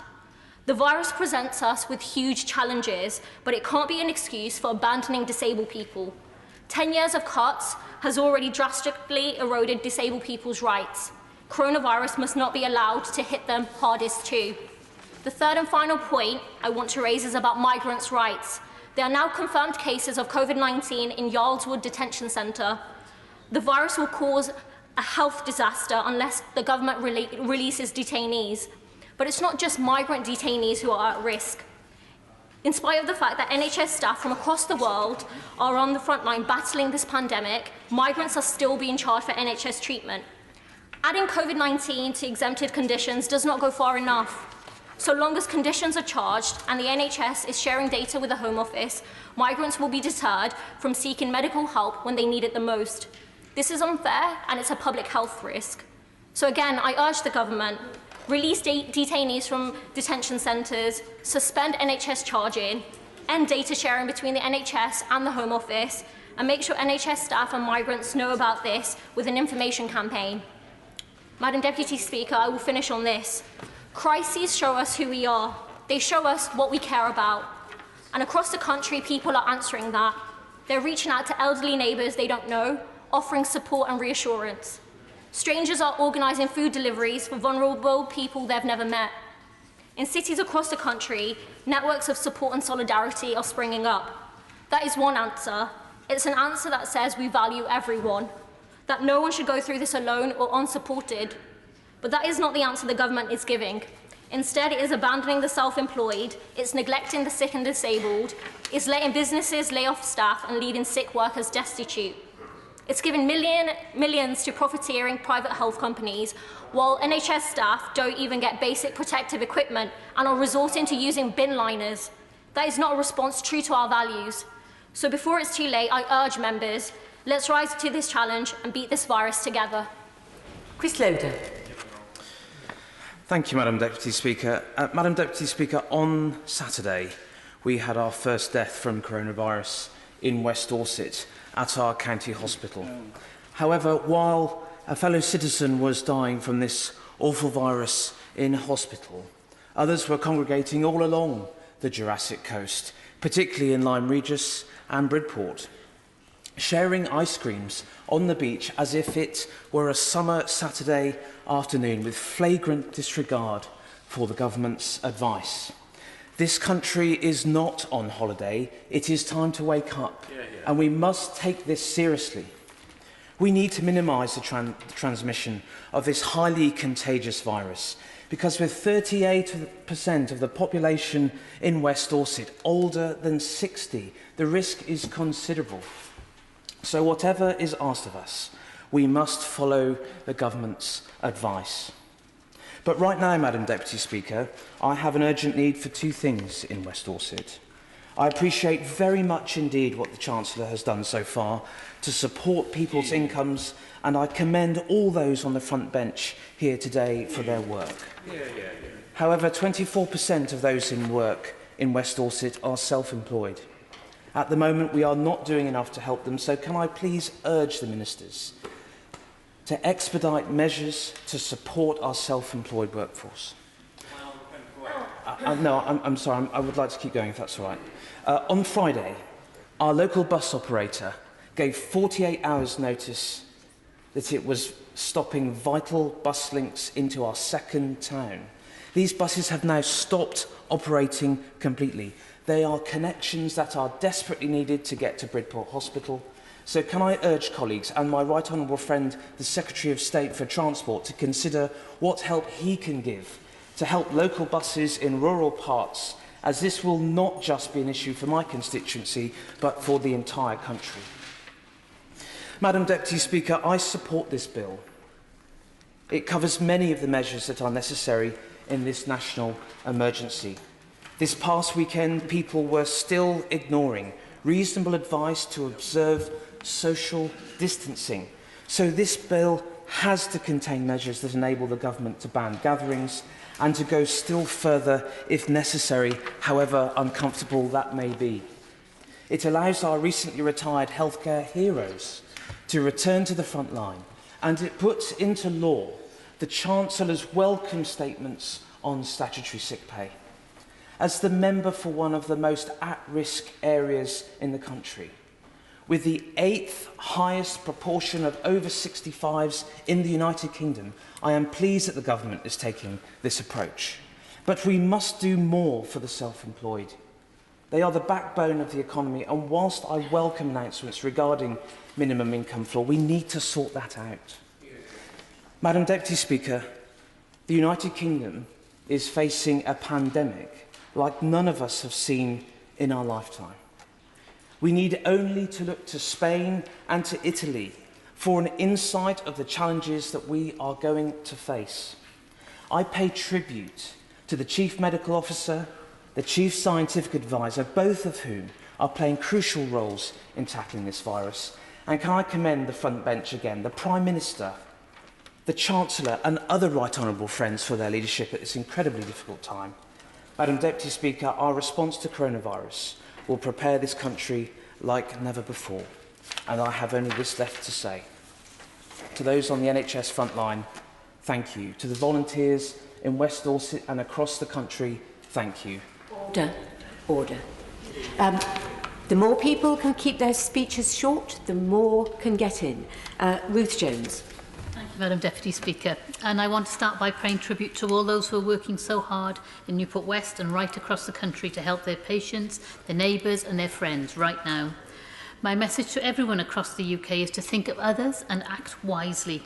That is how we will get through the weeks and months ahead.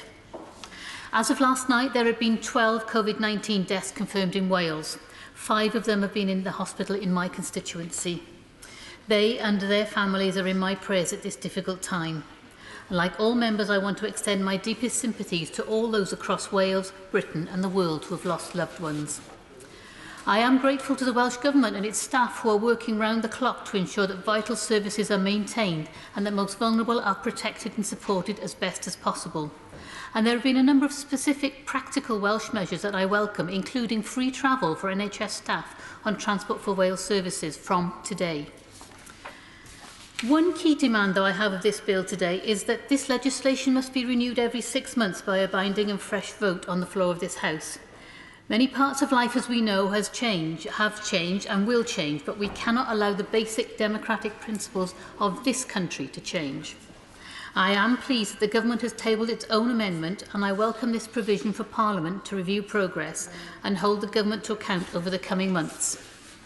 The second demand I have is action on jobs, livelihoods and incomes. Over the last week, as many others, I've been inundated with requests and demands for guidance, answers and clarity from local businesses in Newport West. The Government can take some very tangible steps now. They can underpin jobs and incomes with a comprehensive income protection scheme. They can introduce European-level statutory sick pay for all workers from day one. They can tackle universal credit by increasing it, suspending sanctions and scrapping the 5-week wait for the first payment. And they can act now to assist the many millions of self-employed who are worried out of their minds as to where their next penny is coming from. My third demand is that we must have action on rents. There should be a clear suspension and immediate ban on evictions for 6 months. I note the Government has introduced a ban for 3 months, but that doesn't go far enough or provide enough protection. My final demand is that the legislation is examined with regard to those with additional needs. The legislation as drafted removes the rights of those with disabilities to access care homes on their terms. The duty to educate children with additional education needs has been modified to only requiring authorities to make reasonable endeavours, and the civil liberties of disabled people appear to be severely eroded along with their right to support in many areas of their lives.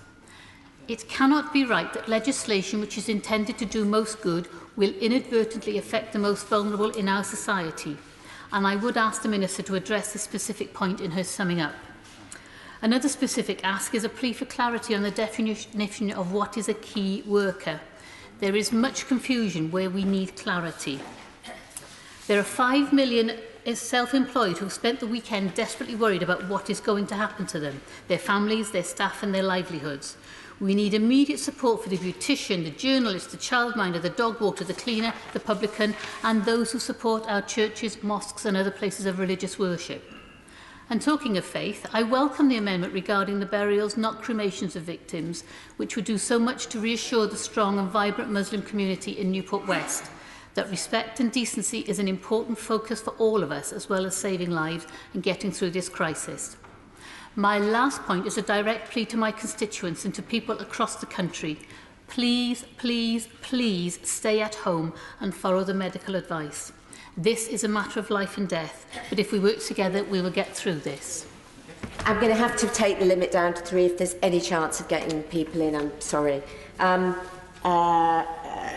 Bristow. Thank you, Madam Deputy Speaker. I would just like to start by paying tribute to my honourable friend, the member for High Peak, for his maiden speech. I've been his friend for 12 years. It was an excellent speech, and I knew he would always make a significant contribution in this House. I think everybody recognises that these are unprecedented times. The government has needed to act with extraordinary speed, and I would like to thank ministers, and particularly the Secretary of State, for the energy and the determination they have shown. The coronavirus pandemic is the biggest crisis facing our country for a generation. Today's legislation is necessary to tackle it. Both the government and local authorities will require temporary emergency powers to get us through this period. The bill is the right thing to do. Nevertheless, we must hope that not all of the powers outlined in the bill will need to be used. Some are uncomfortable and are only justified by the magnitude of the moment. One concern I had related to the proposals around disregarding the wishes of the deceased in Schedule 27, which would have allowed all bodies to be cremated indiscriminately if the system couldn't cope. Understandably, this was causing alarm to anyone whose religion forbids cremation, including my local Muslim community in Peterborough, who made their feelings clear to me this weekend. However difficult circumstances become in the weeks and months ahead, it would be extremely undesirable for their religious beliefs to be ignored. To get through this crisis, we need to bring every community in our country with us. And for that reason, I'm enormously grateful for the reassurances today on this issue from the government. Because of the speed required, we all understand that not every measure announced will be perfect or complete first time. Today's notice of the amendment from the Secretary of State, combined with his comments, will give our Muslim and Jewish communities much of the security they need. And I sincerely hope that this will now mean that local authorities will never enforce cremation of a dead body against the express wishes of the family when they have ample burial spots available and the ability to transport the body to the burial spot. This is welcome and needed, and I've been in close contact with the leaders of all Peterborough's mosques, and they took a firm lead last week in closing Friday prayers, extracurricular schooling, and all their other activities, which was by no means easy to them. They saw through tough decisions, and I'd like to thank Mr. Abdul Chowdhury of the Faiz Madinah, Nazim Khan of the Masjid Guzia, Hamid Chowdhury of the Masjid Khadija, and Mr. Yunus of the Alma Road Mosque, and Salam Rahmatullah of the Hassani Islamic Centre, Burton Street. We need them and they need us, now more than ever, and I know they will be relieved and pleased by this news from the government. I also know that Peterborough can come together to find procedures that will allow for Muslim and Jewish burial. As this pandemic develops, we may face the heartbreak of capacity limits, but I am now confident that the City Council and local communities will now find a way through this respectful to all. Sarah Jones. Thank you, Madam Deputy Speaker. I want to first pay tribute to civil servants across government who have worked incredibly hard to put this legislation together, and I welcome the content of the bill and the work that the government is undertaking. But I want to focus my remarks on housing, because, Madam Deputy Speaker, there are massive holes in today's proposed legislation when it comes to protections for the millions of people who do not own but who rent their home. And I'm basing my remarks on the amendments that have just in the last 15 minutes been published by the government, which we have absolutely no time to properly scrutinise. Madam Deputy Speaker, these are very difficult times for all of us in this country, but the risk of losing your home is surely too much to ask anyone to bear in this time on top of everything else, as the government itself has acknowledged with its action on mortgage holidays. The Labour Party, and in particular my honourable friend from Wentworth and Dearne, has published draft legislation to protect renters, which we published last week, which would have gone much further than the government has gone today. There is an overwhelming case for action. 20 million people in this country, in England, rent, and 6 million of those have no savings whatsoever. Last week, Shelter estimated 50,000 households could face eviction through the courts in the next 6 months, and these evictions don't include large numbers of Section 21 no-fault evictions. We have heard of landlords threatening to evict health workers because of their risk of exposure. And more alarmingly, some of the 1.5 million people the government has written to and told to stay at home for 12 weeks could face eviction notices over the coming weeks. Astonishingly, today's amendments don't get us to what the government itself promised last week, which is a 3-month ban. They simply extend the notice period for evictions by 1 month, which means over this entire period, eviction notices will still be landing on people's doormats.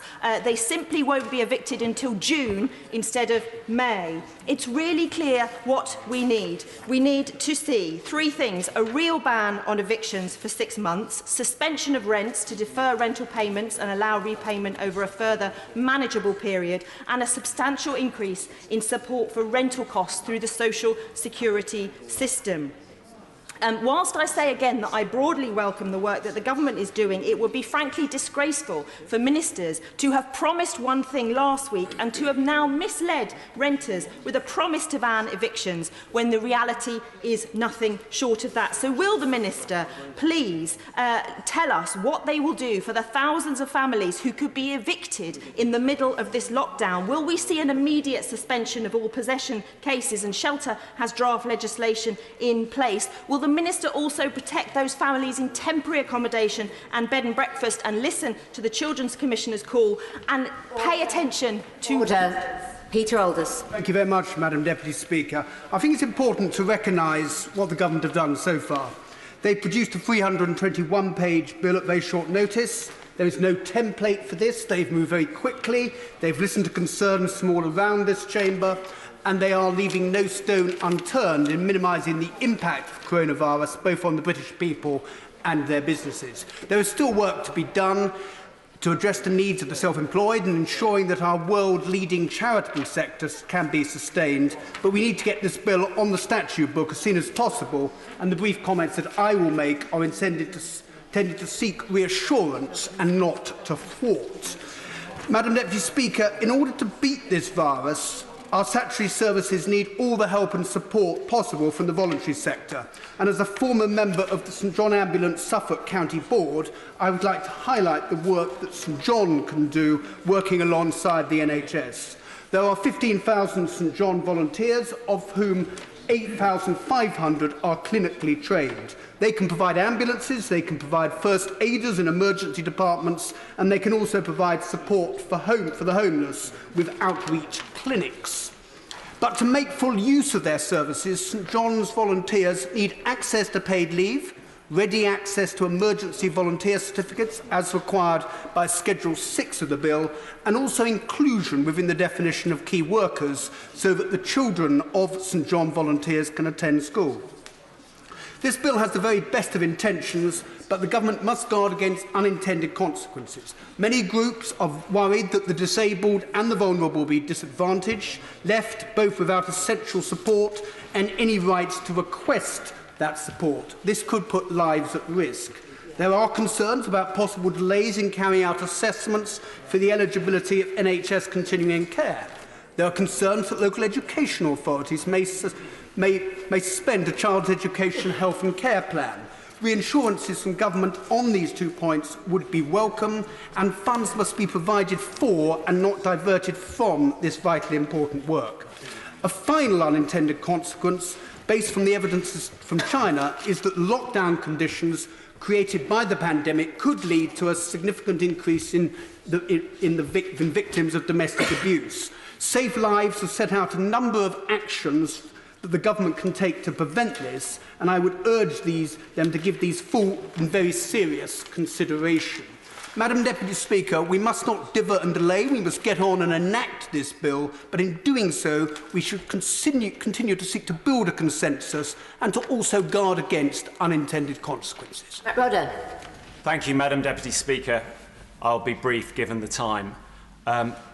Madam Deputy Speaker, it is quite clear that we face the most serious and sustained crisis, something which is quite simply new to many of us and is something which our generation has never faced before. I believe that I would like to commend the speech by the former Health Secretary, where he pointed out the very effective action that's been taken in a number of Asian countries.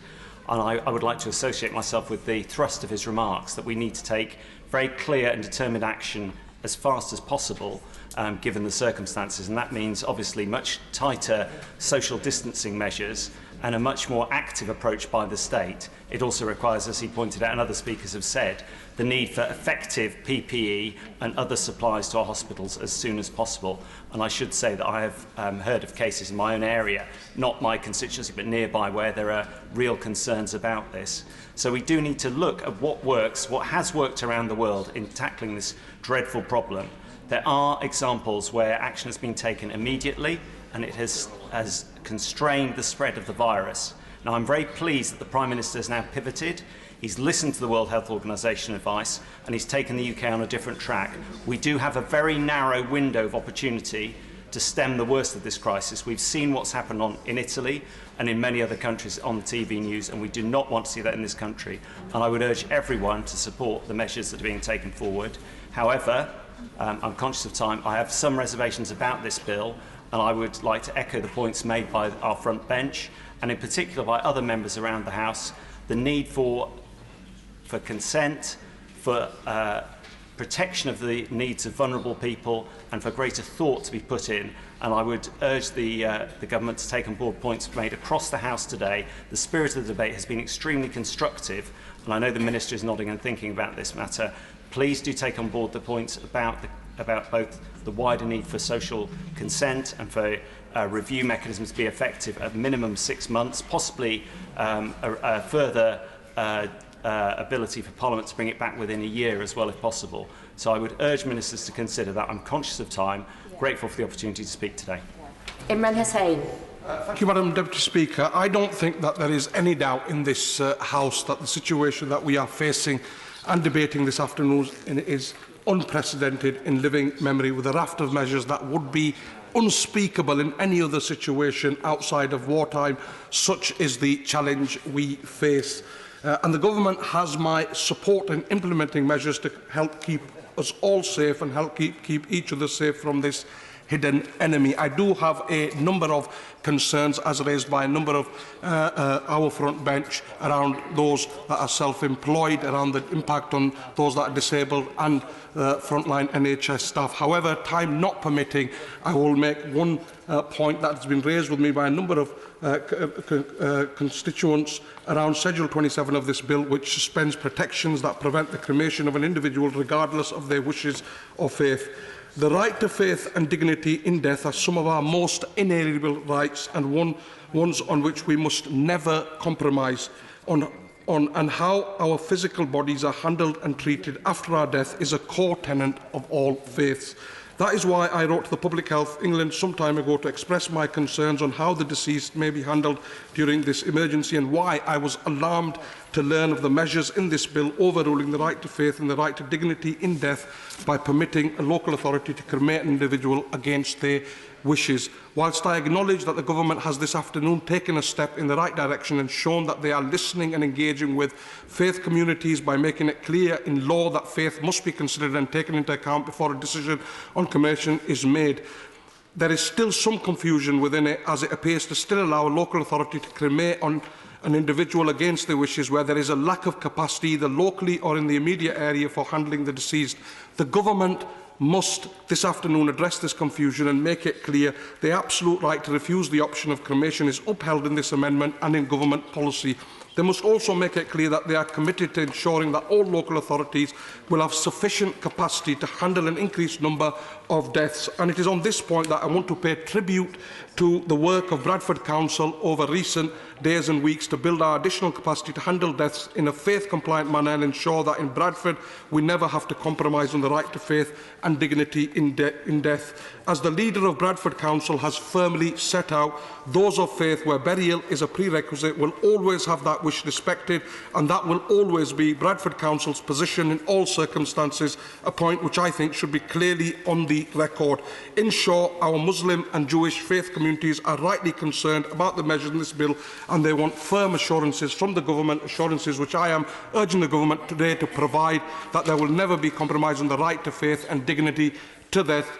They are fundamental and absolute rights, and they are non-negotiable.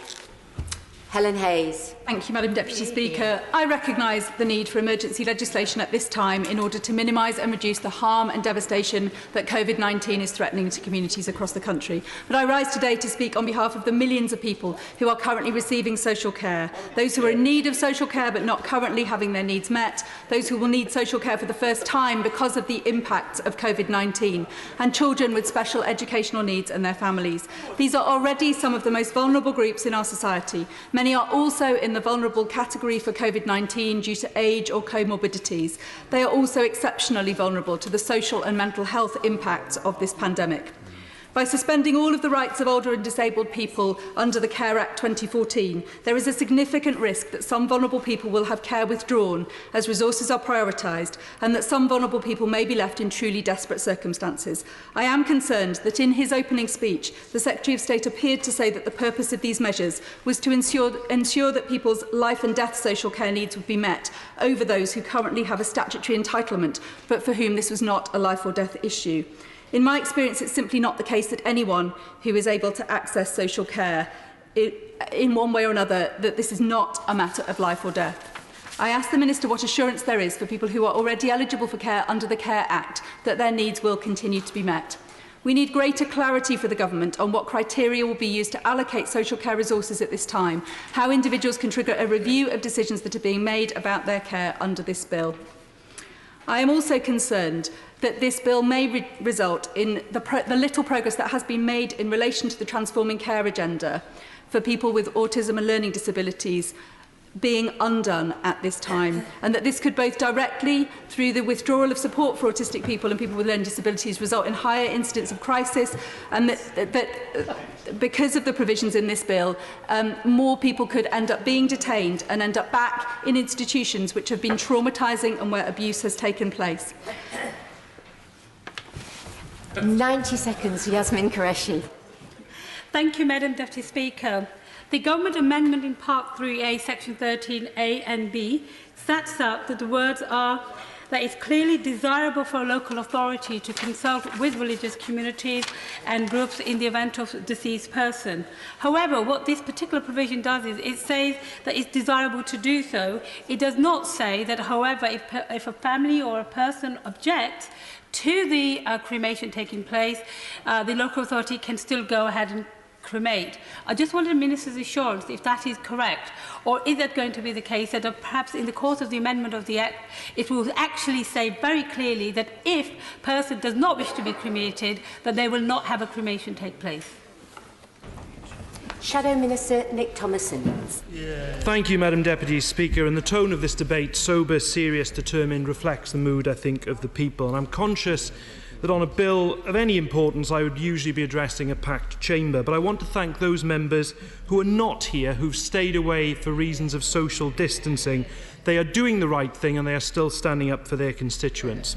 And we've heard some very powerful speeches in the House from honourable and right honourable members. And I want to thank the members on these benches from Sefton Central, Rhondda, Birmingham Hodge Hill, Coventry South, Newport West, Croydon Central, Reading East, Bradford East, Dulwich and West Norwood and Bolton South East for their contributions, and also to commend the maiden speech from the Honourable Gentleman for High Peak, who said that his parents were not able to watch it from the gallery today, but at least they were able to watch it on television.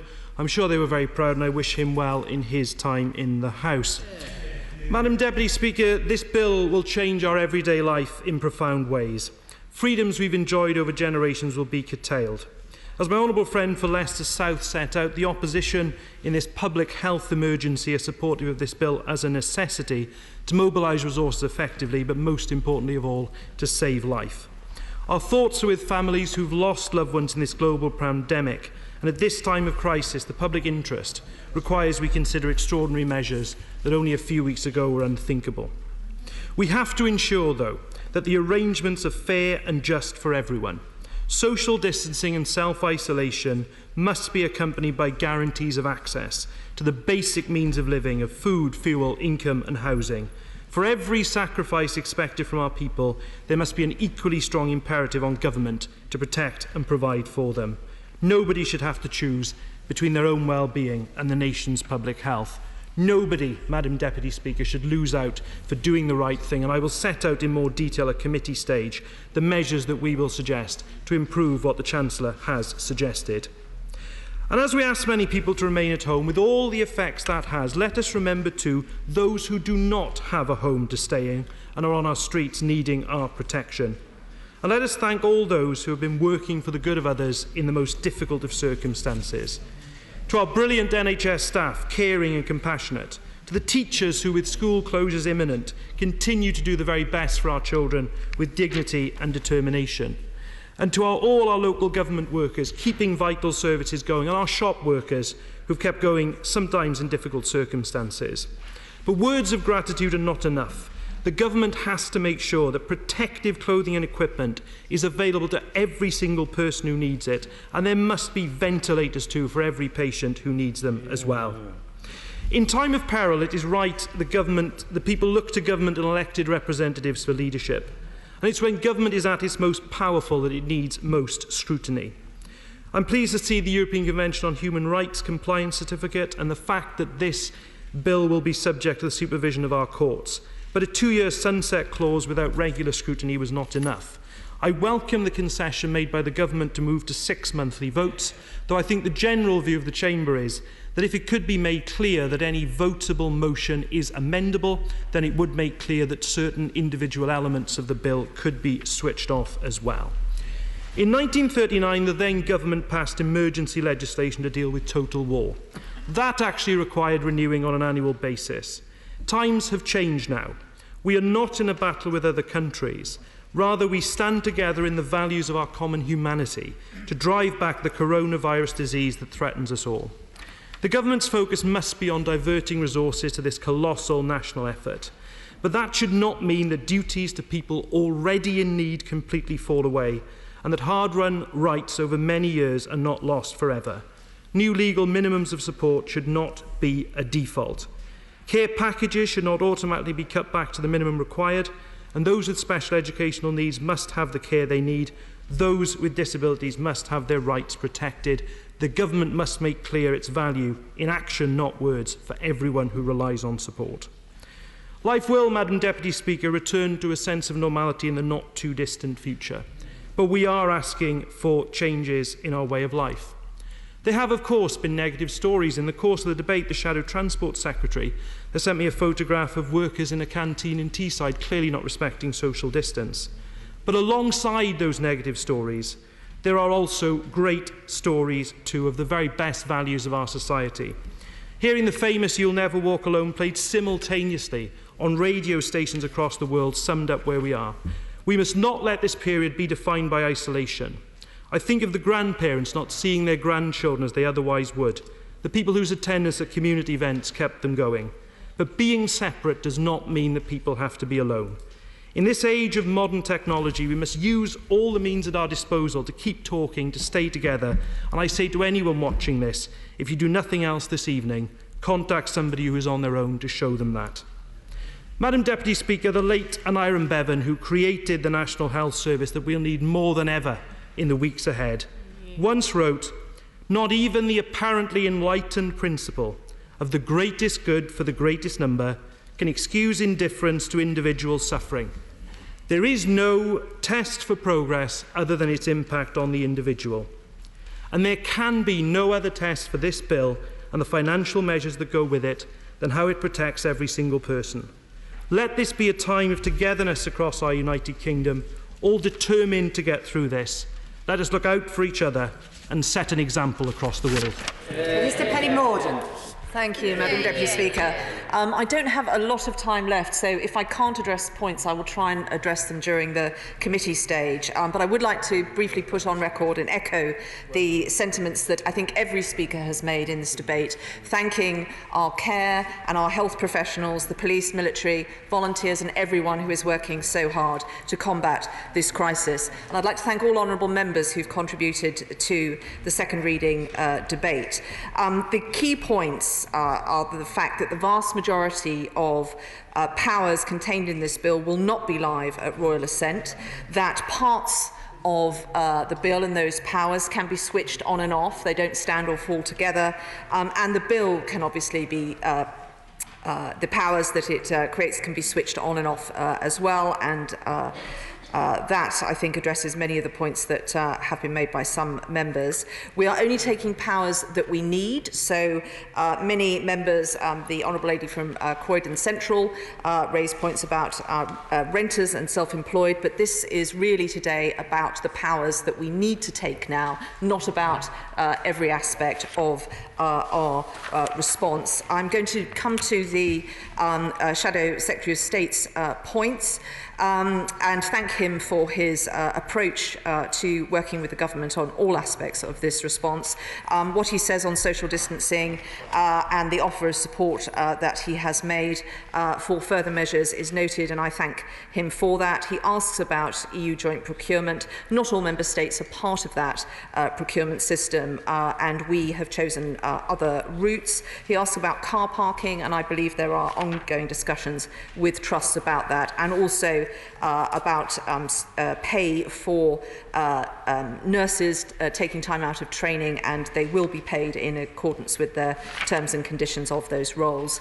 I want to also turn to the issue of social care. Many members, the Honourable Member for Hornsey and Wood Green, my honourable friend, the member, Right Honourable Member for Romsey, members for Coventry South, Newport West, Dulwich and West Norwood have all mentioned social care. I fully understand why this is such an issue. Carers, adults in social care, parents of children with learning disabilities and others often feel they have a fight on their hands at the best of times, and we are heading for, I hope not, the worst of times. But I understand their concerns around that and wish to provide them with reassurance. The purpose of these powers is to protect the most vulnerable when we come under great strain in these systems. Clause 13 is live on royal assent, but clauses 14 and 9 are not. They need further regulations in order to commence. And my right honourable friend, my honourable friend, the member for Faversham and Mid Kent, is doing an amazing job of ensuring that we do understand what is going on around the country. We will understand if these powers are switched on, what is happening, taking data from CQC, but other areas as well. And I think I can provide the assurance that honourable members are seeking on that, and happy to at length in committee stage if I get the chance. The right honourable member, my friend, the right honourable member from Surrey Southwest, mentioned personal protection, as many honourable members have. We are working with business, an incredible response from industry, injection moulders and others, to produce more PPE. I think the strains in the system are not the volume, it is in the distribution, but clearly my right honourable friend has stood up military assistance and other assistance to get that to where it needs to be. You will be hearing more, I'm sure, in the future about testing and a new end-to-end testing scheme that has been put in place, and on mobile phone data as well. My right honourable friend mentioned Dr. Tedros, of course, and we should all pay tribute to his and his team's efforts as well.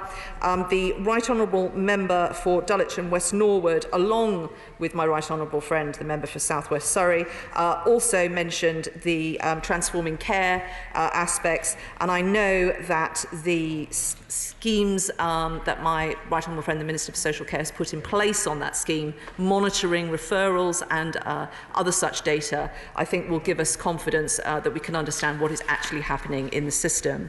The spokesman for the Scottish Nationalists emphasised the importance of us working together, and that we needed to put in place economic measures. I would also say to him that we have to recognise that people who are travelling to other parts of the country may be doing with the best intentions. He is right, and we are right, to ask them to follow the Chief Medical Officer's advice, and that's why we need to be clear about that advice and staying at home and the support systems that are around people in their communities. I'm sorry, I'm very, very short on time. Other honourable members have mentioned businesses, examples of good practice, but also, I'm afraid, bad, and that needs to be called out. My right honourable friend, the member for Chipping Barnet, spoke about care homes, and obviously policy is under review, but we have to find the right balance between those individuals' mental health and social support and obviously keeping them safe. The honourable member for Sefton Central mentioned sick pay, and I know that DWP are, and what further support we could give to caseworkers and so forth. DWP are looking at training and teach-ins for citizens advice bureaus, caseworkers and others, so we can make sure that as these initiatives are coming out, that they're understood very well. I must, in the short time I have left, pay tribute to my honourable friend, the member for High Peak, in his maiden speech. As the honourable gentleman opposite pointed out, Louise and Terry, as I think they are known, are no doubt watching on television, and I'm sure the whole House would want to send them our best wishes as they follow the Chief Medical Officer's advice, to let them know that their son has done very well for himself. And he was absolutely right to acknowledge, and I know that this is very that members really do understand this, that we are in a very privileged position compared to many people, and I know that that is in everyone's thoughts as we consider our own personal response to this situation. The honourable member for Rhondda quite rightly raised the matter of people's behaviour. My honourable friend, the member for Winchester, also mentioned that this is not a new issue, that we have trained very heavily. I'm sorry to disappoint honourable members. I have their issues here. I will say more about them, including the issue of funerals in the committee stage of this bill, and I commend the bill to the House. The question is that the bill be now read a second time. As many as are of that opinion say aye. Aye. Of the contrary, no. I think the ayes have it. The ayes have it. Money resolution to be moved formally. I beg to move. The question is, as on the order paper, as many as are of that opinion say aye. Aye. Of the contrary, no. I think the ayes have it. The ayes have it. Under the order of the House today, we now move to Committee of the Whole House. Order.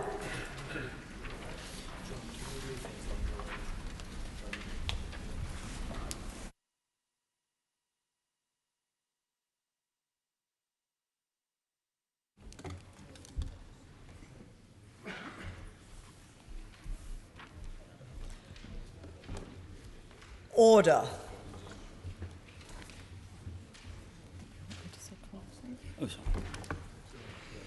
Coronavirus bill.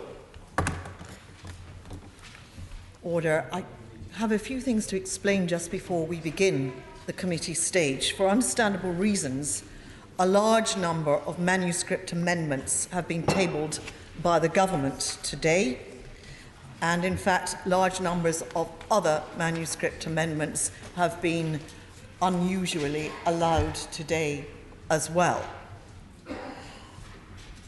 Members need to make sure, therefore, that they're working from the right version of the notice paper and that they have the latest version of the grouping and the selection list, although I should explain to the House that there is one group.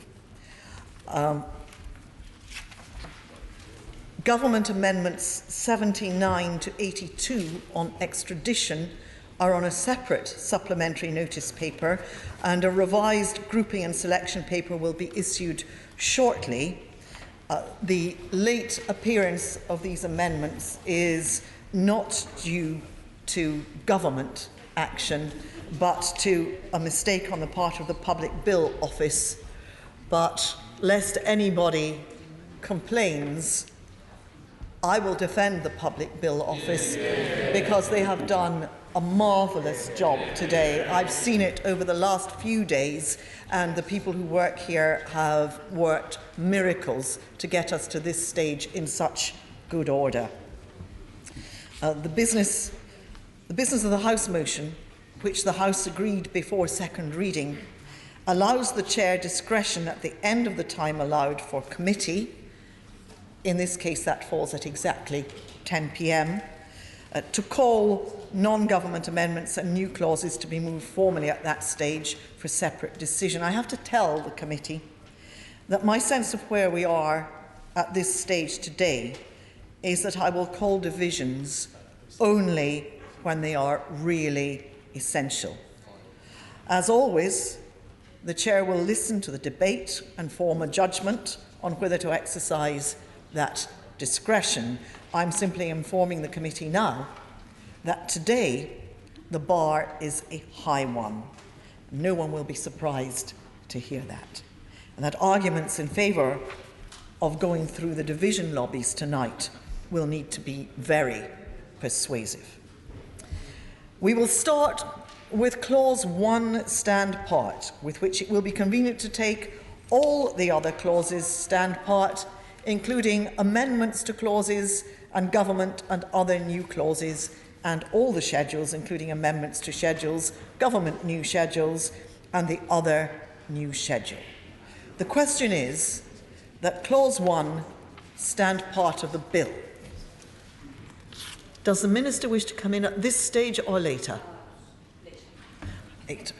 Clause 1 stands part of the bill. Goodness me. Chris Bryant. Well, there we are. Right. Go for it. Madam Deputy Speaker, I rise merely to refer to the issue of the timing and the length of the bill, because, as you will know, the Minister said in the previous debate that they were tabling an amendment which would allow, instead of a 2-year period for the bill to exist, the bill will still be on the statute books for 2 years, but nonetheless, after 6 months, there will be an opportunity to vote on whether or not the temporary measures in the bill should remain. Now, I just urge the Minister to look very carefully at the amendment that they've tabled, because I think it's defective. It says quite clearly in New Clause 19, in this section, relevant temporary provision means that any provision of this Act which is not listed in Section 2, provisions not subject to expiry. But I can't find anywhere a Section 2, provisions not subject to expiry. So I don't think that this amendment works in law. Now, I may be completely wrong and I may have missed something, and I hope, if so, that the Minister can enlighten me. And I don't think there's any conspiracy here. It may just be that something's been missed. But my anxiety has been from the start, as I think it has been for the Right Honourable Member for Halton, Price and Howden, that 2 years is a very long time to have such draconian measures on the statute book at all. And secondly, to have them on the statute book without a moment at which the House, rather than ministers, can decide to switch individual measures on or off is quite problematic. The government has already used the 1984 Public Health Act for the statutory instruments, which is now tabled, to close pubs, restaurants, casinos, spas, gyms and so on. That is under, that still has to go through the House under the 1984 Act, and that's secondary legislation which it needs Parliament, the Commons and the Lords to vote in favour of within 28 days of that having been tabled. If they had gone down the route of the Civil Contingencies Act 2004, likewise, they would have needed to come back for each of the individual powers that they presented under that Act every 30 days. And if the House chose not to allow those powers to remain, then they wouldn't be able to continue using them. And in addition to that, the 2004 Act makes it clear that if Parliament is adjourned for more than 4 days, or even if it is prorogued, then the Speaker and the Monarch have to summon Parliament. So, of course, I give way. You may be coming to this, forgive me if he is, but there's one other element of this. By putting this in primary legislation rather than secondary, it also takes it out of the purview of the courts. So here we have one of the heaviest duty acts we have seen post-war, prevented from judicial review in the interest of citizens. Well, I agree, and I don't really understand why the government have gone down this direction. I have been told in several private meetings that this is because the government believes that the Civil Contingencies Act 2004 can only be used where the government doesn't know that something's coming down the line. But the definition in section 19, I think it is, of that Act, of what an emergency constitutes, I think would allow for every single thing that we are presently considering. Now, I tabled, in one moment, I tabled an amendment, and I must apologise to the honourable member for the Wrekin, because it is entirely my fault that by accident his name ended up on my amendment. I'm terribly, terribly sorry. And if any of his government whips want to beat anybody up, they should be beating me up. So I apologise to him. But there is a serious point here, which is that if the government is going to take draconian powers and give itself the power to switch them on and off, I think that should come back to Parliament more frequently, even than is allowed for in the government's amendment. I give way. I thank the right honourable gentleman very much for giving way. He may well be right about the civil contingencies point, because the clerk who drafted that legislation, the drafter of that legislation has confirmed that that is indeed his understanding. At least that is, I believe, the case.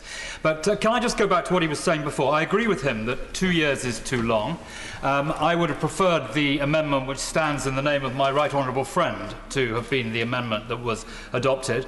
But I don't think there's any sense in the House that we want to have a vote on this. What we do want to do, of course, is to put the government on notice that the length of time is a matter of concern, and that we must have a chance, and the government appears to be moving towards agreeing to 6 months, to review this matter. And although I completely agree with him about the importance of the matters which he has sought to enshrine in his amendment, I think that would encapsulate the will of the House at the moment.